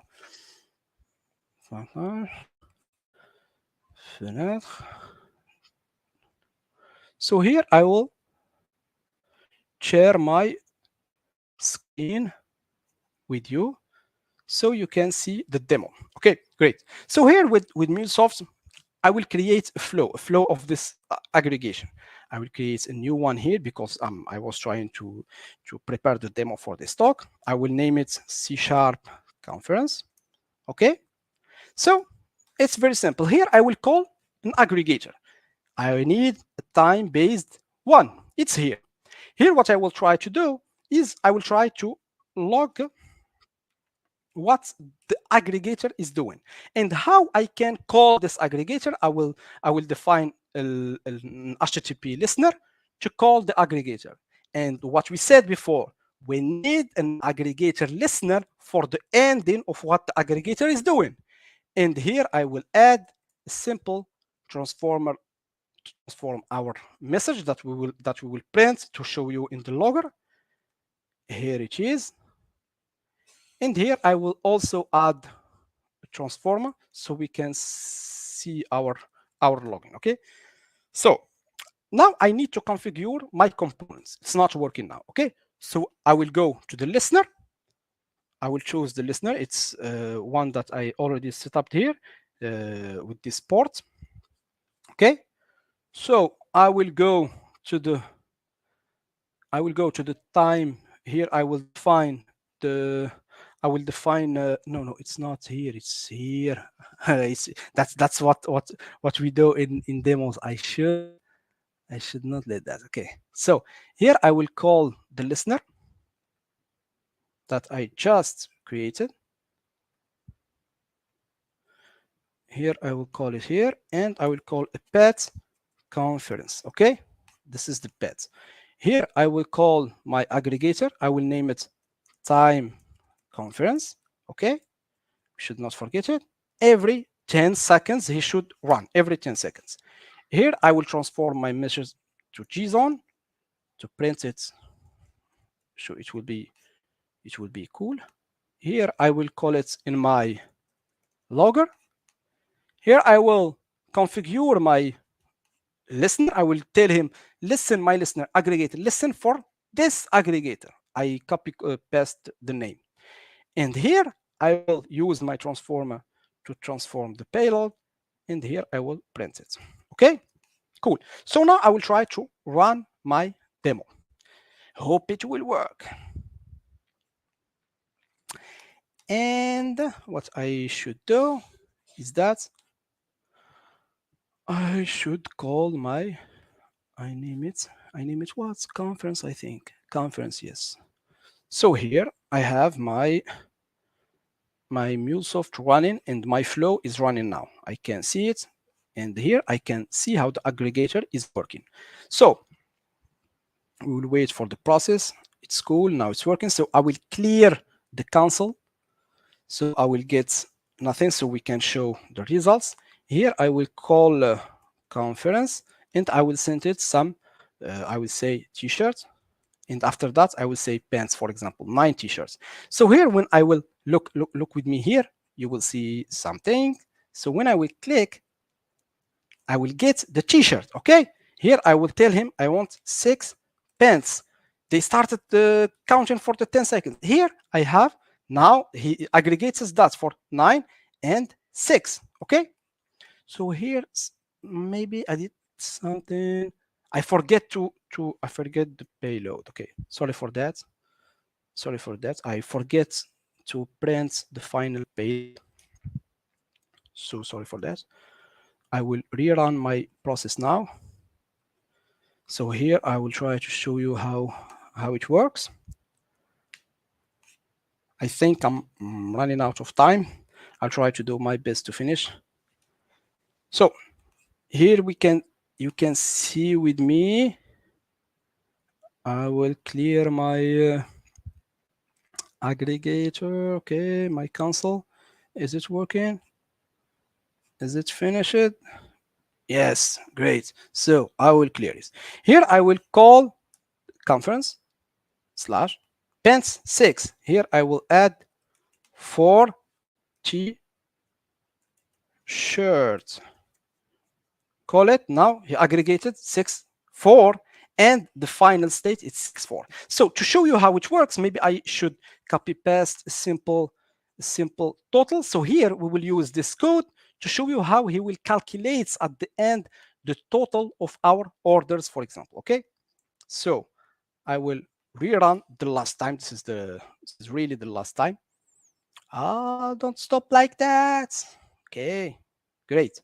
So here we will see how he will aggregate results, and at the end he will print us the total of what we ordered.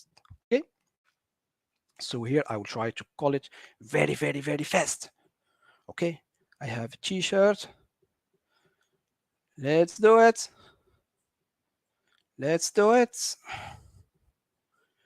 Great. Yeah, I have 1 minute. So clear it. Now I will call conference on t-shirt. They have 4. I call pants with 5. And here, after the 10 minutes will finish now, he will make the calculation total 9. So we aggregated and do some work to get us, for example, now 9 orders for the total for the 10 seconds that we configured in our time-based aggregator. So thank you so much, and see you. Bye-bye. Oh, thank you so much, Ayub. Oh, all right. I know he had a COVID, so he couldn't, continue. But never mind. But we wish him to get very well. Everyone says wish for a speedy recovery. We just says get well soon. I know he wasn't feeling well. Still, he did the session for us. So thank you so much, Ayub, for doing that. We now move to our next session. I know we're already 5 minutes in, but I'm really excited for the next one because our next speaker is, if I hope I say his first name right, it's Nikolay. He's going to talk about what developers should know about observability. And he is the founder and CEO of Coroot, right? Coroot. So let's bring our next speaker in.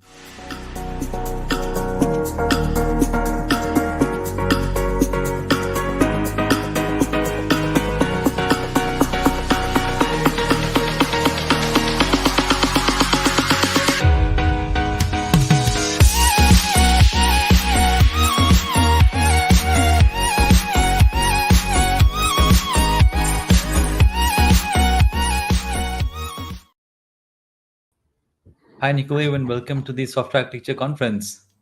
Hi, thank you for the warm intro. I'm really sorry. I just checked time in Turkey, and it is what, 8:30, almost 8:15, right? Yeah. And it must be very late, right? So I'm not going to take a lot of your time. I see you've already shared your screen. I've added it to the stream now, and everybody else can see your screen. And next 35 minutes is all yours. Cool. Let's start. I'm Nikolai, CEO and co-founder at Coroot, and today I'm going to talk about observability. And a few words about me. I work for Coroot. We built an open source observability platform, and we try to focus on turning telemetry data into answers, like actionable insights and so on. And I've noticed that a lot of other speakers, when talking about observability, are focused on storage, particular platforms, and how to gather data for troubleshooting and how to store them. But almost nobody talks about how to use all this data to find answers. And today I'll try to focus on this particular question. And let's start from the very beginning. What is observability? In simple words, observability is being able to answer questions about your systems. When you deploy your applications into production environment, you should be able to answer these questions like how the app is performing right now, are there any failed requests and why they fail, and other question can be related to latency and so on. And why do we need answer these questions? The first one, we should be able to provide to make our system available for users, because if you run your business that based on website or mobile app, your application can make money only if it's available for users. To be honest, having all that observability stuff doesn't guarantee you 100% availability, but every bad situations happens in production, so you should be ready to mitigate these issues. The second one reason is you should keep your application performance as high as possible, because lower application latency means better conversions, and it's good for business. And the last one is costs. As more performant your application, you can spend less money on your cloud costs, and optimizing application can lead to reducing your cloud cost. And these days, all problems start from the data. We try to collect data, then analyze it, and make some conclusions. And in case of observability, it's the same. We need to, before everything, we need to talk about data. And let's start from a really simple example. We have a trivial web application, Hello World, and we deployed it in production, and we know nothing about its performance because it is not instrumented with any logging tracing metrics. And let's think about how we should look at this application in production. We have some questions, and let's start thinking how to improve our application to make it observable.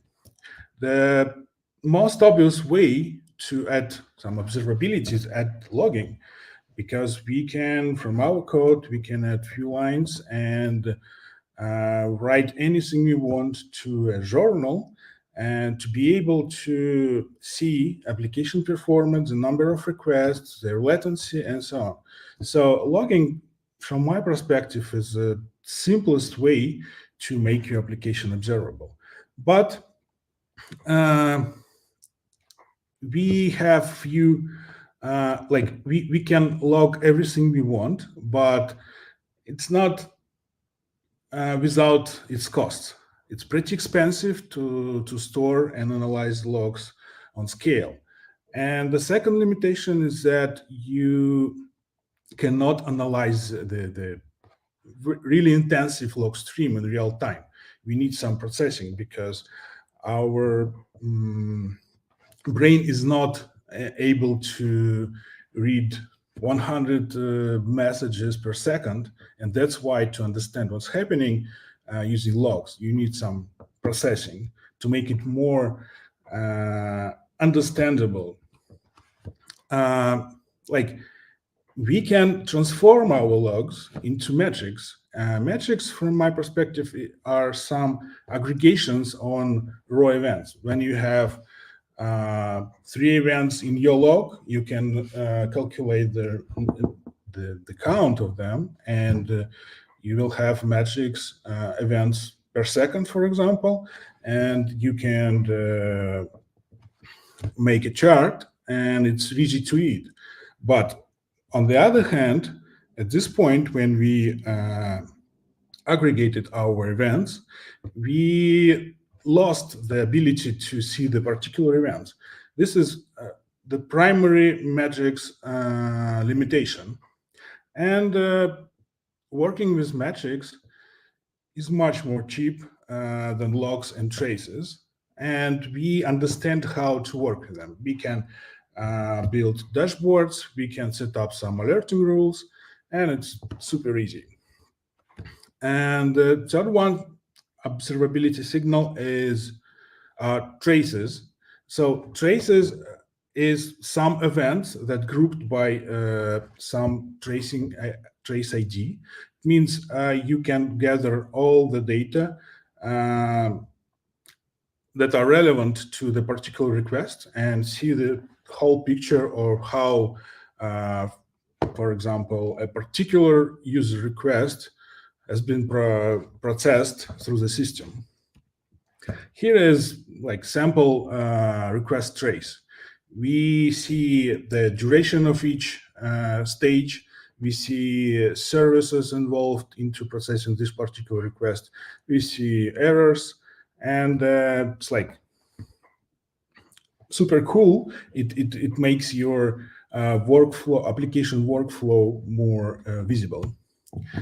But traces are, as logs, more expensive comparing to metrics, for example, and you should find the balance. Usually it is done by adding sampling, when you store only the fraction of all your data. And the fourth telemetry signal is profiles. Profiles can help you understand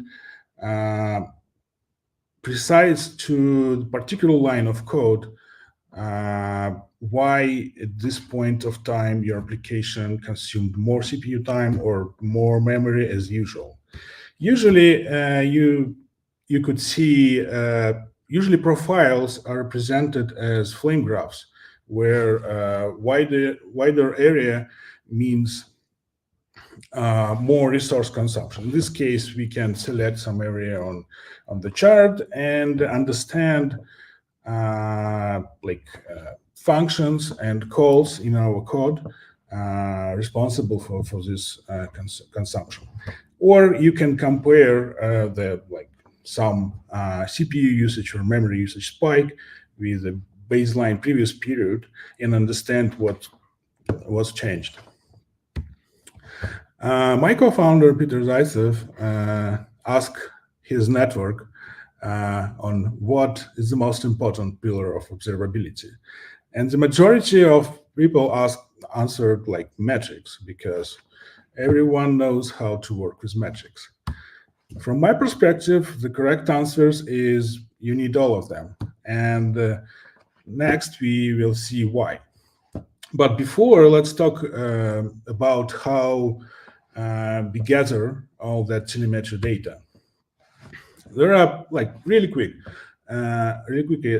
we have a standard de facto way to instrument our applications with OpenTelemetry SDK. OpenTelemetry is a vendor-neutral product that provides you with SDKs for many programming languages, Java, .NET, everything, almost everything. It supports gathering metrics, log traces, and now they started to add profiles into their supported signals. But it requires some changes in your code. In some platforms like Java, you can just add the agent and all your code will be instrumented automatically. But like in languages like Go, you need to import the relevant SDK and redeploy your applications into production. An alternative method to gather telemetry data is eBPF.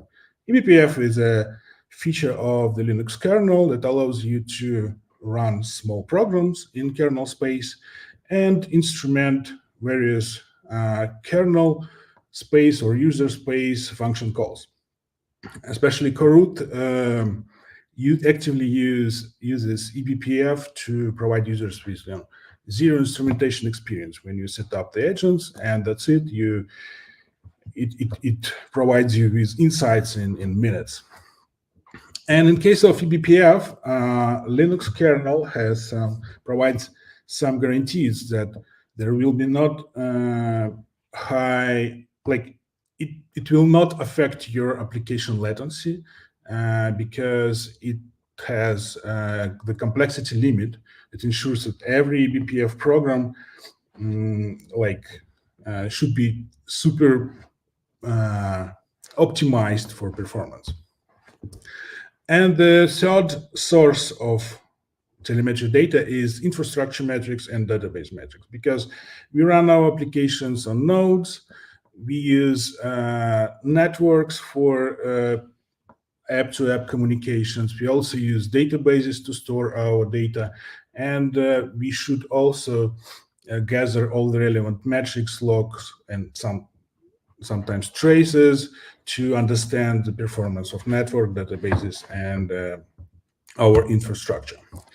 And the most interesting part of my talk is what we can do with all that data, because it's like pretty easy to collect a lot of data, but we need to figure out how to extract answers. And this is the biggest, from my perspective, the biggest challenge in the observability space. Our approach at Coroot is we built a model of each system, distributed system. We understand the applications, their instances, nodes they run on, and we understand how they communicate with each other. And we, as engineers, we start from an overview of the system and how it performs. And then we traverse dependency graph and analyze the performance of each component, and we understand where the problem comes from. Then, if you have to deal with thousands, hundreds or even thousands of services, you should add some automation because it's no longer possible to handle it manually. So let's start from an overview. I believe that every troubleshooting process should start from metrics related to user experience, because it's like the most important metrics in your system. We should we should check them before we think about nodes, CPU usage, or network issues. We should understand is there any issues affecting our users or not. And for an overview, better to use traces and metrics because like logs and profiles are almost useless in this case. And let's look at some examples. Here we have tracing, aggregated tracing view. Each point on this chart is some number of requests. They are distributed over time, and they are grouped by their latency. And also we have the red points that sign that there are some errors. We can select this area and understand that we have some errors in our system, and we can ask the system analyze only error traces and group them by the origin error. And in this case, we can see that product catalog service affected all that requests. Then we can see some latency anomaly. We can see that there are a number of requests that were handled longer than usual. In some anomaly, we can select these slow requests and understand which service call caused this situation. In this case, it's because of we slowed down network between some service and its Redis database. Pretty easy, but we can understand the state of our application using only one chart. It's like we just picked the right representation of all our data. But we cannot use only traces to understand what's happening with our application right now, because in case of traces, you will see only like errors or spans that took longer than usual. But tracing data cannot answer questions like why the application performs slower than before. For example, tracing cannot cover issues related to Java garbage collector activity or some internal PostgreSQL log contention or something else. So, and the second limitation is that you cannot instrument all your application stack because of third-party services, legacy services, and so on. So, and this is why we need not only tracing data, but we should look at metrics, logs, and so on. Okay, let's assume that we understood that now we have an open issue that affecting our users. We need to somehow understand how our components communicate with each other, and then we can drill down into any particular service and troubleshoot it. Here is a service map. We at Coroot use eBPF to understand communication between between services, understand latency between them, understand network performance between them, and we can easily understand how our components communicate with each other. And thanks to eBPF, it can be done without any blind spots, because you don't need to instrument your applications to have this service map. And using this service map, you can drill down into any particular application and see only metrics related to this one application, its clients, its dependency services like the database, and we can analyze each subsystem separately to understand other issues, CPU-related issues, memory-related issues, and so on. And we use this approach to make troubleshooting easier, because we don't have to navigate through the countless dashboards and so on. And what we should know about each component. I believe that over 80% of application issues are the same. So we can cover the most common pitfalls and highlight them automatically. In our case, for about every application, we know its service level indicators such as errors and application latency. We understand CPU consumption, memory consumption, all resource consumptions. In some cases, we can drill down into runtime environments like JVM environments, .NET runtime. We see all the relevant nodes that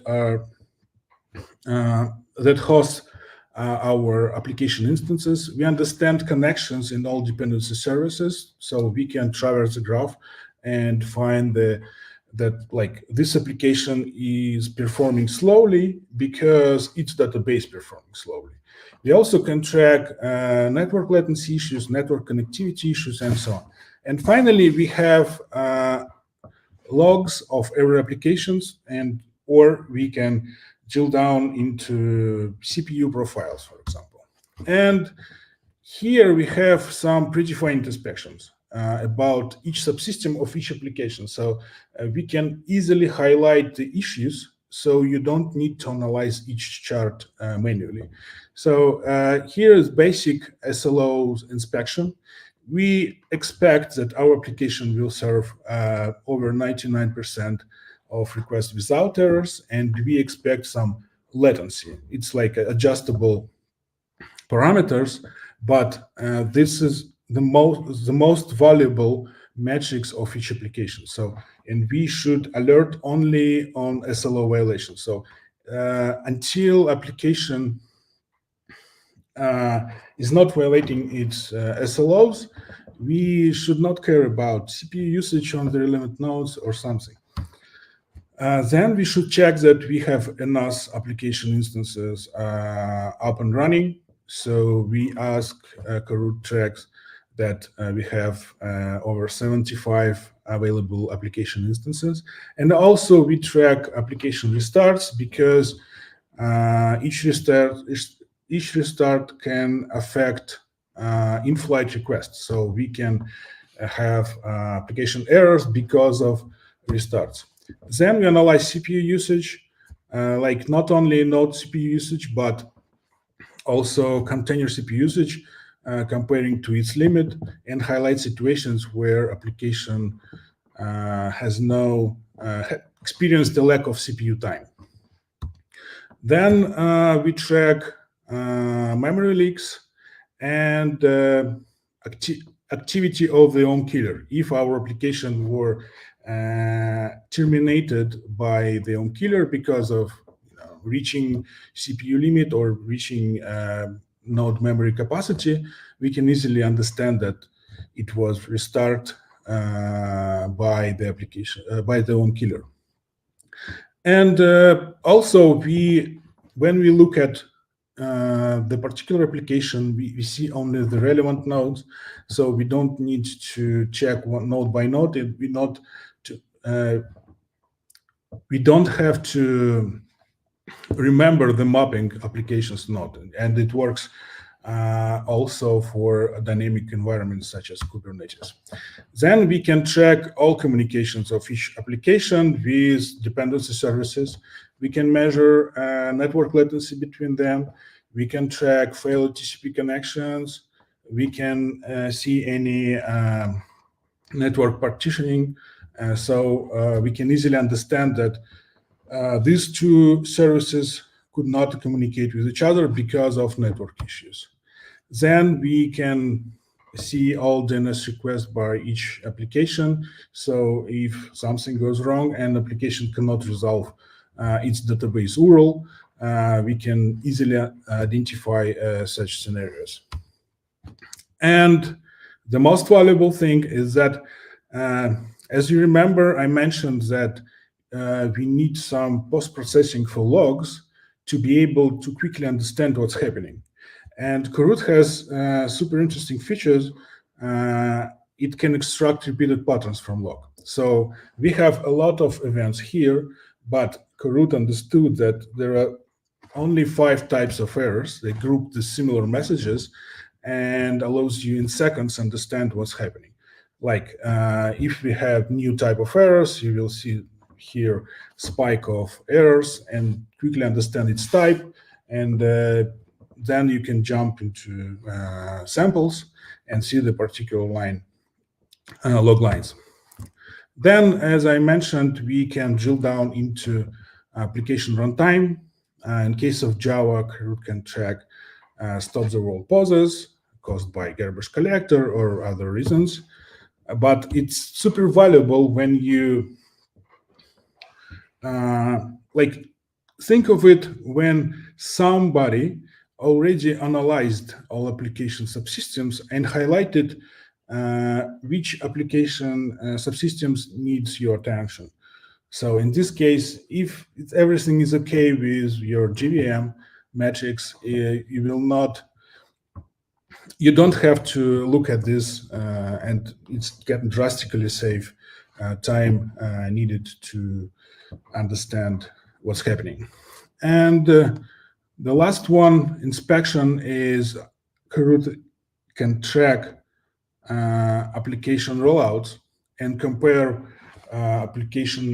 new application release performance with the previous one. It's super helpful when you deploy many times a day.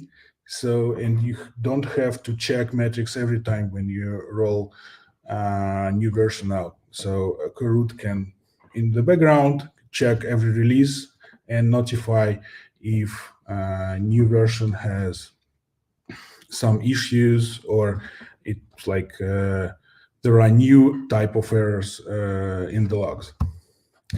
And having such automation allows us to sort our services by their severity of like issues. For example, if some services violate their SLOs, we can highlight them. If some services has errors in their logs, we can highlight it. We can not show you dashboards with like beautiful charts, but we provide you with answers about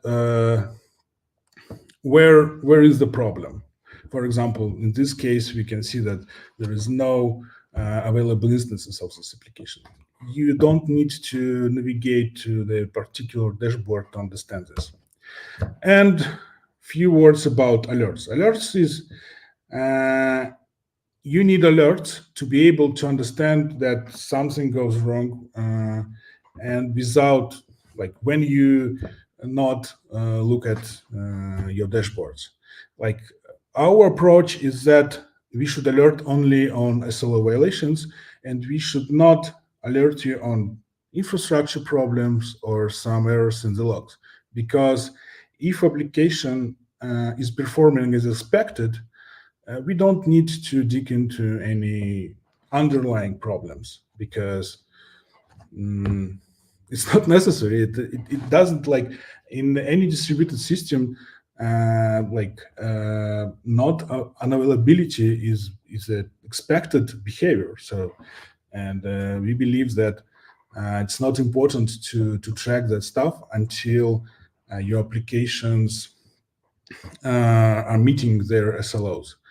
And we try to provide you with rich alerts, which means we know that this application is violating its SLOs, but we know that there are some relevant errors in the logs, or at the same time, the application has network issues. And we can send you a single alert with all this data. So you don't need to analyze it manually or correlate many alerts to understand what's happening. And it's like, I almost done, but it's like some summary of my talk. I want you to think about observability, because in DevOps philosophy, we should understand that developers should understand how their applications run in production. I want to highlight that I believe that observability is not about storing your telemetry data or compressing your telemetry data. It's more about understanding your data and being able to extract answers and actionable insights. And I want you to give a try to Coroot because it's like open source, free of charge, and you can use it, and you will have all these practices out of the box. And I believe Coroot can identify over 80% of issues automatically, and like reuse observability as you reuse your code. So that's it. If you have any questions. That was absolutely great. Yeah, you want to go ahead and talk about your handles? No. I'm finished. Okay, perfect. I think here at CSharpCorner or maybe general, right, community really loves open source products, and I didn't know that Coroot is open source. So before we get into other questions, it's like, do you maintain a list of all PRs, and do you have any kind of contributors? Do you build in public? Like, do you have all your project timeline on GitHub? Do you do something like that? Yeah, all our changes are public, so we Mm-hmm. also accept external contributions. Mm-hmm. But I wouldn't say we are completely open because we haven't shared our roadmap yet, I but see. we are working on it. But we try to be as open as possible. Yeah, I see it. You already have 119 followers, which is pretty nice. And what I'm going to do is I'm going to take the GitHub URL and I'll put it in the comments so that everyone watching it, we have around 450 people watching in. They can actually go ahead and maybe star your GitHub repository. That would be nice. So It would be great. let's take a question that we have from the comments. Is Freya is asking, how do you ensure that observability tools do not significantly impact application performance? Yeah, we use eBPF that provides some guarantees because we cannot run complicated code at the kernel space. So, and we like in our documentations, you can find a benchmark that shows the performance impact, and it's not like it's miserable. So, yeah, I see it. and Yeah, you also every time you can dedicate some external node for observability needs, but we try to optimize our agent to maximize its performance. So in worst case, you will lose some telemetry data, such as because eBPF uses a cyclic buffer to exchange information between kernel and user space. And in worst case, if our agent performs not able to read all the data, it rewrites the data, and in worst case, you just have only fraction of the telemetry. So I think it's pretty fair trade-off for observability needs. perfect. Thanks for that question. Thanks for answering it. I know there's a lot of discussion upon open telemetry. So there's another question. Perhaps I'll skip that one and take one that is from the Rohit. We have another like 30 seconds. How can developers effectively integrate observability into microservices architecture? Yeah, we built Coroot especially for such infrastructures where you have a lot of services, and that's why the easiest way to use eBPF. It has some cons. For example, it cannot provide you with like true distributed traces because it doesn't have any request ID. It should be originated somewhere. But as a starting point, eBPF and Coroot is one of the best choices on the market. And then you can add open telemetry instrumentation into your app, and Coroot also supports open telemetry. Perfect. I'll ask one final question, Nikolai. I'm going through the, the pricing where you say your one tier is entirely open source. The other is Pro, and the Enterprise comes with on-premises. So for someone who may not be able to find the difference, what is the difference between in the deployment type of self-hosted and on-premises? So far, it's priority support, role-based access Okay. control, single sign-on, and we have some prototype of AI-based root cause analysis. So you just select the latency spike, and the systems show you the root cause.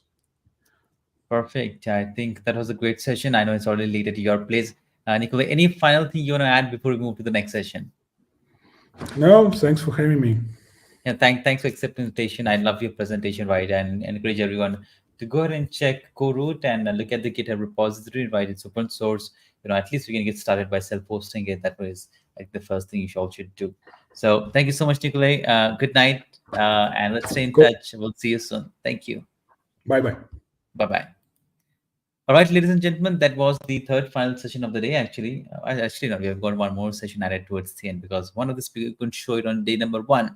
With that said, we now move to this other session, the next session, and that is by Chad. He's going to talk about navigating front-end complexity, a blueprint for loosely coupled systems. How cool is that session?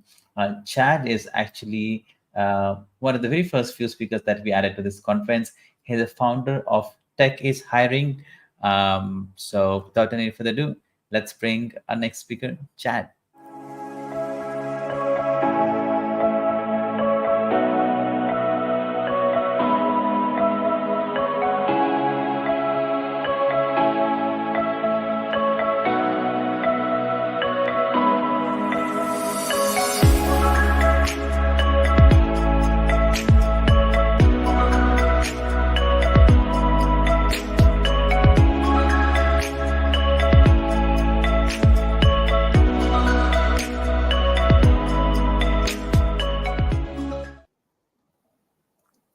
Hi, Chad. Welcome to the conference.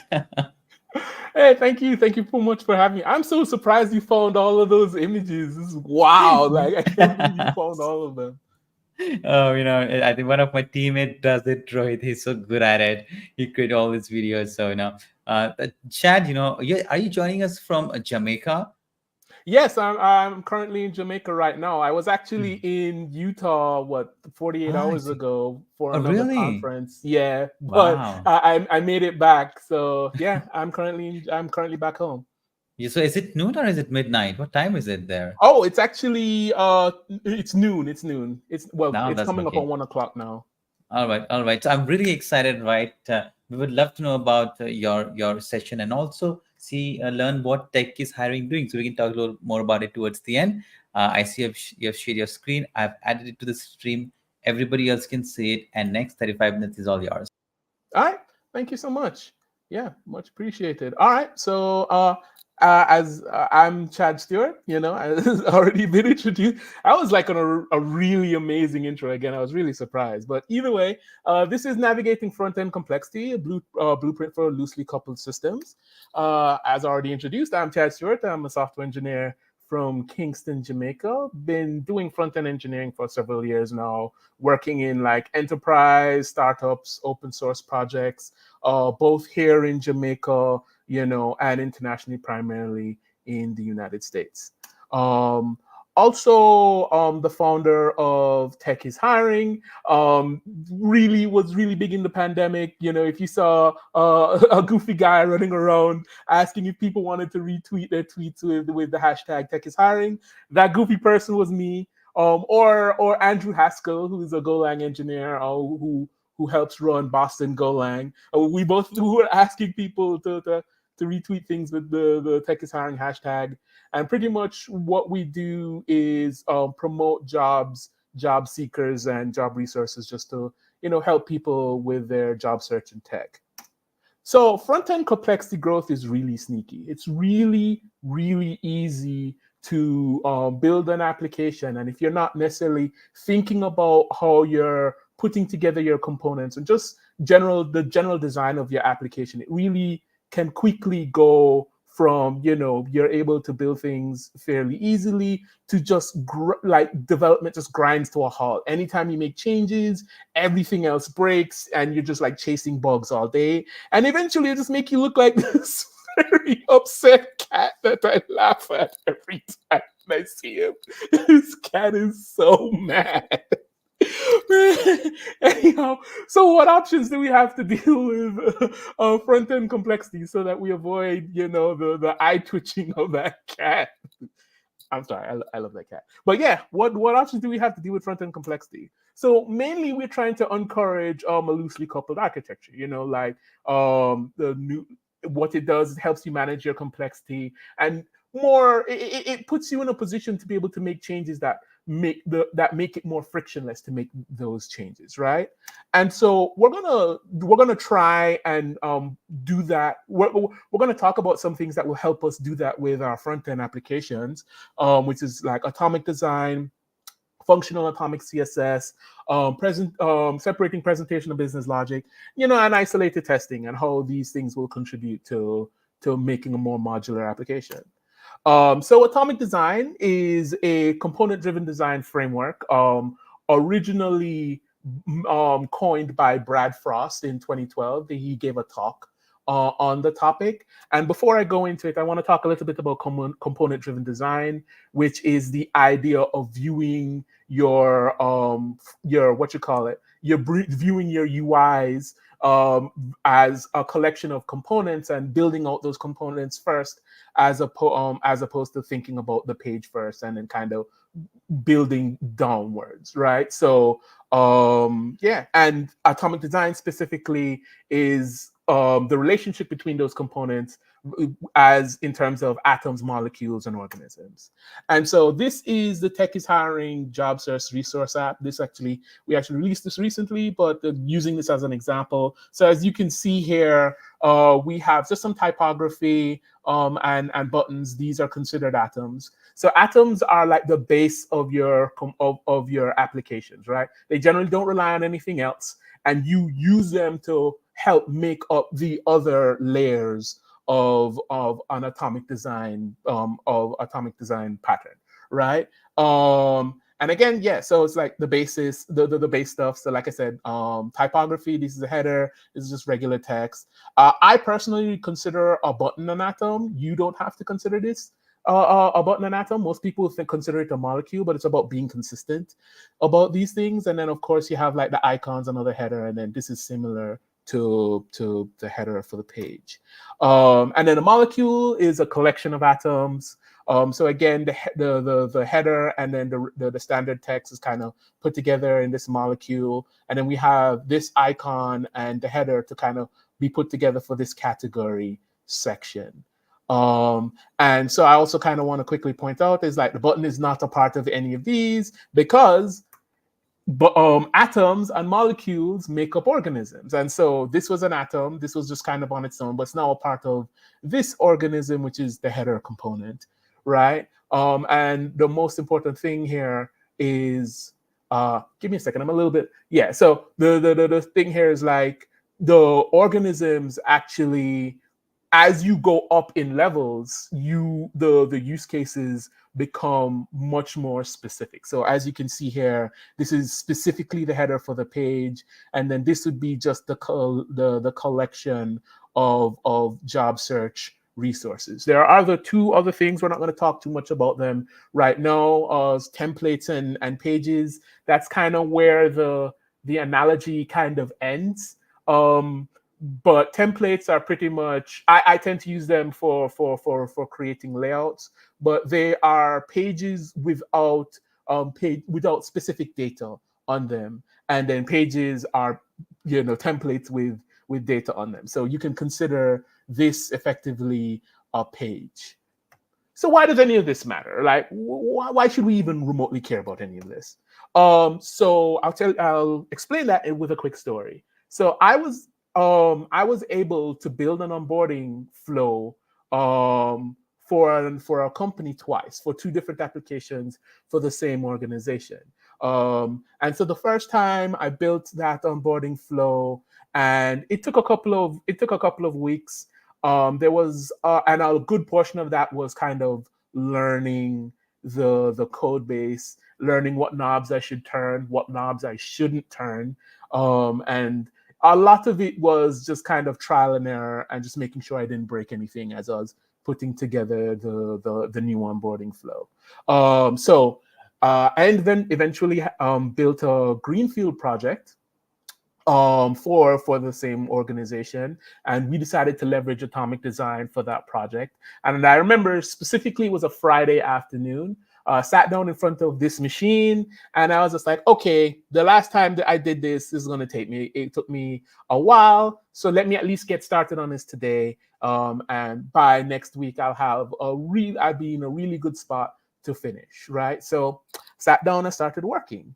And 4 hours later, like I remember kind of looking at the mock and then looking at the page, getting ready to just kind of do some other stuff. And I was like, wait, why does the page look like the mock all of a sudden? And it was really amazing to me. So like I say 6 hours because you take some time to have to do code review and things like that, get people's feedback. But for the most part, it was just like this. It was just like a smooth flowing river. Like I have very little issues. Like that's the reason why, like I was pretty much in a flow state. For the most part, that's the main reason why, like it was so surprising to me when it was finished, right? So why was development this easy? Well, partially because a lot of the components were built out already. Like atomic design encourages reusability. So obviously you're building like your atoms and molecules to be fairly reusable, but also it's kind of the plug and play aspect of your components, right? So it's almost like kind of putting Legos into place. Maybe you have some customization, like maybe you change the styling or you apply styling depending on what you're using. You apply new styling to the components. But for the most part, if you're fairly confident in the way the components are built, you just put them into place and then you just kind of move on. It just makes development really quick, really easy, really painless, right? At least for your presentation logic. And this wasn't an isolated incident, right? Like I wasn't the only one that this had happened to. We had actually brought on somebody to help us continue delivery. And generally, when you bring on somebody new, what ends up happening is that you have to onboard them onto the project, and you lose a fair amount of time in the onboarding that you were hoping to save by having more than one person working on the application. The thing is, in this case, that the onboarding wasn't that long. Obviously, I had to explain to him what atomic design was. I was explain to them what atomic design was, and then explain to them the project for a bit. But for the most part, they were able to onboard fairly quickly and add value fairly quickly. And a big portion of that is because the places where they needed to add value, they really only needed to know the thing that they were affecting, right? I get, much like my situation, they had a suite of components they could already leverage, and they just leverage them however they can. And more importantly, because the code base was so modular, at least the presentation logic was so modular, they didn't need to understand the entirety of the code base to add value. Like if you remember the previous story, I had to really know what knobs I needed to turn and what I should avoid to be able to add value without breaking other things. In this case, they didn't have to think about that nearly as much. And so we move on to functional atomic CSS. And there are various paradigms that kind of encourage smaller predefined CSS classes, where the classes themselves tend to be labeled as actions. So if you imagine traditional CSS, you have your markup, and then you tag your markup with an ID or a class, and then you define your styles, generally in a style sheet, in another file, and then you have to use selectors to select your markup with the ID or the class, and then you add styles to your application, to the components. A bit of dry mouth there. So yeah, in functional CSS, and this example is specifically through Tailwind. In functional CSS, you apply class names that are predefined directly to your classes. So here's an example, font bold. The action is obviously I want this font bolded. And then we have another action here, text 6XL, which is we want to make the text large. And 6XL is how Tailwind does like their sizing. It's one of their sizing options, right? And so you apply these classes directly to your markup. Again, why does this matter? Why should we care? Right? So it's significantly easier to reason about the CSS. So again, in traditionally, when we're applying CSS, we apply CSS separately from our components. Whereas in this case, the component, you apply the CSS directly to the component by using named classes, right? So one, the component no longer owns the CSS. So it's the component no longer owns the CSS. You're just applying a suite of predefined CSS classes to the component, right? And so if, say, for instance, you want to change, you don't want the font to be bold anymore, you just delete it, but you delete it from the component right here as opposed to messing with a style sheet. And so that disconnect between how you think about CSS and how you think about your HTML is a lot easier it's easier to reason about. Errors, because of that as well, errors tend to be isolated to the components that the error is at, right? So here, and in this example here, I did not purposefully add a CSS error, wink, wink, nudge, nudge, like I did not do this on purpose at all. But yeah, I didn't do this on purpose. And like this error is being caused by BG red, which I have highlighted here. But this component, like these are the same component, or they have the same definition. Obviously, they have different data, but they're the same component. They're being mapped out. And if I were to get rid of this, the error would go away on both components, right? But the more important thing is that the CSS that is being applied is applied to that specific component.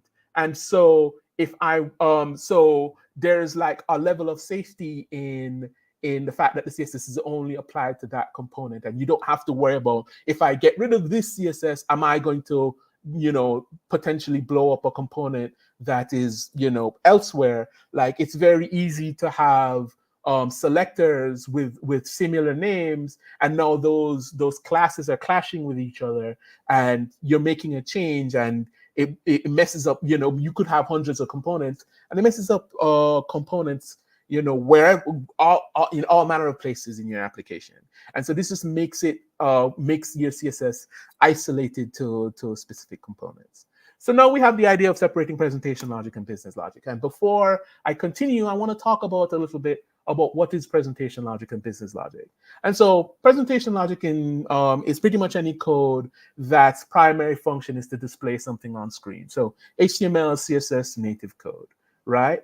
And business logic, its primary function is to facilitate a business function or rule. So imagine something like a shopping cart in an e-commerce application, and adding items to that shopping cart. That would be business logic, right? So I am going to show you a quick example of what happens when you co-locate presentation logic and business logic. So this is the engineering sandbox. This is a personal project of mine where I just kind of mess around with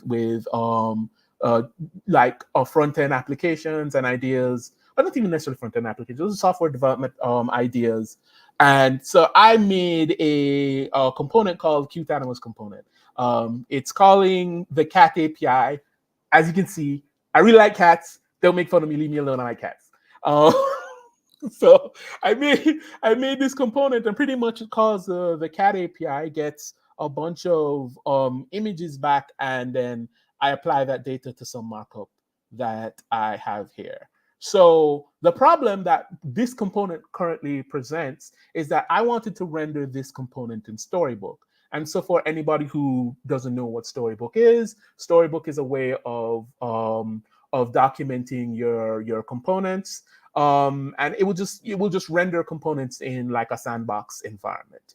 But it literally just renders the component, right? So it reads all of this JavaScript. It does not discriminate against the JavaScript that you have. And so it would run this fetch API. I should make quick mention that this fetch API is being declared elsewhere. But it would run this fetch API, right? And so imagine in a situation where you have you're making a fetch call to an endpoint that is in like a private network, right?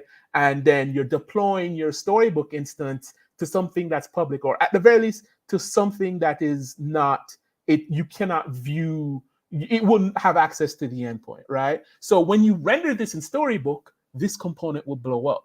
And we don't necessarily want that. Like, obviously, this is not necessarily the case. The CAT API is a third-party API that is public, but you don't necessarily want to run this logic, right? I should also mention that all of this that you see is really from React Query, which is managing the fetch call, right? And so I want to show you how I solve this problem. And it's pretty much by what we're talking about, which is separating the presentation logic and business logic. And so it wasn't particularly hard. I just moved the markup into its own component. So this is relatively the same from what you saw previously, but now the markup is over here. Y'all can make fun of me for my props. I didn't spend that much time, properly, making sure that I'm passing things properly. I just kind of dumped everything into the presentation logic, but like at the very least, they're now separated, right? So here is the example of the presentation logic, and it's just mostly the markup. So we just take everything, we just pass everything through the props, and we leverage the data however we need, the data and supporting functions however we need. And so this is the actual story that I wrote from Storybook. And so because of that refactor, I was able to just mock out some data, and now I can render this in Storybook, and I don't need to rely on the CAT API being up. Maybe it goes down, right? And I don't want my story to blow up. You know what I mean? So yeah, like that's pretty much it. So what are some of the benefits outside of that particular story that you get? So I mentioned better organization of files, because the CAT API, the actual fetch call is being declared elsewhere, right? The code is easier to understand and reason about. So the presentation logic is primarily just putting data on screen, and then business logic fulfills a business function. Like, when you have them co-located, that component now has to do both of those jobs. With them separated, you can have a component or just a file that is doing that job and potentially have a single use case. And then all you're worrying about is successfully accomplishing that use case. And then again, presenting the data is same thing. All you're worrying about is how you're presenting the data. You're not even necessarily worried about where the data is coming from. It's also easier to build a more robust test suite. So when in the previous example, when we had the business logic and presentation logic co-located, if I wanted to test the business logic, what I would literally have to do is render the component, apply some action, through like test library, pray that action has some effect on the component that I can look at, and then test for that, right? Whereas in when it's separated, I can just run that function, maybe just in vtest or jest. I don't have to actually render an entire component and then apply an action just to run that function.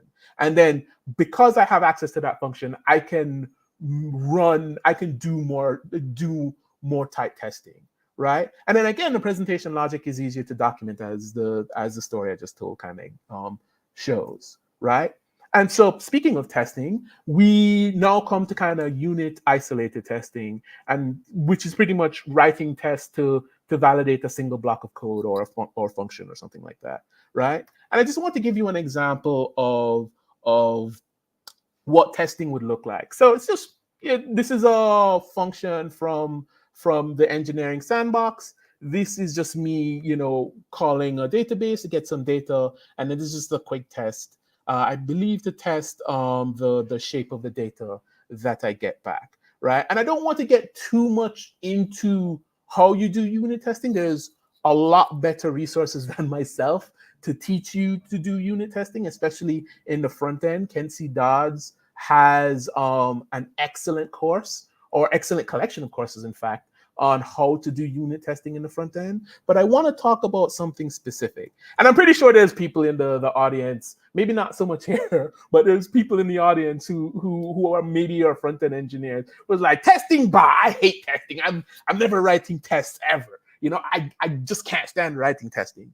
I can't stand writing tests. And to be honest with you, I personally had an issue with writing tests as well. It was really difficult to do, right? And so I decided to write more tests, again, for the engineering sandbox. And the reason for that was because I had a microservice that I wanted to split out into multiple microservices, and I wanted to just ensure that I could that it was working once I had done that split.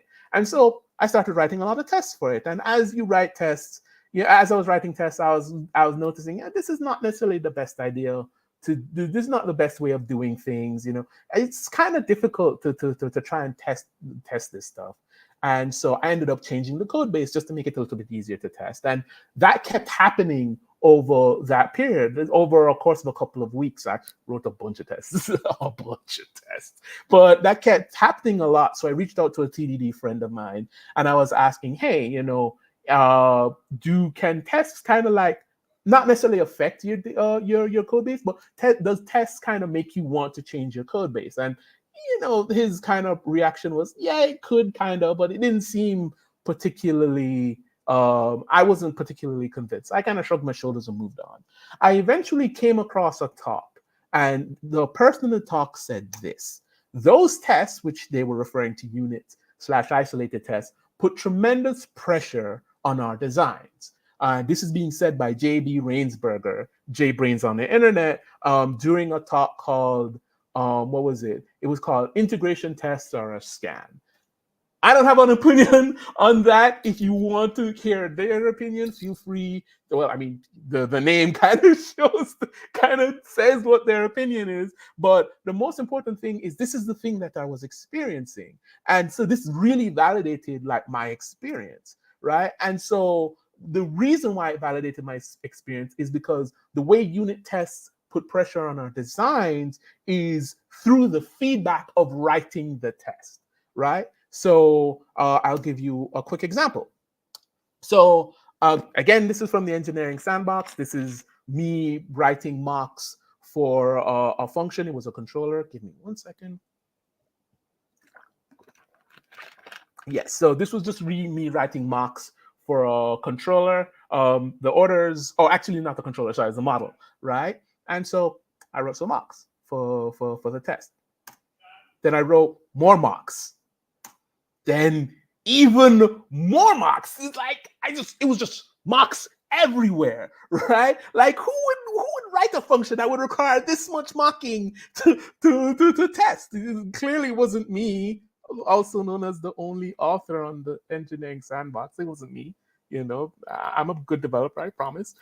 But this is an example, right? So the feedback that this test was giving me was that maybe there was too many dependencies. Maybe you can do something about your design to reduce the amount of dependencies, right? Now, that feedback, you don't necessarily need to act on that. But the most important thing is that you recognize that you're getting that, right? That's the most important thing. And then interestingly enough, storybook stories apply the same type of pressure, right? Like I just told a story about, give me 1 second, please. Just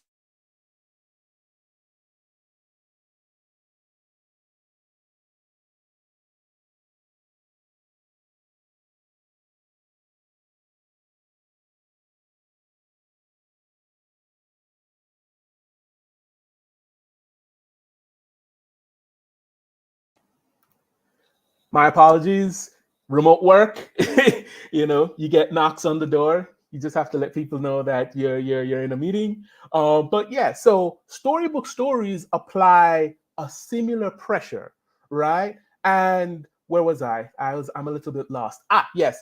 So I just told a story about how I had to refactor. It was a small refactor, but I had to refactor my component to render in Storybook without an issue. And so this example here on the right is kind of describing the same mocking issue.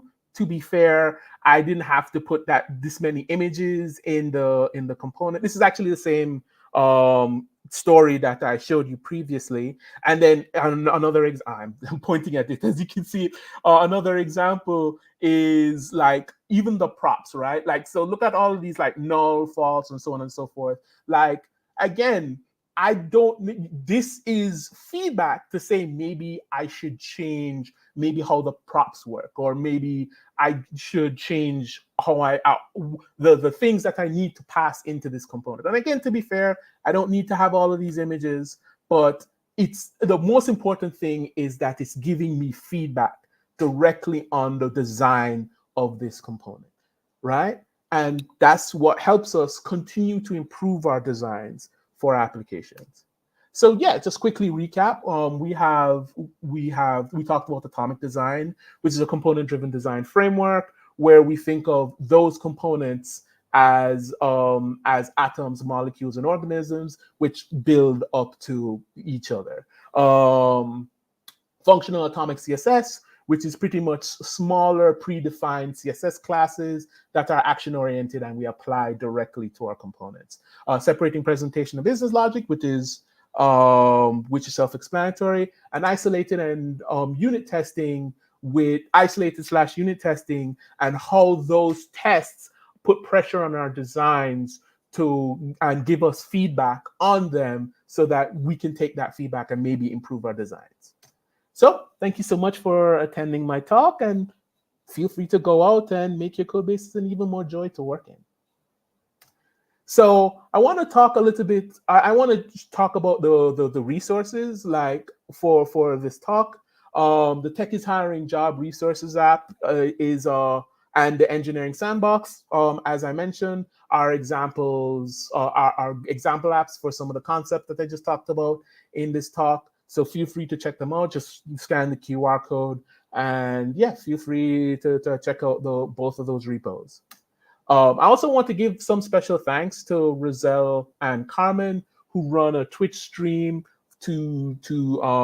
for speakers to practice their talks. A good portion of this talk was developed on that stream. I, in fact, came to that stream effectively with no talk, just some ideas. And I eventually gave that talk on that stream. And that's why this talk is the way it is today. And then Jeff, who is a staff engineer at Mozilla, I believe they work on the iOS Firefox app, really mentored me in putting together this talk. So I just wanted to give them a special shout out. So if you want to find me on the World Wide Internet, I tell this joke all the time and I laugh all the time at it. For anybody who doesn't know, the reference is what was it? Jones Barbecue Foot Massage. It's a really old video. Feel free to look it up and laugh your head off. But if you want to find me on the World Wide Internet, you can find me on Twitter at Chad_R_Stewart. Or linkedin.com/in/ChadRStewart. If you want to talk more about front-end architecture, or if you just want to find me and yell at me and say, everything that you said in this talk was terrible, how could you even give this talk? Feel free to reach out to me there. Can't promise I won't block you if you yell at me. And if you want to find out more about TechIsHiring, you can check Twitter at TechIsHiring or linkedin.com/company/TechIsHiring. As you saw before, we recently released a job search resources app. Pretty much, if you're looking to do a job search in tech, you can go there and you can find resources to at least give you an idea how to start your job search, which includes job boards. Also, if you have a resource, if you've been on the job search before and you have a resource that you found really useful, you can submit that resource to the app. Please, please, please do so. You may help somebody else with their next job search. And yeah, that's me. Thank you so very much for attending the talk. Absolutely great, Chad. You were giving the presentation, and as loud as you were laughing, we were in the behind the scenes. We all were laughing because it was a very joyful session, and I loved really every single slice that you had, right? Especially when you mentioned about testing. No one loves to write, those test cases, especially the front end developers. Although lately I have built my interest in using the Playwright, which is actually open source. By Microsoft. So I love that part. We have a few questions, so let's maybe take from the audience, right? I'm gonna change the layout. So where is the first one? Yeah, so there's a question from Freya. She's asking, how do these architectural practices impact the onboarding process for new developers in a project? Sweet chat, she says. Oh, yeah. So it just makes the onboarding process much easier, right? So like you don't necessarily have to the most important thing is that you're coming into a new code base, you don't understand anything that's going on. If you're coming into a new industry, you don't understand the industry. There's maybe industry specific things going on in the code base. And when you have your code base very modular, you can consume it at your own pace while still adding value. And it makes it easier to consume to learn. I don't want to say consume. Consume is not the right word, but it makes it easier for you to learn the code base, right? So imagine an organism, right? So I'm trying to come up with an example really quickly in my head. Actually, imagine a page, right? So you have a particular page that obviously is doing something, and you can go through that page, and maybe you don't even necessarily want to know everything in that page. You want to know about that component. If the presentation logic is built with atomic design and it adheres to that design pattern fairly well, you can have confidence that the organisms and then maybe the molecules are put in a particular are built in a particular way where if you go to that component, you only know about say for instance the organism. If the organism is leveraging some business logic, you only need to worry about the business logic for the organism specifically, and then maybe some of the customization for the molecules and atoms that it's leveraging. But now you're only focused on the organism. You don't even have to necessarily worry about the things that it depends on. But if you're interested, you can go down into that, and you just are thinking of the application at that level, right? So even when you're at, say, the organism level, that it's depending on a bunch of things, that doesn't necessarily mean you are thinking about all the things that it depends on. You're just thinking about things at that level, right? And so it just makes it easier for you to navigate the code base and understand how things work, And then when it comes time to leverage these things, you may not even necessarily need to know how they work. You just need to know what you pass into them and what you should expect, right? And then again, going back to Storybook is really great for this because you can go to Storybook and you can see what the component is outputting without, again, necessarily needing to know how the component is built. And so you just leverage the component the way you need to. You pass whatever you need to fulfill the contract that the component needs, and then that's it. So it just allows you, again, to move through the code base and learn the code base and learn to leverage the things in the code base at your own pace. Wow, so that was a very detailed answer. Thank you. I think about this stuff all the time. I'll let you take a sip of water, then we'll take another question. I think we just have about 30 seconds before we move to the next session. Freya actually says can't stop laughing, so I think she's already a big fan of yours. All right, so there's a question by Sophia. All girls are your fan, Chad. So how do you handle state management in a loosely coupled front-end architecture? Well, it really depends on the application, right? So you can handle state through hooks depending on the size of your application. If, say, for instance, like mostly through the size of your application. An example is that I added auth in the engineering sandbox, and I think I was using auth 0, but I have like a hook that decouples the application from like all the auth 0 specific stuff. So I have like a couple of functions that are like, handle user login and stuff like that. And then those functions have the specific things that auth 0 requires. It really depends, to be quite honest with you, it really depends. So say, for instance, you have a lot of components that need specific information, then you would reach for something like Redux, Zustand, Jotype, some state management. But again, like it really depends. But the most important things there, and this is something I'm exploring. I'm not going to pretend that I'm the not necessarily the state management thing, but like keeping things decoupled is something I'm more exploring. Like the design pattern that I'm immediately thinking of is like hexagonal architecture and ports and filters, where you use that to pretty much define like an interface between your dependencies, and then you can leverage that in the in your components, right? I hope that actually helps. But yeah, that's how I'll start approaching something like that. Again, it really depends on the application and your needs. Thanks for the question, Sophia, and thanks for answering the chat. That reminds me, chat, since your session was around React. Next week, we have a React and Chill conference happening. That too is virtual. If you have time, we would love to host you there, because we want to laugh to enjoy your session. And as Rohit says, what an energetic session it was. Everyone enjoyed it, chat. Thank you so much. Before we move to the next session, is there any final thing you want to plug in? No, I think I plugged everything I need to plug during the session itself. I need to go plug some food into me right now. Yeah, it's lunchtime. All right, Chad, thank you so much once again. Lovely hosting you. Let's stay in touch and hope to see you soon. Yes. Bye-bye. Thank you. See ya.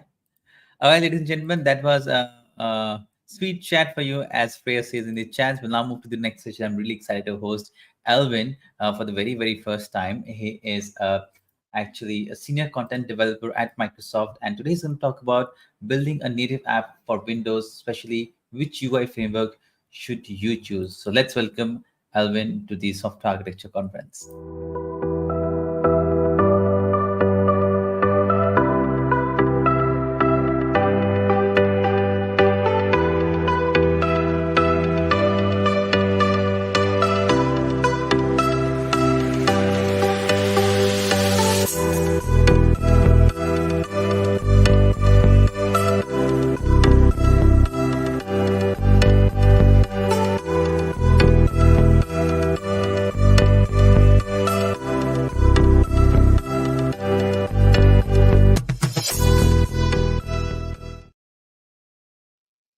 Hi, Alvin. Welcome to the Software Architecture Conference. Hi, thanks for having me. Thanks for accepting invitation. Right, I really appreciate it. And as a CSharpCorner community, we're really excited for your session, like building a native app for Windows. So I won't take much of your time. I already know I'm 4 minutes in your session, so I'm gonna add your screen to the stream. Everybody can see it, and next 35 minutes is all yours, and we'll take Q&A towards the end of the session. Okay, sounds awesome. Thank you. All right. Welcome, everybody. My name is Alvin Ashcraft, and this topic is all about choosing the best UI framework for your next Windows app. There's a ton of options out there for Windows developers today, and we'll be touching on many of them today, focusing primarily on the options from Microsoft. I do a version of this talk that's a bit longer that goes into a few more options, some of the cross-platform things you can do. For this, we'll focus on the native Windows options, and if we have time at the end, maybe we'll touch on a few other things like MAUI, Blazor Hybrid, Uno platform, some of those. So a little bit about me. I was a software developer and architect for over 25 years, working primarily with Microsoft technologies, .NET, C#. I worked with WPF for many years. I've got a blog out there on alvinashcraft.com where I post links to interesting developer resources every day. I've written 3 books, 2 editions of a WinUI book, and a parallel programming with .NET book. And I joined Microsoft a couple of years ago now. After writing the books, I decided that I wanted to change gears and move from developing full-time to writing content. So I write documentation, training modules, sample code for Microsoft on the Learn website. And I'm also a conference organizer. Been working on the TechBash Developer Conference since TechBash 2016, and our next event's coming up soon. Just a quick plug for that. Next month, if you're in the East Coast in the US, check it out, techbash.com. But today we'll be covering a few things here. We'll look at a brief history of Windows development, how it's evolved over the years. We'll look at the choices today, some pros and cons of each of them. We'll look at Windows Forms, WPF, WinUI 3, and the Windows App SDK. And if we have time, we'll get into some .NET MAUI too. And we'll wrap up by looking at some guidelines you can use when choosing a framework. And then we'll have some links and a little bit of Q&A at the end, hopefully. So the history of .NET development. Back in 2002, when .NET first came out, we had Windows Forms, or WinForms as most people call it. That was the successor to the VB6 forms. And the designer for forms is nothing new with .NET. It was all the way back in Visual Basic 1991. There's a link here where Bill Gates demoed the Visual Basic forms designer. And then next up in 2006, the Windows Presentation Foundation, or WPF, was introduced around the same time as Windows Vista. And it was the first XAML-based UI framework from Microsoft. And it followed shortly by everybody's favorite web development framework, Silverlight, in 2007. WPF has become a big deal for enterprise developers. There's a lot of big apps out there written by companies on WPF. And between that and Windows Forms, they became the de facto choices for many years. So we'll skip over the Windows 8 XAML apps that came out in 2012 and talk about UWP. We won't dive into any examples today, but that came out in... I'm sorry to interrupt, but it looks like your slides are not changing. You're still on the second slide. Oh, strange. Should be, let me flip back. Do you see agenda? No, you are on the second slide. Let me go out of the presentation and... Yeah, now I see it changing, yeah. Okay. Now it moved to agenda, yeah. Okay, maybe I'll keep it out of presenter mode and just show it here in PowerPoint. All right. So yes, there was TechBash, the agenda, and here's the history slide that we're on.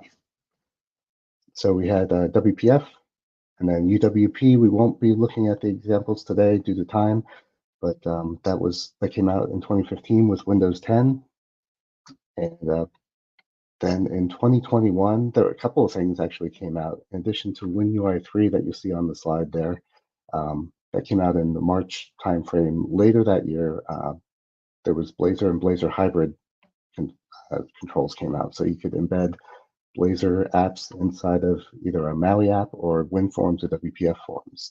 And I have an example of that in my code that folks can check out later, but we won't probably have time to look at that today. And then finally, .NET MAUI. That's the successor of the Xamarin Forms that came out in 2022. And hopefully folks that were on Xamarin have migrated over to MAUI as Xamarin was deprecated this past spring. And this slide just shows some examples of the UI that you can make with each one. The first one in the upper left probably looks familiar to folks as Windows Forms UI. That's kind of the typical out-of-the-box, very Windows, 95 looking UI. But on the bottom below that is also Windows Forms, and that shows what you can do with it. If you get some third-party controls, some theming that's offered by third parties, you can make things look pretty nice with WinForms. In the center, that's a Visual Studio. Most folks probably recognize that. And Visual Studio, most of it today is built with WPF. There are a few legacy dialogues still hanging around, but more and more they're converting those over to WPF. In the latest Visual Studio previews, even the options form is WPF. And below that, that's .NET MAUI. That's a weather sample app that the team created. If you search for .NET MAUI weather sample app, you can find the GitHub repo where that's hosted. So they use that to create phone and desktop versions of the same app using the same XAML. And on the right side is a couple of WinUI 3 examples. The one on the top is the Windows File Explorer and the current versions of Windows 11 that's been built with WinUI 3. And below that is the Apple Music app. Apple recently released 3 different apps using WinUI 3, Apple Music, the Apple TV, and Apple Devices app. Those are all made with WinUI 3 today. We'll start with the some advantages of Windows Forms. So WinForms, you get rapid UI development. It's got a designer that folks are familiar with. It's been using it for many years to quickly drag and drop and get up and running with an app very quickly. It's got nice support for data binding. You can set the properties to bind to a data source. Like I said earlier with the screenshots, there's extensive third-party control support for many years now. There are modern and legacy options. So you can still create today .NET Framework WinForms apps if you need to target some older operating systems that are no longer supported, but you've still got customers running on those. And then there's also the modern .NET WinForms. So on .NET 8 today, you can create a new WinForms app, and it's much faster than the old .NET Framework. It looks a little bit more modern. It's not quite the same as WPF or even WinUI today, but it looks a little bit better than the older WinForms. And you get, like I said, much better performance. And in .NET 9 with AOT or ahead of time compiling, things are going to get even faster load times, smaller memory footprint for all your apps. So make sure if you've got any legacy .NET Framework WinForms apps, you look at the .NET upgrade tool to see about migrating those and take advantage of some of the modern .NET features.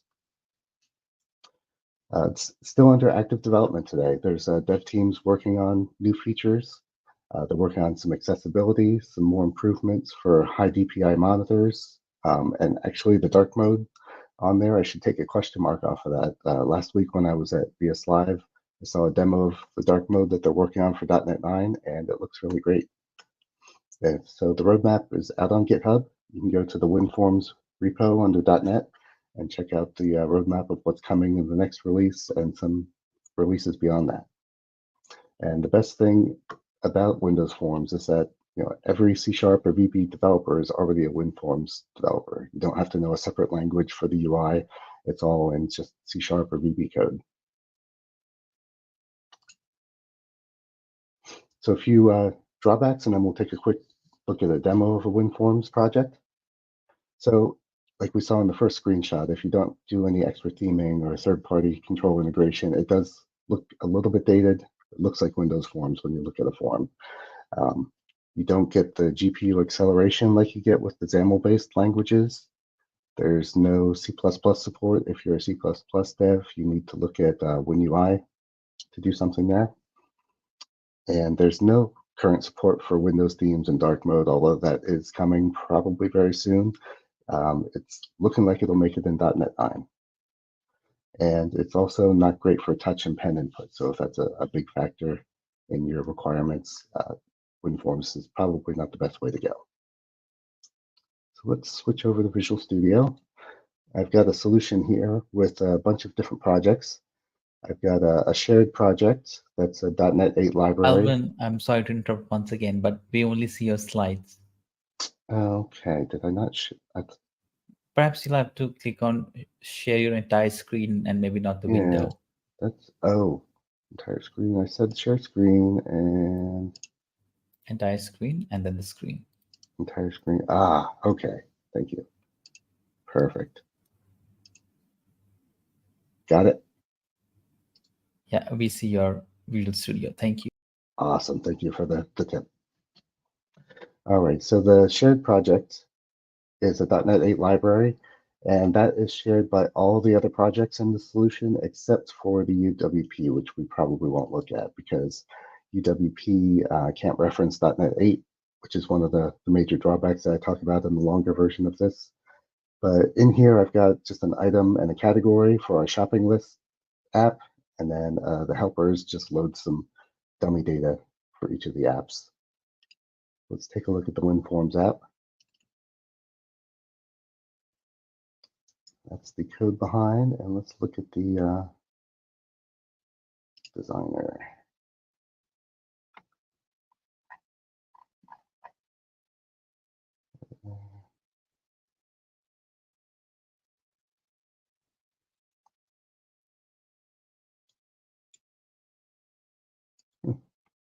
All right, well, let's just run it quick to look at the design.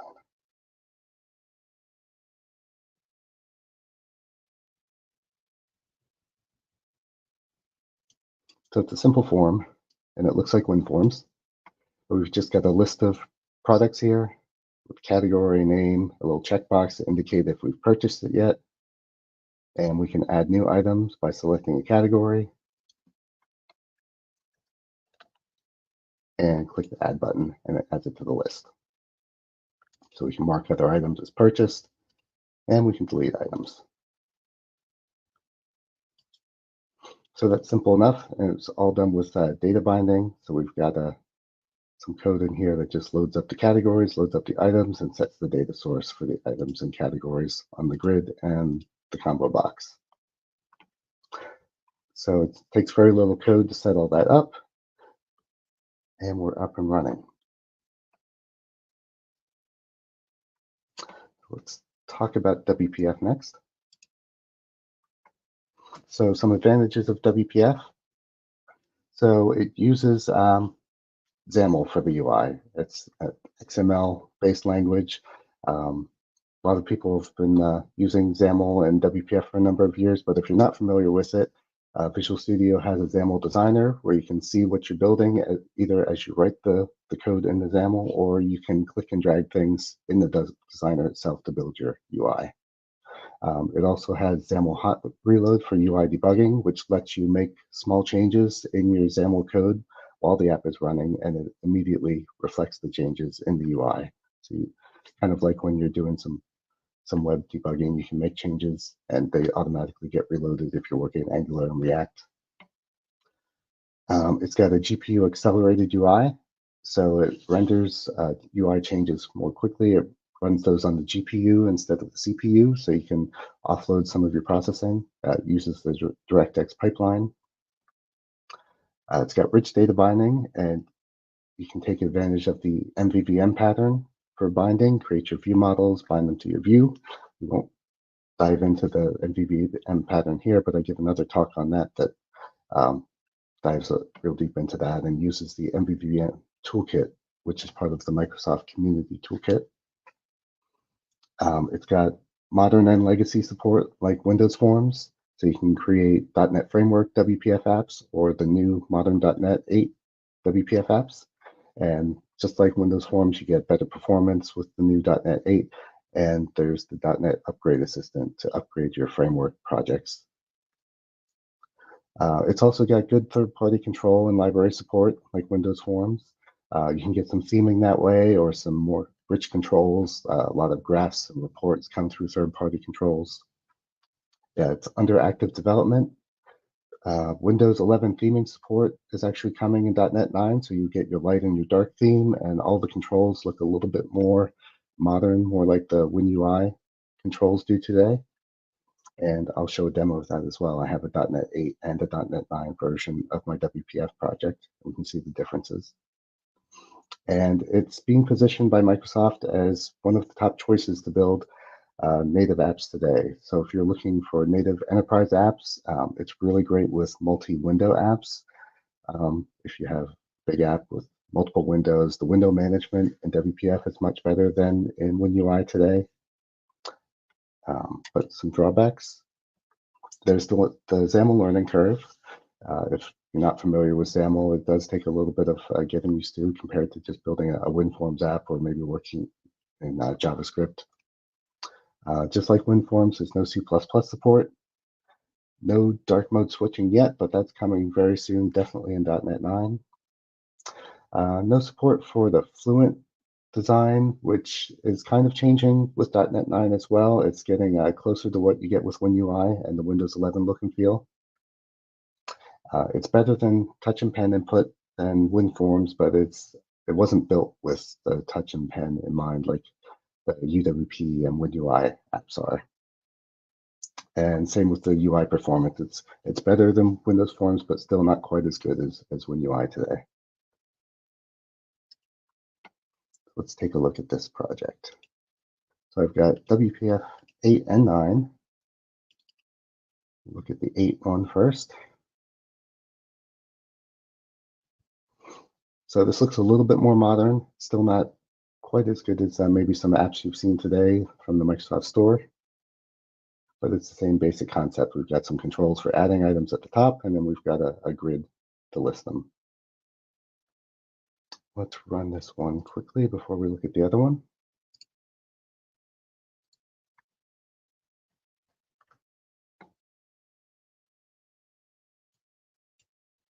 The same basic idea. I've got checkboxes, delete rows, and I can select some different options from there, and I can add items.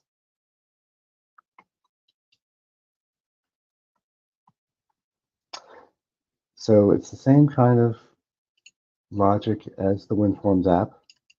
I've got code behind that's just doing some basic data binding, some loading by items and categories, and I'm just setting the data source on my view and my combo box. So the grid view, this view, and the combo box get set.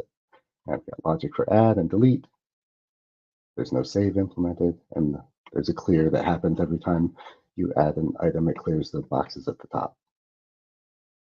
So the .NET 9 one is exactly the same, except currently in preview, you have to add some code to your app.xaml, which is shared logic throughout the app. And all this is doing in here is it's importing this fluent.xaml to be used as the style. So if we run this one for .NET 9,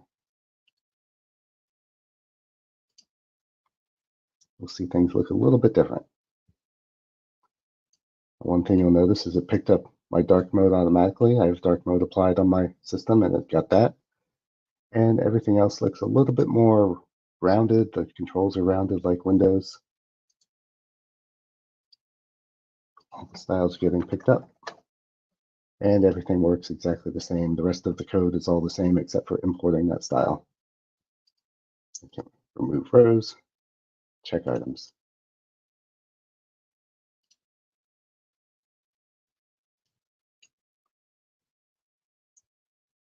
All right, let's hop back to the slides.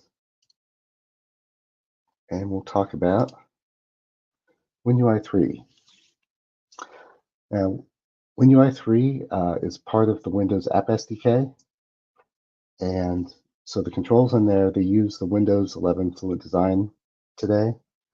The features and the controls are all the same as what you had in UWP, with a few exceptions of things that were still being ported over, but most of those have made their way into WinUI at this point. One of the advantages of WinUI over UWP is that there's more frequent updates. With UWP, it was tied to Windows versions in the Windows SDK, so you had to wait for a new version of Windows to ship before you could get updates to your app framework. With WinUI, it ships in a separate SDK, and they ship several releases a year for Windows App SDK. So some features of some recent releases, 1.2, 1.4, brought XAML islands. Those are C++ only right now. So that's sharing components between, say, WPF and WinUI.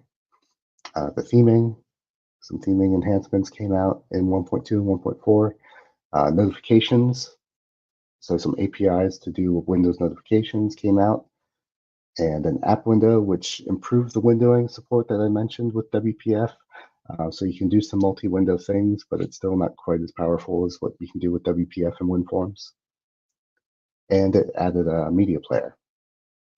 And then 1.5 brought a highly anticipated control to maps control, and also some layout improvements.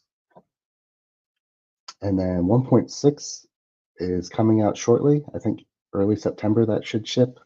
The big feature coming there is native AOT, or ahead of time compiling, which will give you that faster startup time. A lot of apps are saying they're starting 50% faster, and a lot smaller assembly size. When you distribute your WinUI app, you can either include the entire framework with your app or just distribute your app and rely on the pre-installed framework. When you just distribute your app, they're seeing packages that are 8 times smaller for deployment. So it's a big improvement with AOT. And they're also working on some improvements for title bar customization, some binding and IntelliSense changes. And they're doing some groundwork for some of the 1.7 controls that are on the way. And you can check out the entire roadmap on GitHub under the Windows App SDK repo. You also have rich data binding like you have with WPF using the MVVM pattern. It's great for touch and pen input. It's really built for that kind of input. You can do upgrades from UWP using the .NET Upgrade Assistant. It'll tell you what changes you need to make for an upgrade. And WinUI is really being positioned as the top choice for vendors to build native Windows apps today. And they're trying to prove that by building their own built-in apps like the File Explorer, and having partners like Apple and Adobe release WinUI apps as well. A few drawbacks quickly. There's no XAML UI designer. That's probably the biggest drawback if you're not comfortable building UI with XAML. You have to code it all by hand, and there's no preview to see what you're building until you actually run the app. There's no F# or Visual Basic built in. There's C# and C++ only with WinUI. If you're coming from UWP, there's no Xbox or HoloLens support with WinUI, although HoloLens has been deprecated, and I haven't heard of too many people building Xbox apps anymore other than games. And there's no built-in data validation like you had with UWP, where it shows the little indicators if you didn't fill out the required field, or there's some custom formatting needed for your data entry. That's something that hopefully should be coming at some point. It's the top requested feature other than the UI designer. Let's see, we've got a few minutes left. Let's quickly take a look at the WinUI project. So this one, if I open it up, you'll see there's no preview, no designer. It's all just the XAML. So all this is built the same as WPF, the same layout. We've got a stack panel for the controls at the top, and a list for the list of items. And for this one, I use the MVVM pattern, and I have a view model with all my data. And this uses the MVVM toolkit from Microsoft. And if you get the code out of my GitHub under Alvin Ashcraft, I have a speaking repo. All the code's out there. You can grab it and play with it. But let's run this one. We have a couple minutes.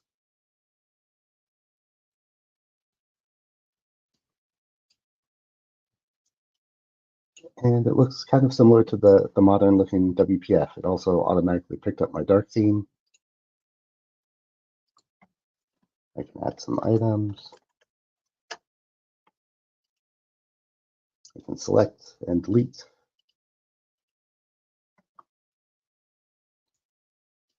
And it works just the same.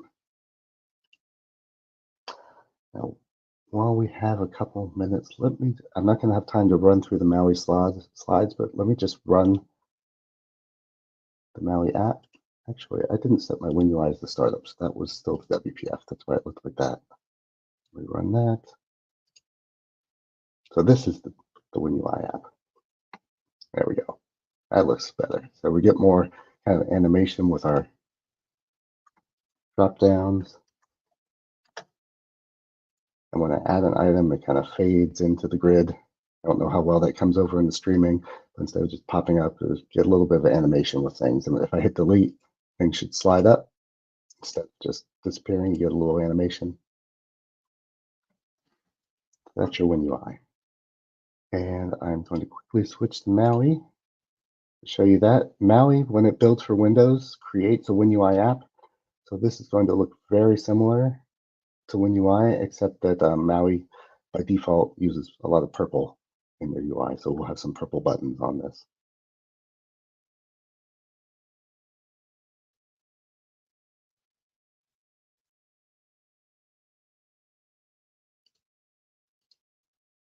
I can delete, I get the same kind of animations because this is just a WinUI UI built with Maui. And the advantage with Maui is you can take the same XAML and you can deploy it to Windows, iOS, Android, and even watches with Samsung Tizen. All right, let's hop back to the slides, and we're going to have to quickly skip over Maui. Maui, like I said, is cross-platform. It's got the XAML experience. The drawbacks, whenever you're doing cross-platform, you're going to lose a little bit of performance. You always have to do some kind of workarounds when you're doing some platform-specific things that aren't supported on every platform. And then the other cross-platform options that we're not talking about today, Blazor Hybrid, you can embed in WPF WinForms or Maui. There's Uno Platform and Avalonia, which target everything that Maui does, plus you can get to Linux and to the web with WebAssembly. And the difference between these two, the main difference is Uno XAML is WinUI schema, and Avalonia is more like WPF. So it's just slightly different between those. So choosing a framework. So we talked about some of the differences. Programming language, if you're C++ or C# or VB, there's some different options based on that. Do you need the drag and drop designer? Do you like XAML? Do you not like XAML? What does your team feel comfortable with? What can they get to market with quickly? Do you need legacy Windows support? Do you need touch support? Do you need cross-platform? And long-term support, if you don't, obviously most people want to be supported for a long time, but if you don't and you really want to do UWP, it's still officially supported today, but it is just in maintenance mode. So you should go out, look at the public roadmap for each of the frameworks, decide if the features meet your needs. If WinUI features meet your needs, I think that's getting the most investment from the product teams right now. That's probably the way to go if they have what you're looking for. And then just to wrap up, some quick links. You can get these slides out on my repo as well. Alvin Ashcraft on GitHub under speaking. So I've got some pages on the Learn website you can look at. And I've got in my browser, if I switch to that quick, this session from Microsoft Build, Navigating WinUI App Development. This does some good deep dives into developing with WinUI and WPF and some of the choices you can make there. All right, so that is all I've got. Any questions in the queue? Thank you so much, Alvin. That was a great session. I really liked it from behind the scenes, right? I was hearing it all the time. I loved it. I love on how easy it is to build, native applications for Windows than it was a long time back.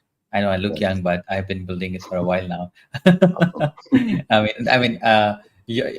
I still started very late. My very first Windows application was UWP application, Universal's Windows application, 2000, Windows 7 or 8, 8.1. So let's take a few questions that we have.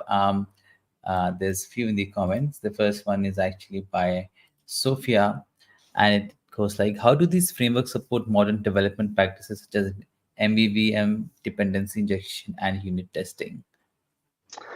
Right. So the XAML-based frameworks implement those the best. So with WPF and with WinUI, you can use the in the .NET Community Toolkit. There's the MVVM toolkit, and those you can use with any of the modern .NET frameworks. And that also has some dependency injection. .NET does built into it. In my apps, I typically use the built-in .NET 8 dependency injection, but there's also Prism has been around for a long time. Oh, yeah. So they give you MVVM and dependency injection, and they even have a messaging framework built in, so you can do some async pub/sub messaging with Prism. Yeah. That's nice. And from your slides, Alvin, when you're talking about Silverlight, there's a common joke. We all talk about, hey, Silverlight was taken away by Microsoft. Will they take away Blazor or Maui? But it has not really happened right now. Blazor is a very strong product, right? People use it a lot, and so is Maui. So that's nice. Yeah, and Uh, there's a project called Open Silver out there right now that takes Silverlight oh, code and puts really? it in WebAssembly if you have some code you really need. Some people just can't get over Silverlight. Right. All right, there's another question by Rohit is asking, how does WinUI leverage modern Windows APIs compared to WPF and Windows Form? So with WinUI projects, you can use, it's built on .NET 8, so you can use all the .NET APIs, plus it's part of the Windows App SDK, which has its own set of modern APIs for doing things like notifications and those app windowing things. Those are all part of that framework. And with UWP, you had those Windows Runtime or WinRT APIs that are part of the Windows SDK. You can access many of those from WinUI as well. Anything that's not like the UWP controls themselves, if it's not tightly tied to that UWP UI, most of those APIs can still be used from WinUI too. So you have a big choice of APIs. Perfect. So that's good. That's a win-win. Yeah. So there's one final question by Freya. I think we have about 3 minutes. What are the specific scenarios where you would recommend using Windows Forms over WinUI or WPF? So with Windows Forms, I would choose that for myself if I had a team that wasn't familiar with XAML, wasn't comfortable moving to XAML, but we needed to get a project out quickly, and the user experience of UI isn't a big part of the requirements. Where your users are just happy to have a working app; they don't care that it's slick and fancy, looking like Windows 11. WinForms can still be a good choice for things like that. Yeah, and I know that CSharpCorner still has a lot of code written in Windows Form from like 20 years old. Right? Yeah, there's still No a one lot dared out to there. changes it. Don't touch it. Can you believe? Can you believe, Alvin? We still have, I think, C#4 code written. I think so. Yeah, But it's I tough guess to I change. guess one big downside with Windows Forms is it is the hardest of the frameworks to unit test, I think, because the Yeah. UI presentation and the UI itself are pretty tightly tied. You could do some things with I've seen people use MVC with Windows Forms to try and Yeah. separate things. So there's some things you can do, but it's the hardest to decouple. That's right. That's right. Well, Ganesh says a wonderful practical demonstration. That's lovely. So I think that is it. All we have from the questions, Alvin. Is there any final thing you want to plug in before we move to the next session? No, just make sure you use the Learn website, Microsoft Learn. Oh yeah. That's where I work, where I write content all the time. And I've got another presentation I do about contributing to Microsoft Learn. Everything on that site is written in Markdown. It's all open source on GitHub, and there's links where you can edit pages. You can submit PRs to make changes to the docs, or you can submit Git issues if you see something wrong with the docs. We love to get submissions and suggestions for the site. Oh, I didn't realize. I mean, I did know that the Microsoft Docs are open source. I did not know that even Microsoft Learn is open source. That's good to know. Yeah, it's pretty cool. Let me, if we have a So second, if I am going through a, let's say, a learning path, and I find like, hey, this is an Right. outdated code, I can go ahead and do a pull request and to change it, ask for a change. Yeah, you don't have my screen up anymore, do you? I did it. Right. Okay. So I'm just on one of the pages here, and you see there's a little pencil icon to Yeah. edit. You just click that, and it takes you over to GitHub to the page for this, and you say edit this file, and you can make I changes to see. the markdown, and then create a PR. That's lovely. I miss the days of MSDN. Yes, yes. Many people still call it MSDN. Yeah, I still call it. You said it MS Learn. I was like, okay, MS Learn is for this module, so you can also edit those. It is the same thing, right? They moved from MSDN to Learn, right? Right. Yeah, everything's in Learn now. Learn used to just be the training modules, but now it's everything. Yeah, I mean, I also really miss the platforms like Channel 9, Microsoft Virtual Yes. Academy. I don't know, they took it away, and during pandemic they had Learn TV, and that also is gone now. But we miss all those legacy platforms. That's all we all at C Sharp Corner and the C Sharp community. They learned from those platforms. But yeah, Alvin, it was lovely to have you. Thank you so much for your time. Great presentation, and Awesome. we can't wait to have you back. Thank you so much. Thanks for having me. It was great. Yeah, thank you. All right, ladies and gentlemen, that was Elvin talking about Win UI, and we now move to our second final session of the day. That is by Blaze. Blaze is going to talk about architectural design patterns for application leveraging LLM. This session is going to go over my head. I can bet you that. I'm not good with LLMs. I'm not keeping up with the tech stuff. So because I'm still an old guy in a young body. All right, ladies and gentlemen, Blaze is an architect at Xebia, and he's talking about architects in LLMs. So without any further ado, let's bring him in.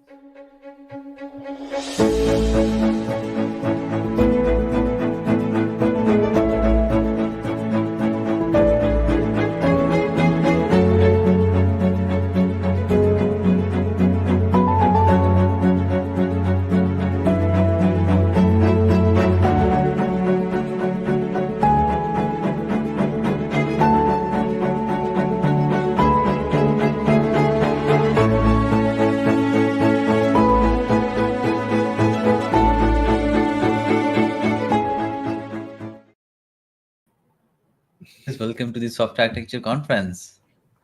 Hey, how are you? I'm doing great. What time is it at your place? It's 3:10 in the afternoon, 3:11 in the afternoon, Eastern time. Not So bad.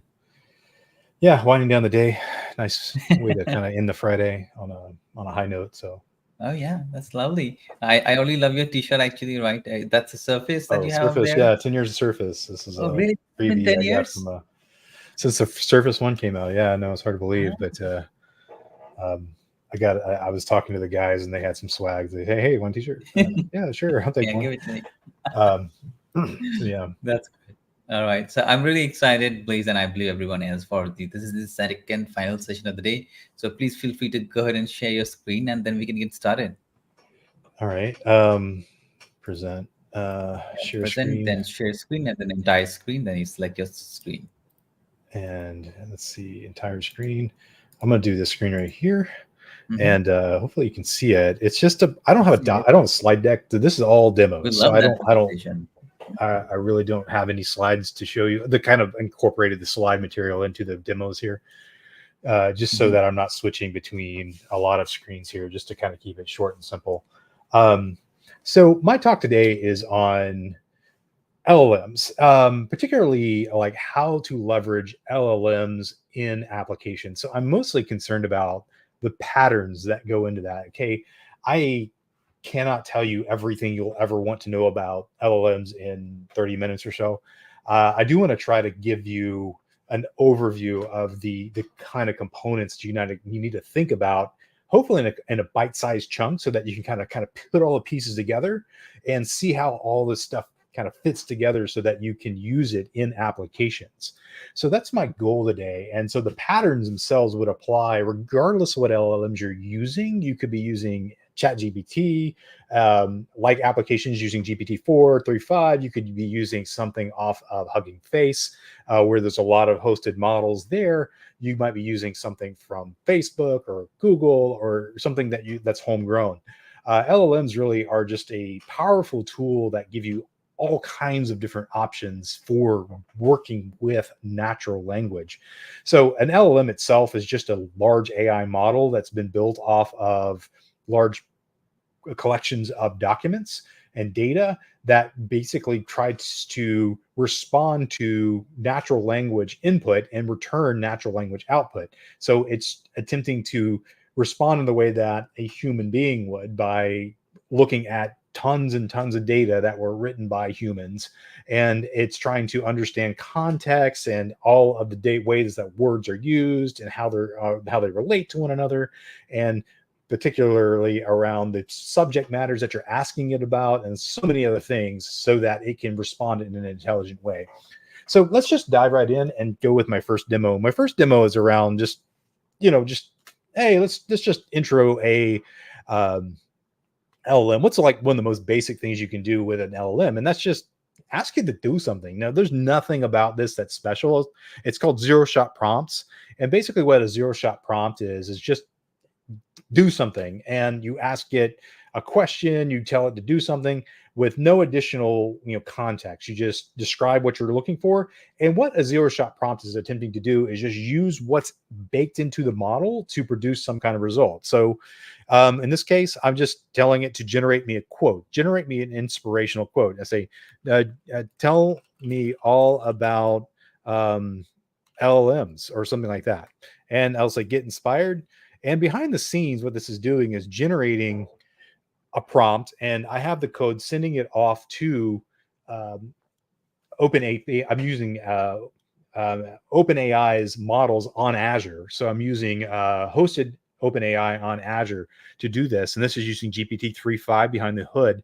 And I'm just packaging it up as a prompt, sending that over to the API and saying, give me back a quote. And it gives me some back, some inspirational quote. Then I'll let you read that, but it's, talking about the journey and love of mastery and flickering flames. It's supposed to be poetic and philosophical at the same time, among many other things.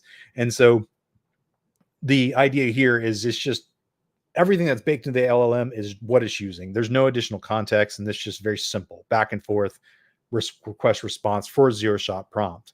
And the trick to these is it's just trying to get used to how a prompt will influence an LLM. There's nothing special about these. They're limited use. They have very limited use in real world applications, but it's a good way to just kind of learn how prompts work and just get a feel for what you can do with these kinds of things. So that's why I included it as kind of just an intro to this, because yeah, it's kind of cool. Okay, you can interact with this, and I can ask it a question, tell it to do something, and it gives me back a response. It's very grammatically correct. It means something. It's got content that's specific to what I'm looking for, and so on. So there's a lot of stuff in this.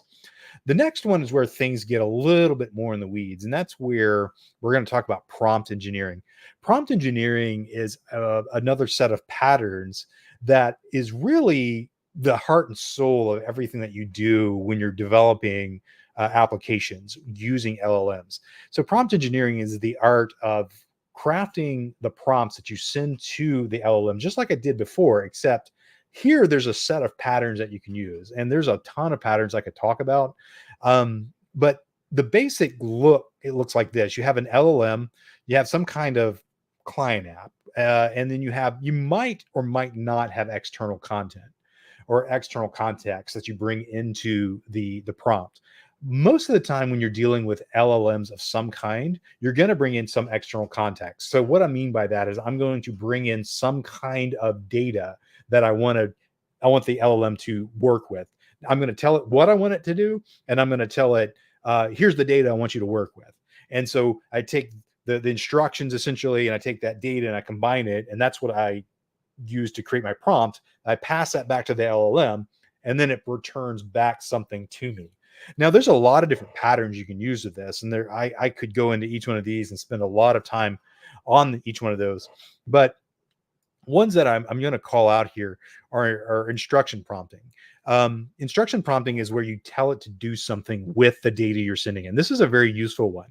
Now, typically, instruction prompting is just a set of instructions that you describe in prose. You can give it like a step-by-step instructions if you want to do that, but it's very useful. And you just say, here's my data, here's what I want you to do with it, and then the LLM will try to understand what exactly you're trying to do. Another one that's very similar to that is called few-shot prompting. And few-shot prompting is where you take something like instructions and data and you provide examples to go along with that. So the examples that you would have would be the external context that I'm talking about here. So in this case, I would give it some sample data that I want to use, and I can use that sample data to say, here's what I kind of want you to do for output. Here's my data. Here's my context. I might say, here's some prose, here's some sample outputs, and I want you to analyze my prose and make it look like whatever I'm giving in my sample output. So that's a very useful pattern there. So it's basically providing examples for desired inputs and output pairs. Instruction prompting is just combining that with instruction prompting, and then you get something that is going to be very useful for getting very specific outputs. And I'll show you, we'll have some examples of this later on. I do want to mention another one right here, role playing is another kind of prompt that is sometimes used with instruction prompting and few shot prompting. You tell the LLM what kind of role you want the LLM to fulfill. So in the case of an example I'm going to give later, it's like you're a research assistant.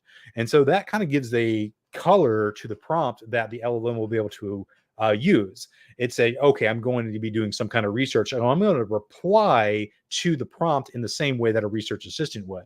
And based on the instructions and then maybe some examples, I would then get back a response that's very similar to what a research assistant might do.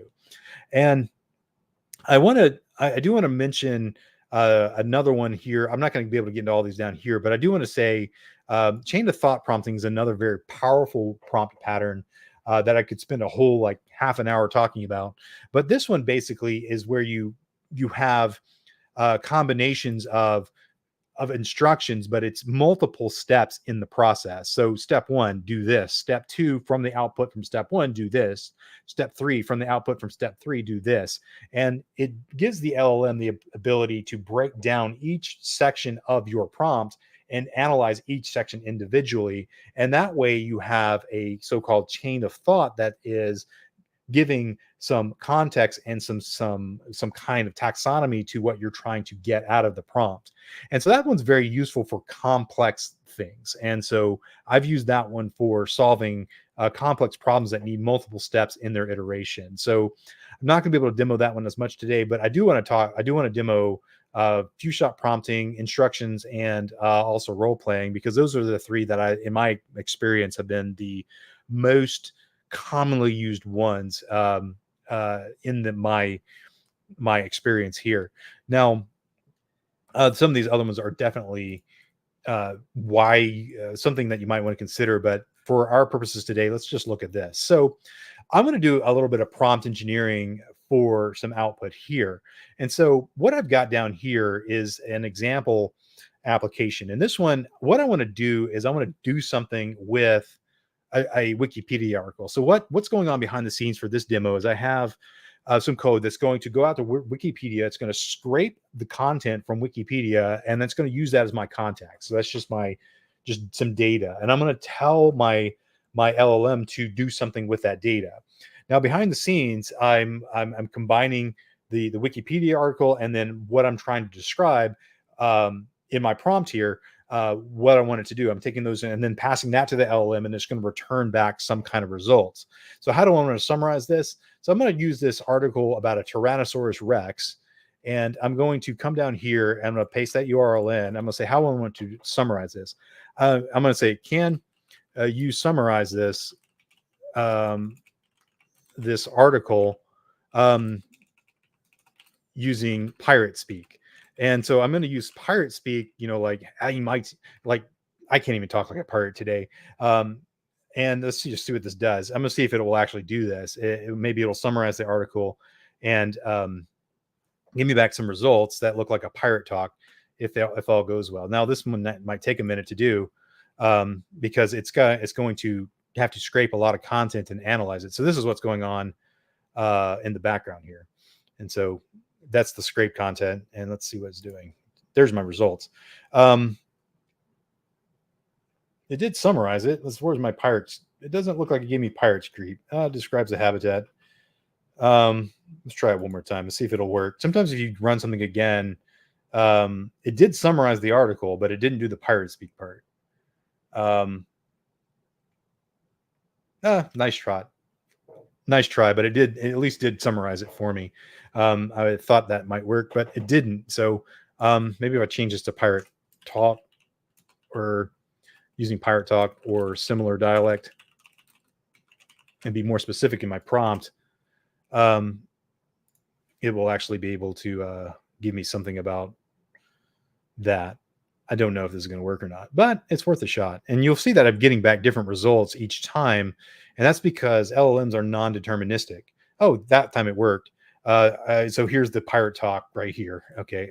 Me hearties, me article will be about the fearsome beast known as the T-Rex and so on. So yeah, that adding that little extra piece of context there did enable me to do a summary based on pirate talk and similar, so on. So that's the kind of, I mean, this is silly, but you could definitely use this for other kinds of analysis or output, depending on what you put into your prompt. But this one, I'm giving it instructions and I am giving it context. So I'm combining like instruction-based prompting with context. I'm not giving it examples, so I'm not doing any kind of multi-shot prompting here, but that is one of the patterns that I could definitely use for it. So moving on from that, there's another kind of pattern that you can use with this kind of thing, and this is natural language to code. And this is a very powerful way to use LLMs. Now, there's a lot of different ways that this actually can be leveraged. Now, the way I'm going to demo it today is using natural language to SQL. But one thing that you can do with this pattern is you can use natural language to describe algorithms, and it has the ability to create code, run that. Well, not chat. You can have it create code. You can then execute that code, get the output from that code, and then interact with the result some. And that's kind of what this is going to do. But in this case, I'm basically going to use the LLM to write SQL statements based on natural language prompts.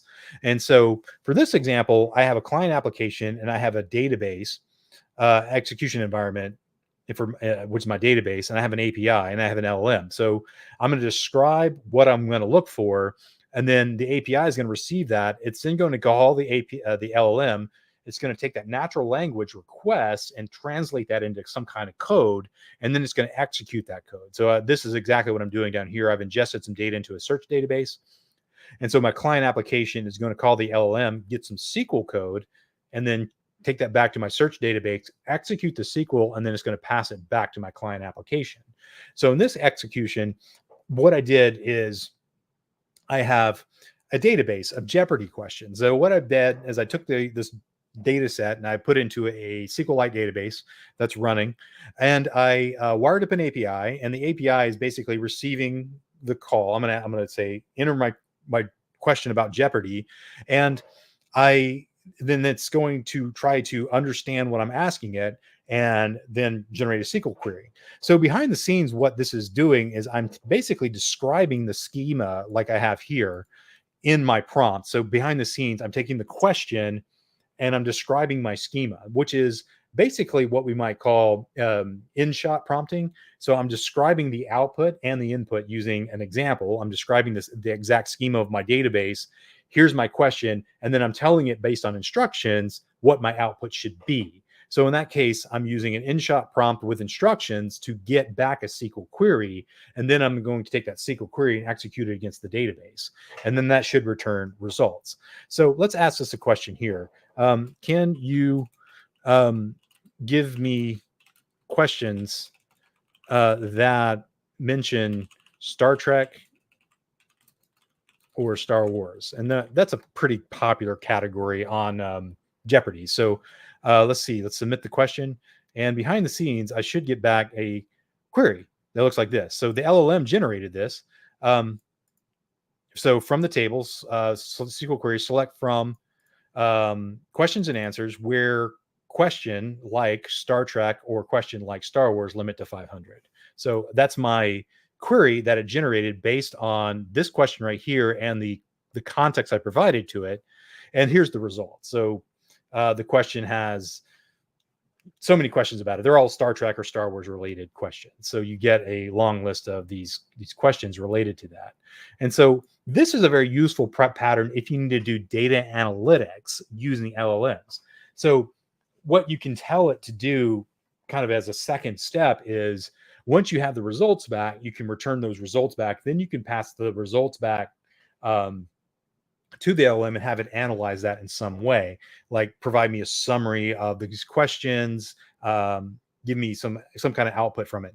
If you're generating some kind of code with this, it doesn't have to be SQL code. You can generate Python code and execute the Python code. You can generate like any kind of scripted language that you can execute in kind of like a closed environment. You could definitely do that. So a database is one such environment, like a containerized environment to execute little code snippets would be another such environment. You generally want to do this though in an environment that is secure, You don't want to do this in an environment that has wide or broad permissions because it could generate code that could be harmful. So if I was going to do this against a database, I wouldn't want to make sure that it's got only read access. It can't do things like delete or update or any kind of data manipulation with the prompt I'm going to be running, or at least the user I'm going to be running this execution of the query under. So it can only read data. Then, and I would generally, if I was going to be doing this, I would probably even create a separate database for the purpose of doing this kind of application, just to isolate it, not even have it run in the same database as my production data that's feeding into this. And which is why I would just create a read-only database that only a single user, the user executing the code could run. That way they can do no harm to the original data, and they can really do no harm to the environment if they were somehow able to produce a query or some kind of execution that would violate some kind of security parameters. So just a caveat there when you're doing this, but it's a very powerful tool to enable non-technical people to ask questions about data that's in a database without having to know any SQL at all. So that's just it's just a really neat way to do that. Vector searches are another similar way, and this is a very similar pattern. And this is utilizing vector searching in a database. So in this one, where we have vectors that we have a very similar pattern where we're ingesting data, but we're putting it into a vector database. So in a vector database, we're basically representing stuff in multiple dimensions. We're looking for similarities or semantic similarities. So I basically took that same data set, and in this one, instead of doing generating query, I'm going to generate what's called an embedding, do a SQL search, and that's going to return results this way. This uses an embedding model, not so much a data.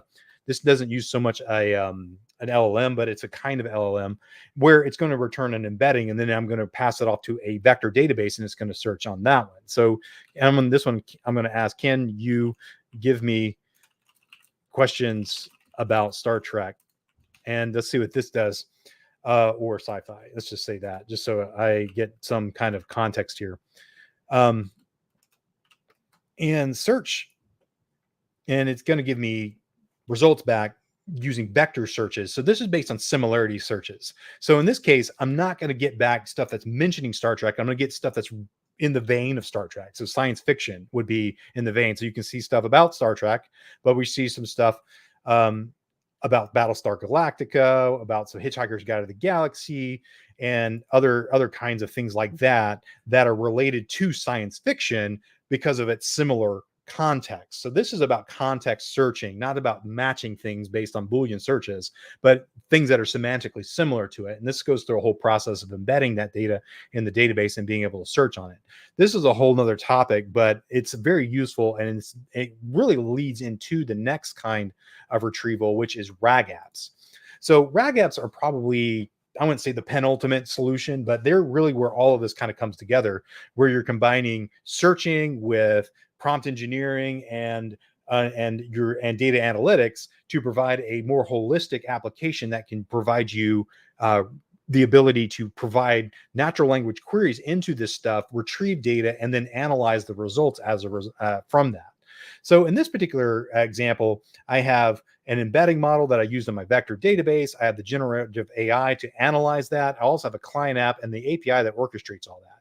So I basically, for this example, I embedded a bunch of resumes in this database right here, and I'm going to then query that database using a vector search. And this is using that similarity search, not the SQL search. However, you could use SQL searches if you wanted to do your retrieval rather than doing vector searches. Vector searches are typically the most commonly used in RAG apps, but you can use other kinds of retrieval like SQL retrieval, like we just saw. And I'm getting back something from a data set. This is not data stored in the LLM. This is data stored in the database. So I pull back that, and then I ask the model to analyze it. So in this particular example, I have ingested some redacted resumes. And I'm going to say, can you give me resumes about candidates who know JavaScript and have management experience? And let's see what this does. This will generate an embedding from this question right here, and it's going to then ask questions to this vector database, and it's going to try to find things that match that data And this takes a little bit to do once it's got the results. Actually, that was pretty quick. And then it's going to pull back some results from the vector database. And then it's going to send those results back to the LLM to analyze them. And then it's going to give me a link to the actual resume right here. And so it's quoting this. So this is telling me, here's some results from the data. In fact, this doesn't look exactly right, but it says the software developer has an entire workflow development, doing a lot of different things with different kinds of things, web developer, senior developer, and so on. It's got some different things right here. These it says it couldn't find any experience in these right here. I apologize, we couldn't find any resumes for JavaScript experience. This one came out of the banking industry right here. That's interesting. So it says somebody that's got some qualifications around JavaScript, HTML, and so on, but they also have work experience developing applications and management experience right here. So this one might be a good candidate. And so I'd click on that resume right there, and I would see, kind of what it's looking for. And so I can see software engineer and say it's 3 to 9, some experience here, and I can actually review the management experience and see that they're a web developer as well. So this might be a candidate based on the kinds of criterion that I gave it. So this is a RAG app using a lot of these patterns that we've talked about. So this is a very common one right here. And of all the ones I talk about, it just brings together prompt engineering, natural language processing, and searching into a single application where you then analyze data and then get back results, and then you can use that. Now, one last thing that you can do with this kind of thing is you can actually combine different kinds of input for you, multimodal input into applications. So if I wanted to build an application that was kind of like a RAG app, or I wanted to use prompt engineering, combine it with this, I can use multimodal input. And this is where I can use other models, or maybe I can use image processing or whatever to generate context that I can then pass into LLMs. Well, in this case right here, I have an AI model that can do vision, speech, recognitions, and so on. And I can then have it generate context, which would be some kind of text that I can then use as part of a prompt engineering, and then return the results back from the LLM in this case. So this is a very useful pattern if you want to do applications like Alexa or similar things where you're doing transcribed text, or you're trying to have some kind of intelligent application where you're doing voice recognition or maybe video processing and so on. So in this case right here, I'm going to record myself talking into my microphone, and I hope it's going to transcribe the text. In this case, I'm asking it to do something with it. So I really, and so this is my prompt here. Just want you to make the output sound more professional whenever I'm speaking for my transcription. And that's my prompt right there. So I'm going to say, start recording right here. And I'm going to say, this is me. I'm going to say, well, this is me talking into the microphone, and I'm telling it to do something. So behind the scenes, it's recording something. And while it's recording, I want it to transcribe this into text. And then once it's done, I want to see the adaptation. So I'm going to hit stop recording now. And it's going to then hopefully transcribe that. And this is my raw transcription right here. This is me talking in the microphone. That's exactly what I said. And this is the adaptation that I gave right here. I'm speaking into the microphone. It gave me behind the scenes, it's processing it. It's just smoothing out what I said right here, but it's using an adaptation right here that will be more professional sounding based on my input right here. So using that prompt engineering, I'm using instructions, I'm using context, and then I'm expecting some kind of results. I could give it examples if I wanted to, and so on. But this is just a way that you can use multimodal applications of AI models to generate context for your LLMs, and then get data back from your LLMs. So that's all my demos. If there's any questions, maybe you have a few minutes for questions. How much time do we have left here? Minutes. Oh, please. You have 7 minutes. Oh, 7 minutes. Oh, perfect. Okay. All right. So there's some good questions here. I have 7 minutes here. Okay. So here's some questions here. How do we ensure that prompt engineering effectively tailors LLM responses to specific application needs? How do we ensure that? there's one way that I would ensure that you're doing that is using those. Just give it examples. That's that in-shot prompts right here. So this one right here, few shot prompting, is basically by providing an example output that will give you give it something to go off of. You say, here's what I expect in the output, give it some examples. And that way you'll get much more likelihood that you'll get specific examples for, it'll give you very specific examples for what you're trying to do. So if you're trying to say, generate a SQL command, you will say, here's an example SQL command, and here's why I want it to look like. Select star from this database and whatever it might be. Or if it's like an example kind of text that you're looking for, a specific kind of prose or whatever, that's what you want to do. Provide it with examples, and it will more than likely give you back exactly what you're looking for. So next question is, what architectural pattern is best to facilitate the interrogation of LLMs other than AI models for layered functionality? What architecture pattern is best to facilitate the integration of LLMs with other AI models for layer? And my examples here, that's just this multimodal one right here.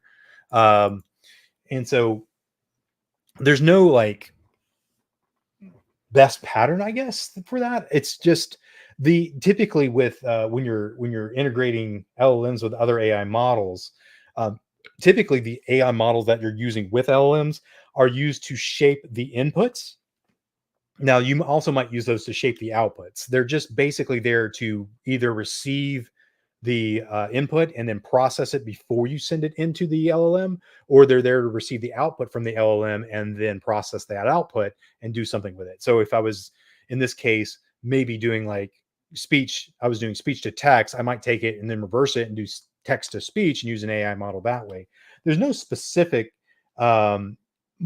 like pattern for that, other than just making sure that you're chaining it together. In terms of prompt engineering, the prompt engineering is really there just to receive the output from an AI model. Like in my case here, speech to text, I'm going to receive text output from speech to text, and then that's going to be embedded in my prompt that I then send to the LLM.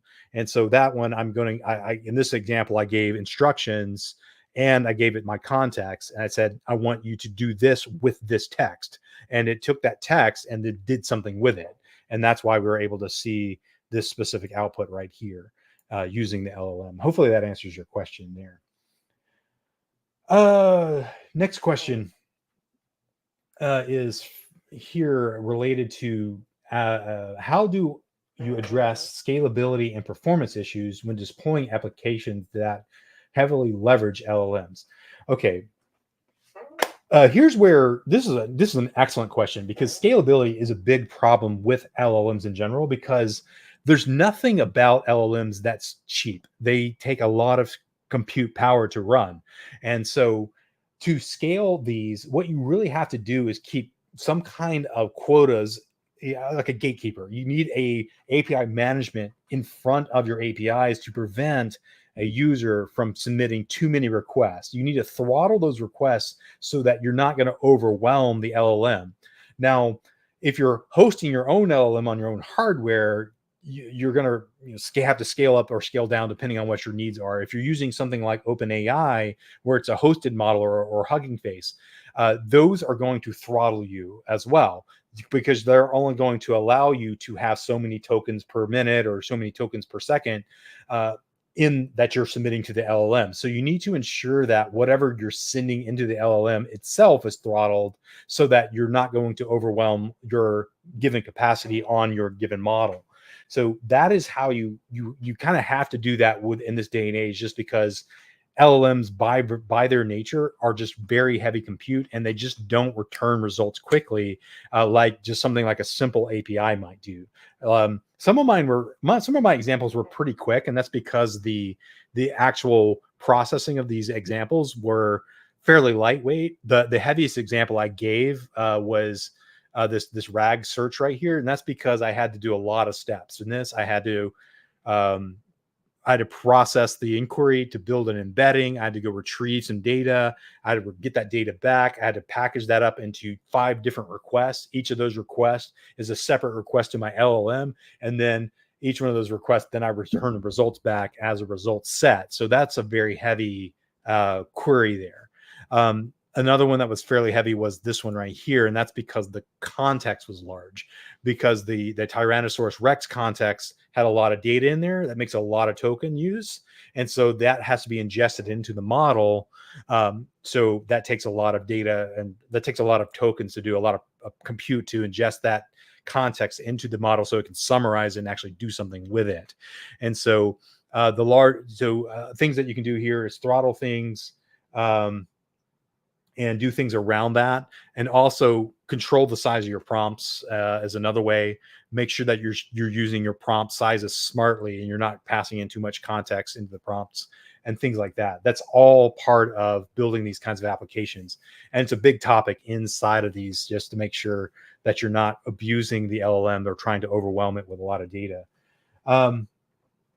The question here is, the last question here is, thanks for answering my first question. Can you explain the role of vector databases in enhancing search capabilities beyond? Yes, that's a good question. I kind of glossed over that a little bit because that really wasn't the focus of my talk, but I will answer that since you asked. Now, vector databases, unlike traditional databases, is all about finding things that are similar to other things. So a traditional database, you're going to be querying based on like keyword matching. So give me everything that includes Star Trek in the question. And so that's based on exact matches, Boolean searches. A vector database is based on similarity. So things that are related to one another are going to be returned rather than exact matches. So if I was asking for fruit in this example here, I'm going to get things like apples, bananas, and oranges without explicitly asking for apples, bananas, and oranges. If I'm asking for furry animals, I'm going to get things like squirrels, dogs, and cats rather than having to explicitly ask for cat, dog, or squirrel. If I'm asking for animals that lay eggs, I might get all of these down here. I might get eagles, chickens, doves, T-Rexes, turtles, lizards, and crocodiles. All of those different lay eggs. All those different kinds of species of animals lay eggs. So it's a much larger data set. But if I was asking for birds, I might get eagles, chickens, and doves. So again, narrowing my search there. It's all about similarity, not so much about exact matches. And so that's where a vector database really comes in.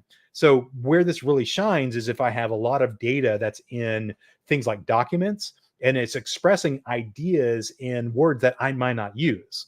So if I have a large document, like a document repository like Wikipedia, or maybe it's a document repository for a knowledge base like Confluence documentation or something like that, all those ideas are expressed in words that might have synonyms to what I'm doing. It's similar to what I'm doing, but I can still get those results back even if the words I'm searching on aren't explicitly mentioned in those documents.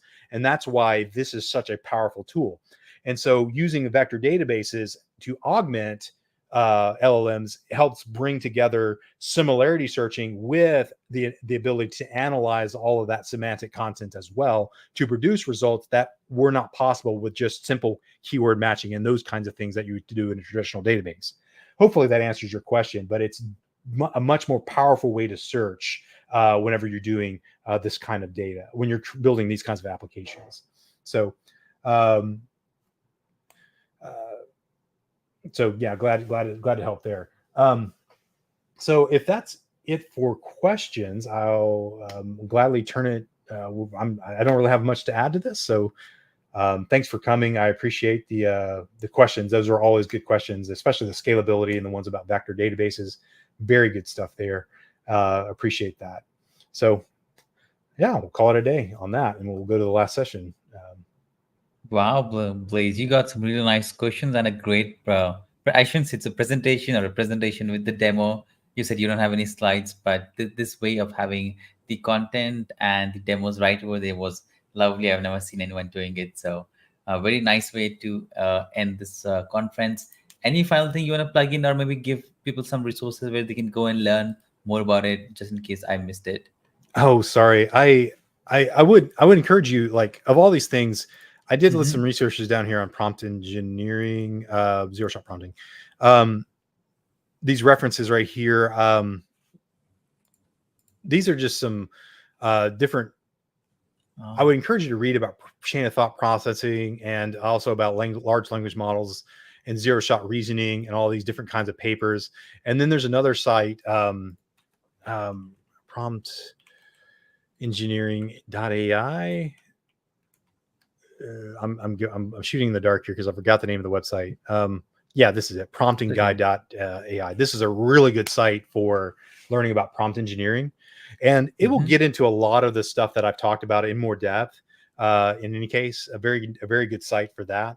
If you want to read through some of that, and once you have this kind of under your belt, all the other stuff that I talked about is more contextual. Like, you can look up things about LangChain and other frameworks that for building RAG apps or vector databases. All that's really, the more technical implementation, but just kind of understanding the patterns of how all that fits together is really the essence of my talk here. But prompt engineering is probably the crux of it all, because that's what brings all this part together. So that's what I would say, resource wise.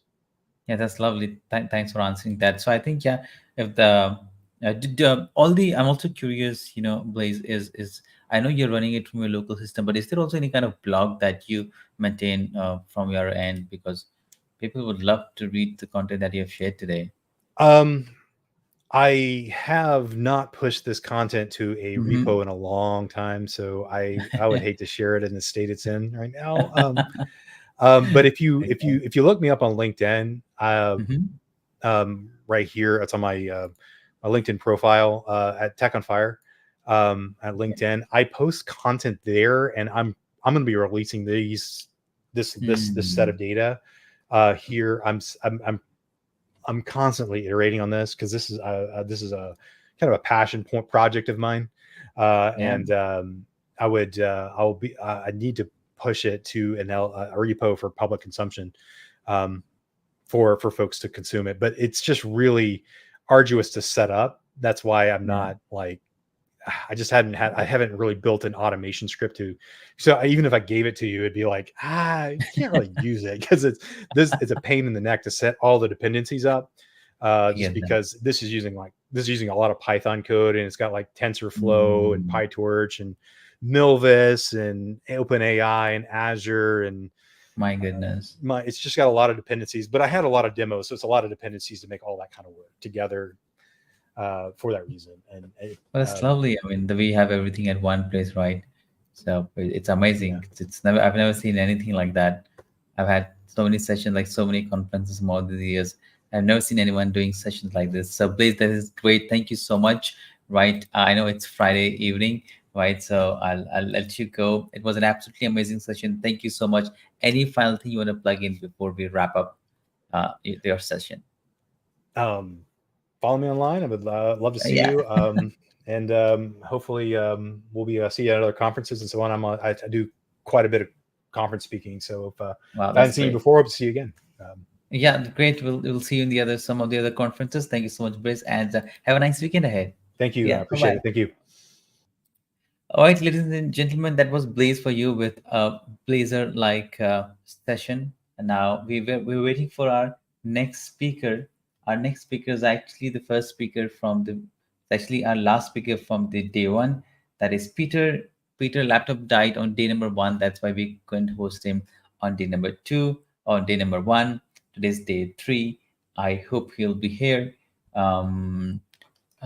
He should be here, but until by the time he's here, let's all play a quick commercial, take a 2 minutes break, and then come back. Hello everyone, join us for Beaker, one of India's largest Web3 and AI conference, which is taking place in Delhi on the 17th to 18th October 2024. This conference is designed by developers for developers. But why India?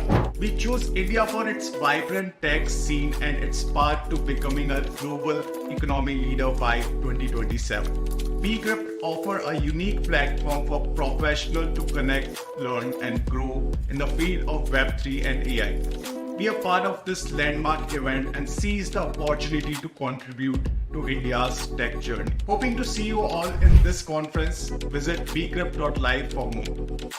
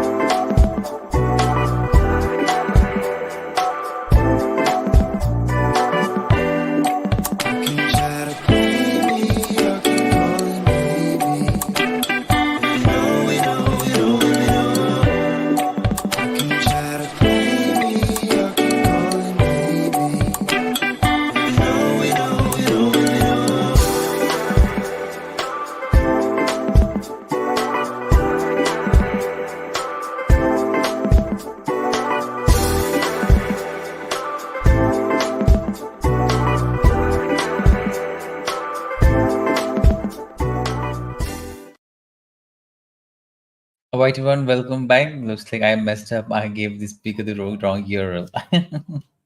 All right, ladies and gentlemen, it's time we do the final session of the Software Architecture Conference, third edition. It couldn't get any better by inviting a very good friend, Peter.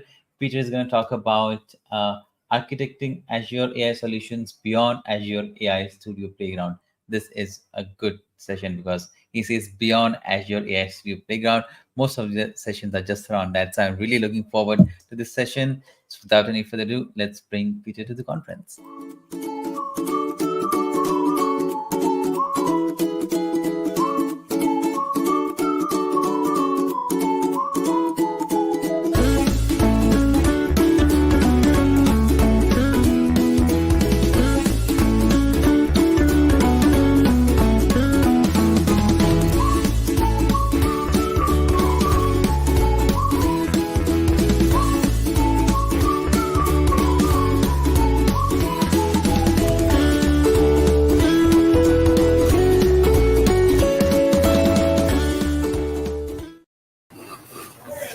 Hi, Peter. Welcome to the conference. Hey. Music.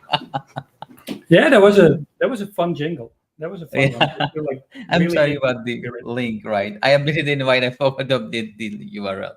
Oh. Yeah, just want to add some like spicing up the nerves a little bit. Like I'm ready. Oh, it's a different link. How is Like, it? where is How it? it's been? Yeah, it's been good. It's been good. How have you been all this time? Good actually. Prepping my session and fixing some hardware challenges. Ooh. But All right, it Peter. works. It works. Yeah, I'll let you take on the stage. I've added your stream to the screen. Everybody else can see it. And next 35 minutes is all yours. Okay, I'm just gonna move this out of the way. So I would say, hey everyone. I'm not gonna bore you with morning, afternoon, evenings. I know it's a global conference, and I tried to follow a little bit earlier this week, and from what I've seen, it's actually been quite amazing. And I loved, Stefan, that you said like we go beyond Azure AI Playground, because it's literally, I would say the session topic is partly based on my background. I'll talk about that in a second. But also obviously talking about the new thing, which in my case as a Microsoft employee, is all about AI. And what I've seen by talking to customers is that a lot of them, obviously, it's still pretty new technology. It's, I don't know, like a year old, you could say, where when we talk to customers and we ask about like, what's your Azure AI experience, or maybe even outside of Azure when they're using other clouds, and it's always like, well, I'm familiar with the playground. But then taking that next step is, I would say, typically a little bit more challenging. So I thought like, well, that might be a good topic to position at a software architect conference. So what I'm going to do is just sharing, I would say, some highlights, what allows you to bring your background as a cloud architect. Yes, I'm obviously going to focus on Azure, but it could be a little bit broader. And then helping you understanding, like, if my team, my developers, my business teams overall want to start using some AI cloud technology, preferably on Azure, right? What do we have to keep in mind? So knowing that it's about 30 minutes, obviously we can't really turn it into like a full architect deep dive, but hopefully going to give you enough tips and tricks on how to actually get started. If there's any questions, I would say more than happy to tackle them. So Stefan, if anyone is posting some questions, feel free to just call me out. And if anyone is watching this as a recording, then obviously you can still reach me. I got my email address here, petender@microsoft.com, or follow me on Twitter or X. It's, I would say, out of all the social media platforms, it's still the one I'm most actively on. Although I tend to go back a little bit more to LinkedIn, but I'm getting too old for Facebook and all the other ones. It's not about me, but I know that for the ones who are like, well, why should I spend the next 30 minutes in this session? It's about the credibility. So in short, my background is data centers. I started as a cabling guy way too long back. You find that on LinkedIn, nothing to worry about. And then gradually moved into building servers, building data centers from a server perspective, and then obviously moved to cloud. And then in meantime, actually moving maybe a little bit beyond cloud, but it's still in cloud, but more into the AI solutions. Within the Microsoft role as a technical trainer, it used to start literally 5 years ago today, where I joined the team as a full-time employee and helping larger customers in understanding cloud, where I typically provided Azure Architect classes, DevOps, then shifted more to the developing world. And that's eventually what got me into the AI space as well. And then in the bit of free time that I used to have over the last couple of years, I somehow went back to Azure and published a couple of technical books.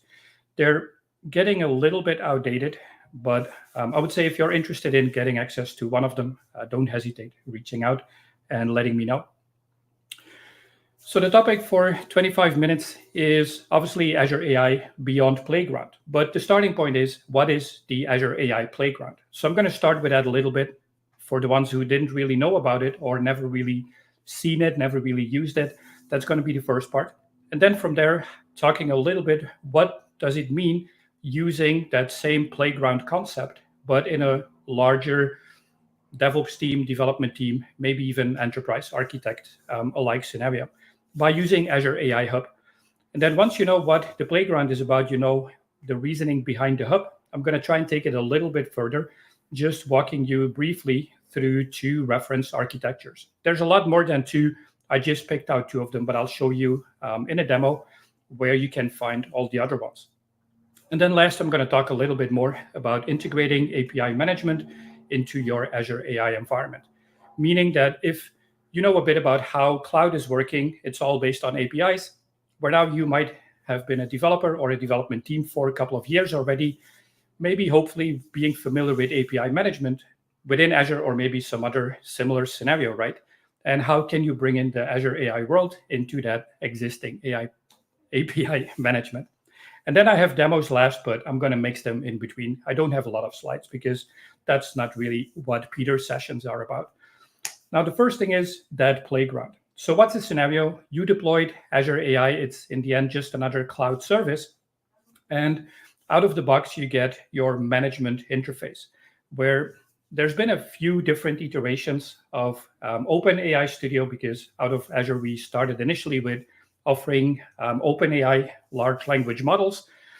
And if you follow Azure a little bit, or Azure AI specifically a little bit, you are already aware that we're not just offering OpenAI anymore, but also integrating other language models.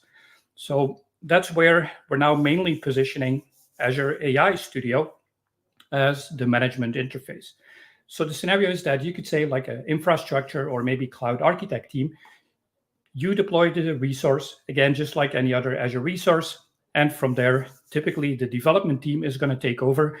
And the main use case for the studio is managing your AI environment, but also managing or testing functionalities. Because you have that cloud service running, you connect using an API endpoint, you connect with an authentication key, and from there, you probably want to start with testing. You deployed your large language model, GPT-4, maybe the latest 4.0, maybe DALL-E to generate some images or anything else. And before you want to actually integrate it into your application from a development coding perspective, you're going to use the studio to test it. There's security in play, there's compliance in play, and I'll walk you through that in a couple of demo scenarios. And then last is the cost aspect and the monitoring piece. Because in the end, it's where I would say preferably your developers are starting their AI developing journey. So got a few other bullet points here, but as you should know by now, I like showing you stuff, but I also know that every now and then you need a little bit of a capstone. So that's where I only got a handful of slides. So that led me jump to my Azure portal and starting with the basics. So you could create a new resource. You're going to search for Azure AI. And from there, it's basically deploy, next, finish, and done. If you look at the Azure AI services, just briefly over here, there's two differences, where the main difference here is not just the logo, not just the icon, but simplifying it a bit, I would say the Azure AI services on the left is what we would now describe as traditional AI. So if you ever did something with integrating object detection, integrating text-to-speech, or image recognition, something like that, that's what we now call traditional AI. It's nothing really new anymore. It's been around for, I think, almost 7-8 years now. And then about a year ago, a bit more than a year ago, we brought in the OpenAI generative AI. Now, from a template or deployment perspective, you pick either of them, and it's basically next, finish. I'm showing you quickly from the portal. It's an architect level, so not really admin how to deploy it. If you're familiar with Azure templates, Terraform, Bicep, then you can deploy Azure AI service using the exact same approach. From there, once you have it deployed, it's obviously part of a resource group, and within you're going to have your service. So I got my trainer demo deploy resource group because I'm doing a demo, right? And I have my Azure OpenAI because that's the generative AI angle. Just showing you that it's nothing really different than anything else in Azure. We have RBAC. I'll talk about that a little bit later on. We have encryption, we have pricing, networking. If you want to lock down like which kind of application, like a web app connecting to your AI services. Although it's a public cloud service, it doesn't mean that it's wide open, available to the internet. So you can lock down the communication from the web app or maybe even a web server using private endpoints. Again, similar to how your web app or virtual machines would connect to Azure Storage, would connect to functions, would connect to maybe a Cosmos database or any other service in the platform. And then once you have your service up and running, the next step is deploying a model, where the model is really bringing in that generative AI piece, where it's going to allow you to pick different options. And as you can see here, it's jumping to the Azure OpenAI Studio. And it's also teasing you a little bit like, well, it's been fun for about a year, but there's a new look, a new version with not just a new look, but more features, more capabilities. And I'll show you that in a second. So I deployed a couple of large language models, because in a typical, I would say, application scenario, you want to integrate different large language models because each and one of them comes with a specific purpose. And I know it's a little bit stretching, but like DALL-E in this case, it's the OpenAI version of the large language model that allows you to generate images. If you want to do text, just like find me information based on the trained model, like find me any public information about, I don't know, something on the internet, right? Then it depends a little bit on what kind of information you're looking for. Like if you need to, I don't know, write a paper on the Greek mythology, nothing's really changed over the last 2,000 years, right? So that's where you could use GPT 3.5 or 3.5 Turbo instead of the latest, greatest GPT 4.0. The main difference here is that each new version of the model is obviously bringing in more recent content. So we have our Azure AI service, just like any other Azure service. We deploy the language model, and from there we have our playground. So if I go into the chat option here, you can see it's chat playground. And again, that's mainly what I would say most of the customers I've been talking to, developers or even architects, where they're going to run some testing. So here I could do, can you tell me something about the typical August weather in Seattle? Why am I running this? It's what we call prompt engineering, right? And it's just going to validate that your environment, your AI engine, you could say in this case, is actually ready to be used. Now from here, it's fine, but it's not good enough. Why not? Because for now, it's just Peter pretending to be a developer, maybe testing out some AI integration, where now obviously the next step is I'm going to go back to my code, I'm going to integrate some API calls. But it's not just about me, because we have a team of developers, maybe all in the same location, maybe spread around the world, or we have an AI backend, but we have 15 applications we're developing, and all 15 of them need to have some kind of integration with AI. So what's the idea? Instead of allowing every developer or maybe cloud architect to go out to the Azure portal, assuming they have the correct permissions to do that, it's going to become like a, I don't know, the AI resources forest without seeing the trees anymore. So what's the solution there? It's Azure AI Hub. So in short, what is the hub? It's like a extra level, you could say, on top of your Azure AI service that partly gives you the same functionality as a standalone playground that I just showed you. All features are there. You can run the chat playground, prompt testing. You can play with the settings of your models, but it's now from a higher level, I would say enterprise-ready perspective. So it brings you centralized resource management, because what's the idea? Your cloud team will deploy Azure AI as the service. Next to that, they're going to define the permissions, but in between, they're going to create an AI Studio hub, and within a hub, they're going to create multiple projects. From an architect perspective that I'll walk you through a little bit later on, when you deploy AI, you probably need a storage account because you're going to integrate the Azure AI search if you want to integrate like the RAG capabilities, like the retrieval augmented scenario, where you're going to bring in your own data. Well, that data might actually come from an Azure database, Cosmos DB alike, or it could actually come from scanning Word documents, PDF files, or anything that you store in Azure Blob Storage. Next to that, since it's an API with keys, the recommendation is to integrate Key Vault, our Azure Cloud secret store, and a few other backend Azure resources that you need. Where now you immediately have that split up between, I have my admin teams, I got my developers, and obviously we want to make sure that it is as secure, as protected as possible. So the idea is to deploy a hub. Within a hub, you define a project. Obviously, you can deploy multiple hubs. You can deploy multiple projects, depending a little bit on the characteristics of your development environment. But easy said, if you follow some, I don't know, Agile or overall DevOps guidelines, preferably you have a dev and test environment, Q&A environment, production environment. Now, the characteristics between all three are probably about the same. So you would create a hub, like this is my company AI hub. And underneath, I'm going to create my retail AI project, my marketing AI project, my system invoicing backend AI project, and anything else. But the centralized part is the security, the monitoring, the management, and sharing resources. So that's I would say, the main pitch for using that hub. You can imagine there is another demo coming up where I'm going to show you how to actually use that hub. So I'm going to take a little step back and I go back to my service.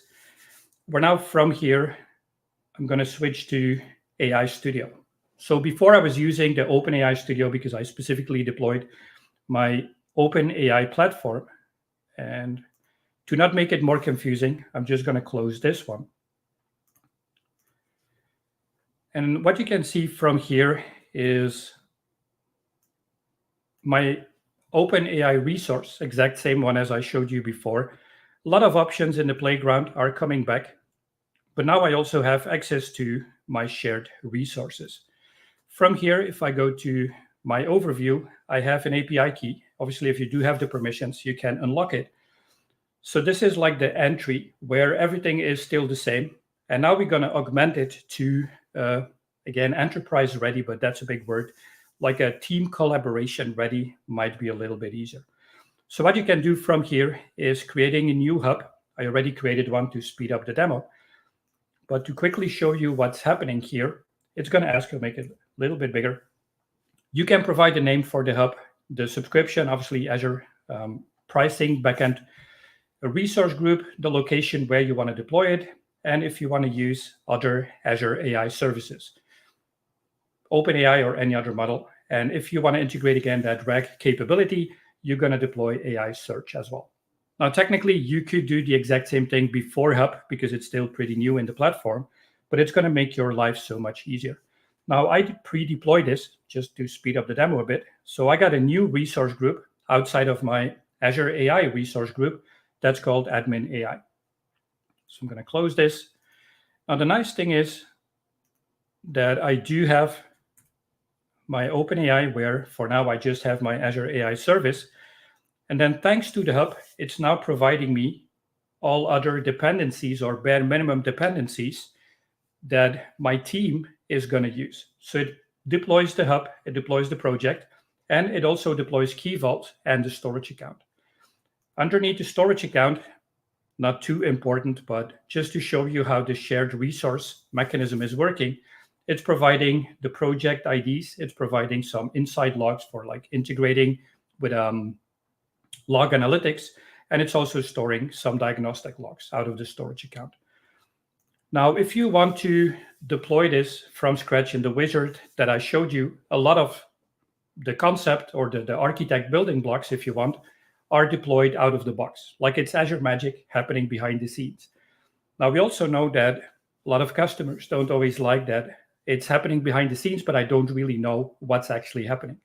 So what you can do, it's the same concept, but if you deploy Azure AI Service, and I forgot about it, you can deploy, let's see. You can deploy a hub from here somewhere. Am I getting lost in my portal? Azure AI Services. Create. I'm really getting lost.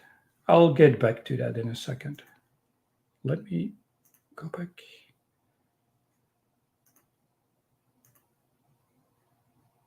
Okay, I remember. It's not Azure AI, it's Azure AI Studio. There we go. New Azure AI Hub. But now, what's the difference? Again, if you do this from within the AI Studio directly, following that wizard, it's going to deploy the storage account, Key Vault. It's adding some default permissions. But then if you want to make it even more enterprise ready, like again, thinking a bit in architect terms here, right? You go like, well, I want to define my own encryption. I want to specify the encryption keys. Maybe you already have one based on a company standard. Or what I mentioned before, you want to specify how your AI service, not just the AI service, but now the one managed through the hub and the projects, what is the network integration? So it's giving you more granular options, but the concept obviously will be the same in the end. And then once you have your Studio Hub, you define a project where, again, the project, I would say, takes me closest to the standalone playground that you would use as an individual developer. From here, everything is the same. So I can go into this specific project. I can define what kind of deployment model, if it's available and published to the hub. And from here, I could do the same thing. Tell me about the Seattle weather. Where now it tells me like, oops, that's not working. Why not? Because I do not have any permissions to actually use it. And that's the cool thing, because as a cloud architect team, or the, I don't know, center of excellence, right? You would deploy the resource, you deploy the service, you deploy the framework, and then last, you're going to define the permissions. How does it work from a permission perspective? You go into your hub, and from there, you're going to define users. You can create a new user, provide some name for the user, and it's going to give you owner, contributor, Azure AI developer, which would be the default here, or reader permissions. So you might have someone part of your development or DevOps team only needing read permissions like a project manager, typically not the person who's actually writing code and maybe not creating the pipelines anymore, but still being able to watch over. Where now you might go like, well, that's a little bit limited because we need more granular permissions. Well, that's kind of cool, because what do we have? If I go back to my resource groups, remember we have that admin AI, and from here it's nothing more than traditional RBAC. So inside my existing role assignments, I got a whole bunch of demo groups here, and I also have my name of my Azure AI resource. I can add more permissions, and it's going to show me the specifics for, why not, AI developer, I guess, is one of them. Azure AI, something, something. If you have containers to integrate with your solutions, you could still define that. So traditional RBAC that hopefully you already know from Azure is coming back from here. And again, that's, I would say, the main beauty from having that hub and multiple project approach. Moving on, it's about services, resources, where the main question now is like, okay, my dear developers, we're going to integrate a new service called Azure AI. The functionality hub and project is also a resource, but not really super technical. So it's about, if I already have Azure scenarios up and running in my environment, what do I need to know? How does it integrate? So again, I picked out 2 different scenarios, but I'll show you where you can find a lot more. First of all, we have our well-architected framework. If you do a little bit with Azure, maybe hands-on, maybe as an architect, I hope that you're familiar with Azure Architect or Azure Reference Architectures. We have it for almost, if not all, Azure services. If you want to build a high available, scalable, super performing, but cost efficient, I don't know, retail Azure web app scenario with functions, with containers, with database backends, with integration of security and anything else that you could think of, there is a reference architecture for that. So since Azure AI is nothing more than just another service, obviously you can assume that the team behind it from Azure Engineering created reference architectures. I picked out one, I would say one of the most popular Azure AI services for now is a chatbot. So what do we have? I'll try to zoom in, and I hope that on your end it's gonna look a little bit decent. If not, Stefan, let me know. But in the end, it's nothing really new. So what we have is our traditional application. In this case, got a bunch of app services running in different regions, or maybe in this case, availability zones. I got my application gateway, got a private endpoint, got storage, got Key Vault, monitoring, app insights, and anything else. We have some authentication. That's my default application architecture. We're now for that same application, like, I don't know, some retail app, or again, not too important what kind of application you're running, we're going to extend it with AI functionality. Within the same architecture, we're going to add a couple of new services. And you don't have to use all of these, right? The bare minimum is the Azure AI service. In this example, OpenAI, but it could be traditional AI, it could be some of the model deployments within the AI service.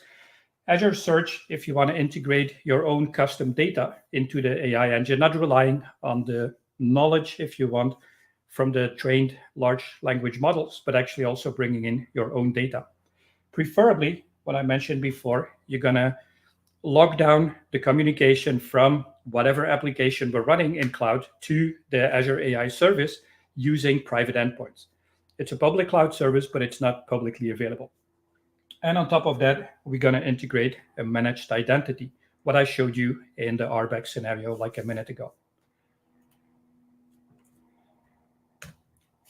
Another example is landing zones. So what is a landing zone? It's a pre-built, I would say, cloud deployment, cloud architecture framework that we introduced, I think, like 2-3 years ago. We're now extending your already existing environment. You have landing zones for the identity components, a landing zone for web applications, a landing zone for DevOps with GitHub or maybe Azure DevOps, and so many other. Where now you're going to extend it again with AI-specific components. So I'm partly using the same architecture as before, but now it's living inside a landing zone. So I got my existing Azure application landing zone with, again, the same building blocks. Got a bunch of web servers, got my private endpoints to my web applications in availability zones. And obviously, you could duplicate this into multiple regions. We have compute instances for running Azure machine learning, our custom machine learning, training our own models, you could say. And then from there, you're going to deploy again a bunch of Azure AI depending services. Key Vault already available if you're using it. If not, it allows you to add it. And again, if you use that hub concept deployment, it's going to add it for you if you don't have it yet.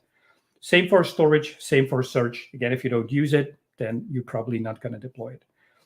And then from there, you just glue it in everything else you already have. Because we have a landing zone for networking. I showed you when you deploy that hub, it's actually going to link you to more advanced network options. And that's where you will have that integration with your existing or new, if you never used it before, right, networking landing zone. If you're wondering where all these scenarios are coming from, I got a few links here. I'll share the deck with Stefan, and then you can grab the URL. But even better, you don't really have to memorize anything. You just search for Azure reference architectures, browse architectures, and there's, for now, more than 650.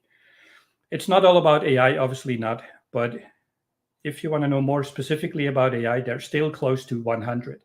So what you can do here is just searching for like OpenAI, an easy example, and then somewhere you're going to find the diagram that I used. Baseline OpenAI end-to-end chat reference architecture. It's giving you a nice Visio diagram. If you want to reuse it, adding your own custom extensions into it, that's totally fine. And then if you're learning about the platform or you're architecting your cloud platform, right, it's also providing detailed descriptions, including links to the actual Azure documentation. We have machine learning. Whoa, I never heard about machine learning. Why do we need it? That's what it's explaining here. Same for search and all the other components. Good, got a few minutes left, so perfectly on time, I guess, where the last part is integrating Azure AI into API management. So what it's about. I could almost say that almost any web application nowadays is probably, I don't know, typically connecting using APIs. I showed you the chat integration, like, oh, tell me something about the weather, where now if I just open up my desktop, you're going to see in my left down corner, there's a little cloud jumping up and down every couple of minutes, telling me what my temperature is outside. Yes, the sun is out, which is, by the way, exceptional in the Redmond, Seattle area, but that's details. If you want to integrate some kind of functionality into your app, that's where you're probably going to use some APIs. Where now you have your existing app, you want to integrate your AI engine, and yes, the solution to do that is APIs. It's also why I would say developing your cloud applications with Azure AI, I'm not going to say it's easy. I mean, once you know how to do it, everything becomes easy. But in the end, if you're familiar as a developer or an architect with how your development team is connecting to cloud services or third-party running services using APIs, it's the exact same concept. To centralize management, to optimize security, to interact with the cost model, or maybe flipping it around, if you want to publish your own application and you want to provide access to customers or connectivity from customers to your application, and you want to publish your own APIs, Azure APIs or other, you will already use API management in one way or the other. Well, now what we're doing is allowing you to integrate the Azure AI APIs into your API management. So that the diagram looks a little bit like this. You have your applications. You're going to build in functionality, chat conversations, maybe product analysis, maybe running some predictive analysis or something, I don't know. We're now out of the app. What we probably did before is just connecting to the Azure API endpoint. It's just a URL and a key, right? Yes, it should be stored in Key Vault, you already know. Within the Azure AI service, you're going to define your large language models. You can use traditional Azure AI, you can use OpenAI, and you can use other scenarios. Now, to protect that communication, that's where now we're going to integrate API management. And again, in most enterprise-ready applications, you probably already have that. Now, how do you get that integration? There's two options. The first one, I would say that's the easiest. I'll show you in a demo how to do that. If you ever used API management out of Azure, you know that it supports different protocols. You got OpenAI, OpenAPI, you have the XAML from the past, you got a few other protocols, even HTTP would be there. And now you're just going to extend it with an Azure AI service. If you want to do it a little bit more manual, you can still do that, but it means that you deploy your Azure AI service and you're going to export the API definition, like the OpenAPI standard, it's JSON file. So it's a little bit more manual in option 2. It's a little bit more wizard-based integrated. And then from there, just like anything else in API management, it's going to recognize the API calls, get, post, put, delete. We're now just connecting to our API service. It's going to give me some post options to complete the chat message, what I showed you, maybe integrating image creation if you use DALL-E or some other, integrating vector search using the AI search and anything else I already mentioned. So how does it work? That's going to be my last demo in the last 2 minutes, I guess, that I have. You deploy API management. If you don't have it already, you're going to integrate your Azure AI in the wizard mode or the manual approach. And from there, that's where the actual benefit of API management comes in. You're going to define policies. For example, defining rate limits, like how many API requests can my application fire off to my API backend, or publishing certain spectrums of the API, even if, like in this example, in the screenshot, we have like 7, 8 different post comments, like interactions with the API service we can fire off, but maybe you only want to publish one. You're not tuning the API backend as such. You're going to use the gateway API management as an interface. And again, from there, testing the API backend, and then hopefully you got happy developers. So that I'm going to switch to the last demo for now. I deployed API management.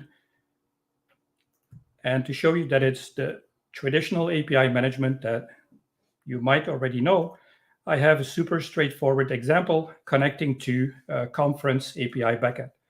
So what I can do here is get information about sessions, about speakers, like maybe something for you, Stefan, could be relevant if you want to provide the data from your pretty cool website, by the way, to the speakers, to maybe sponsors. Why not providing them access to the API backend? So what I can do here is get speaker. I'm going to test my API, and I'm going to send my request. Oh, I need an ID, speaker 1, and it's going to provide me some response. So I got headers. I got, hey, find me information about speaker 1, and speaker 1 over here. This is my API call going to the API backend from my conference, and it's telling me speaker 1 is Scott Guthrie, and some bio description, and then if I want to get speaker sessions, and I want to get all of them, I'm going to run a test. I'm going to send, and it should give me the full response from all the speakers. Pretty cool. So now I'm going to do the same for my Azure AI. So we're going to add a new API. We support WebSocket, GraphQL, OpenAPI, and all the other ones. Where now, this is still pretty new, Azure OpenAI service. You don't need to memorize anything. You don't need to copy paste whatsoever. You're just going to pick the AI service that you already have. This is the version of the API I'm running in my Azure AI backend. You're going to give it a name, and that's pretty much it. We cannot make this easier. We're now from here, in the same way as I had my conference API, I called it imported AI API, but that's just the name you want to give it. You have the API operations. In this case, it's all post. You cannot do delete. You cannot do put. You cannot do get, because you want to have that chat conversation, right? Where the first example here is create a completion chat where it's asking for deployment ID, the API version, and some other scenarios. It's connecting to the backend. This is my actual Azure AI service. Now, to do that, it needs authentication, and it also needs some parameters. So I'm going to run a test, and I can play with my AI settings. Connect to the model using GPT-4o. Maybe as a developer, you want to test GPT-4. It's part of the project in our AI hub, and it's going to show up here as well. I got my API version, because maybe you want to play with the same model, but using different iterations based on the versioning. And you're going to send your request body, where in this case, it's just an example. You're going to send it, and it's going to do the exact same thing as before, providing you some JSON-based response about your chat conversation.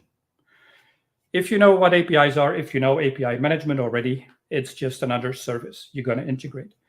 And then here you're going to add the policies where, oh, it's in the design.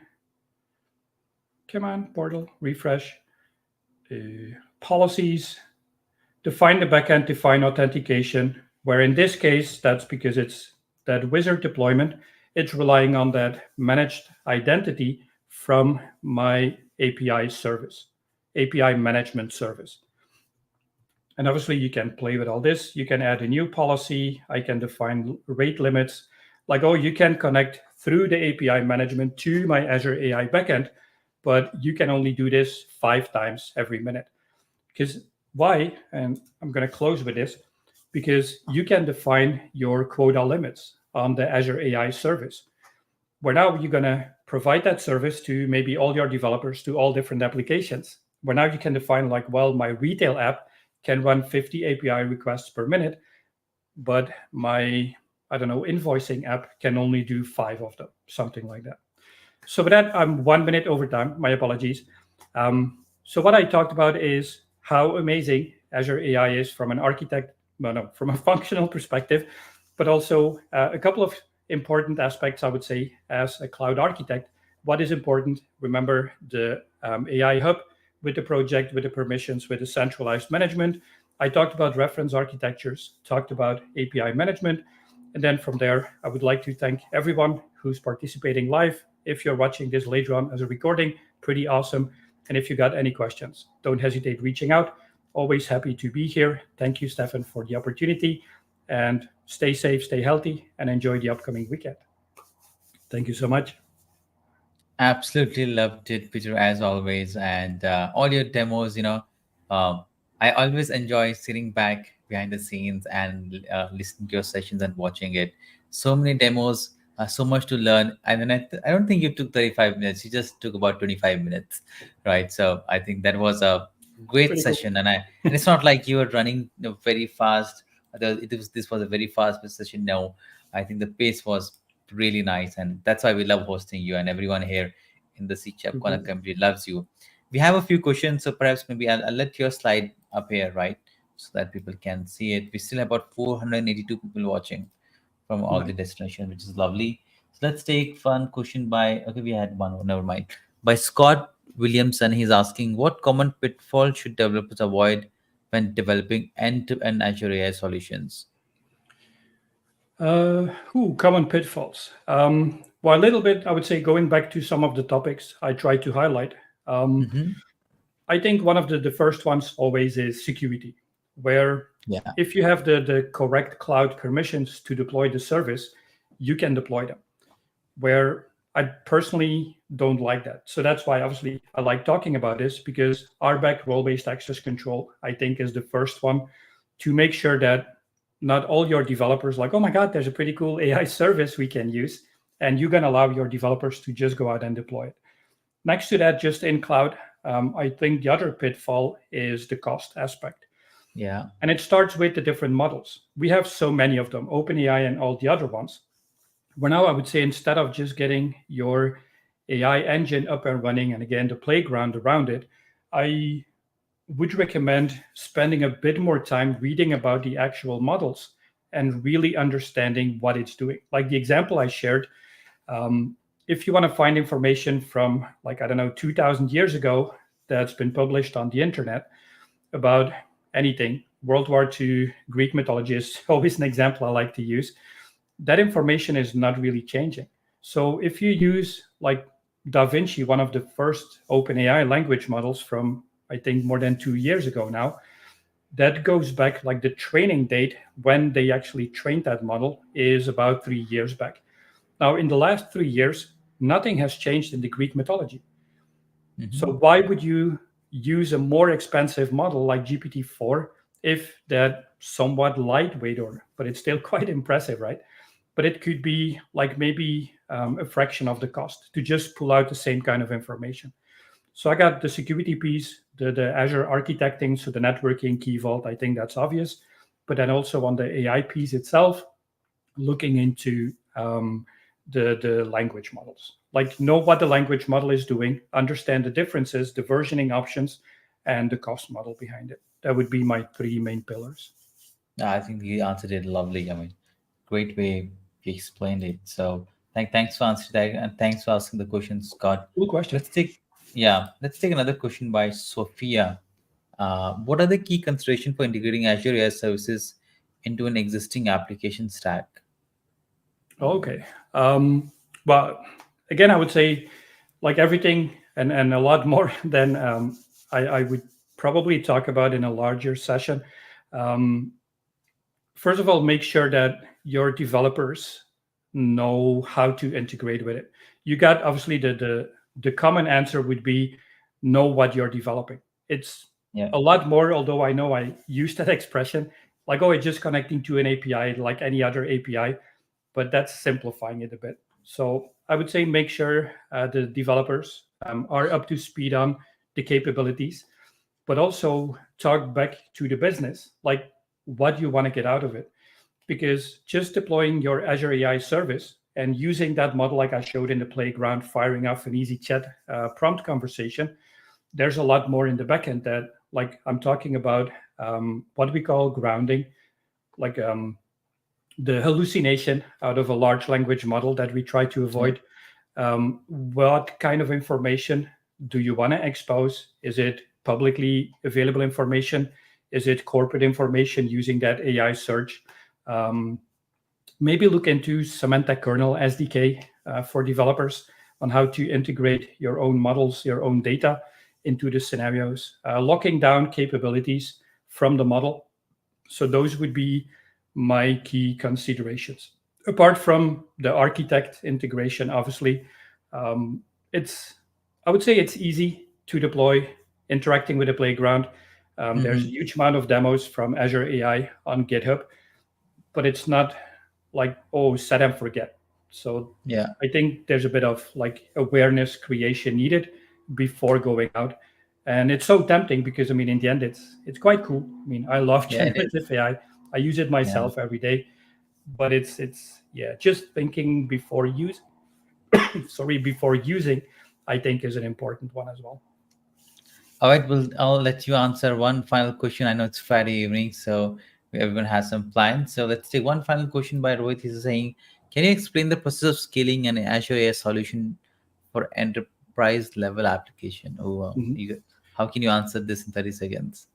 Oh, well, again, simplifying it a bit, in the end, the Azure AI connectivity and even the running service Yeah. is nothing really different than a web application.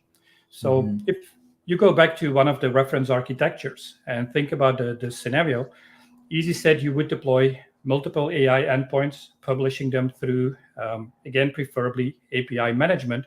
And that's also where you're going to define the scaling. So you deploy multiple AI services, preferably in multiple regions for high availability. Next to that, you're going to deploy different models where in the backend of your app, you're going to specify, hey, my dear app, I want you to connect to this API management URL that's going to connect to the Azure AI API URL behind the scenes, and then pulling up the model and the API version. Those are like the 3-4 parameters you Yeah. could play with. Perfect. And keep an eye on the cost as well. Oh Because yeah, scaling and cost. cost, always a little bit tricky. That's right. But that would be the simplification of it. All right. So Priya says this session is too good. I agree with her. Oh. Ganesh says, "Thank you, Peter, sir." All right. And Nice. Scott says, The "Thank you, sir is on Peter." vacation. There's no sir. But perhaps she's joining from England. All right, Peter. Any final thing you want to plug in before we wrap up this entire conference? Well, always the same closing for me. I Yeah. always like to thank you. And I always Oh, ask for longer sessions. I know you're oh, I'm pretty so strict sorry. on like 30, 35 minutes, but Yeah. you need to consider moving this up to 1 hour, 90 minutes, 75 minutes. I Yeah. don't know, 2 topics maybe. I just love talking about this all too much. So Yeah, I get pretty it. cool I stuff. get it. We'll have to do a conference with a longer format, where we tell the audience that, hey, this conference, where it's gonna run maybe only 6 hours, but there's gonna be like 4 sessions.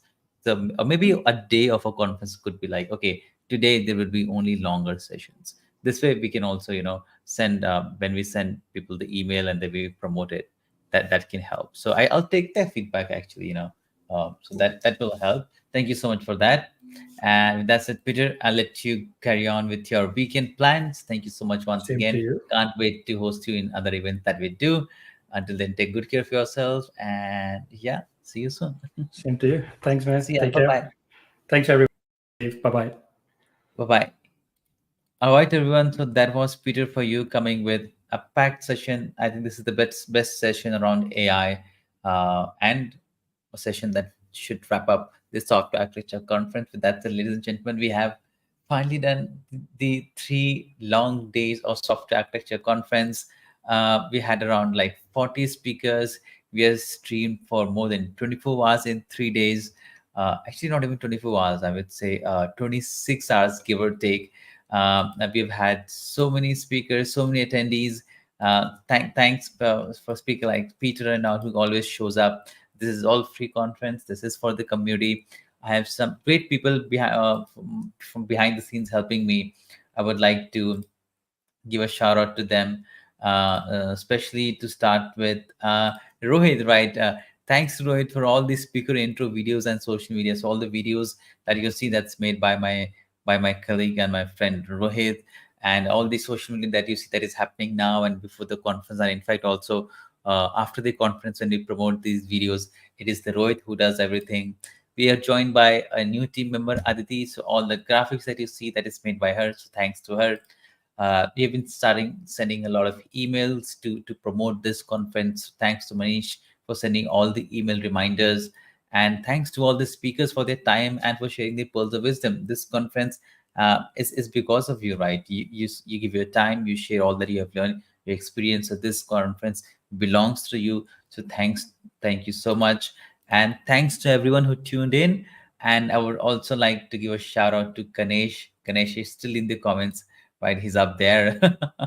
I don't know. I bet me and my team would definitely like to meet Ganesh someday. Ganesh, please come to our conference that's happening in Delhi from October 17th and 18th. We would love to meet you in person. This person has been very consistent. I know him from last 2 3 years, 3 years for now. Whenever we do these virtual conferences, he's always up there. It is 2:30 p.m. at our place anyway, and he's been taken care of. he's been dropping comments and asking questions. So thanks to Ganesh and to Vanchika. Vanchika shares some really nice posts on social media about the conference. So shout out to her too. Ganesh, DM me your address. We'll send you some nice goodies and specs for CSharpCorner. I think that is the least we can do for you. And finally, thanks to CSharpCorner and C Sharp TV, C Sharp for organizing this, and CSharpCorner for streaming it. With that, ladies and gentlemen, that is it for this year's Software Architecture Conference. I'm your host, Stephen Simon. This was third year Software Architecture Conference. I will see you in other conferences. Coming up is the React conference just next week. And until then, until next year, same month, in the month of August, we're going to do Software Architecture Conference 2025. Please take care of yourself, and we will see you soon. Bye-bye. Good night. Have a nice weekend, and take care of yourself. Bye-bye. Bye.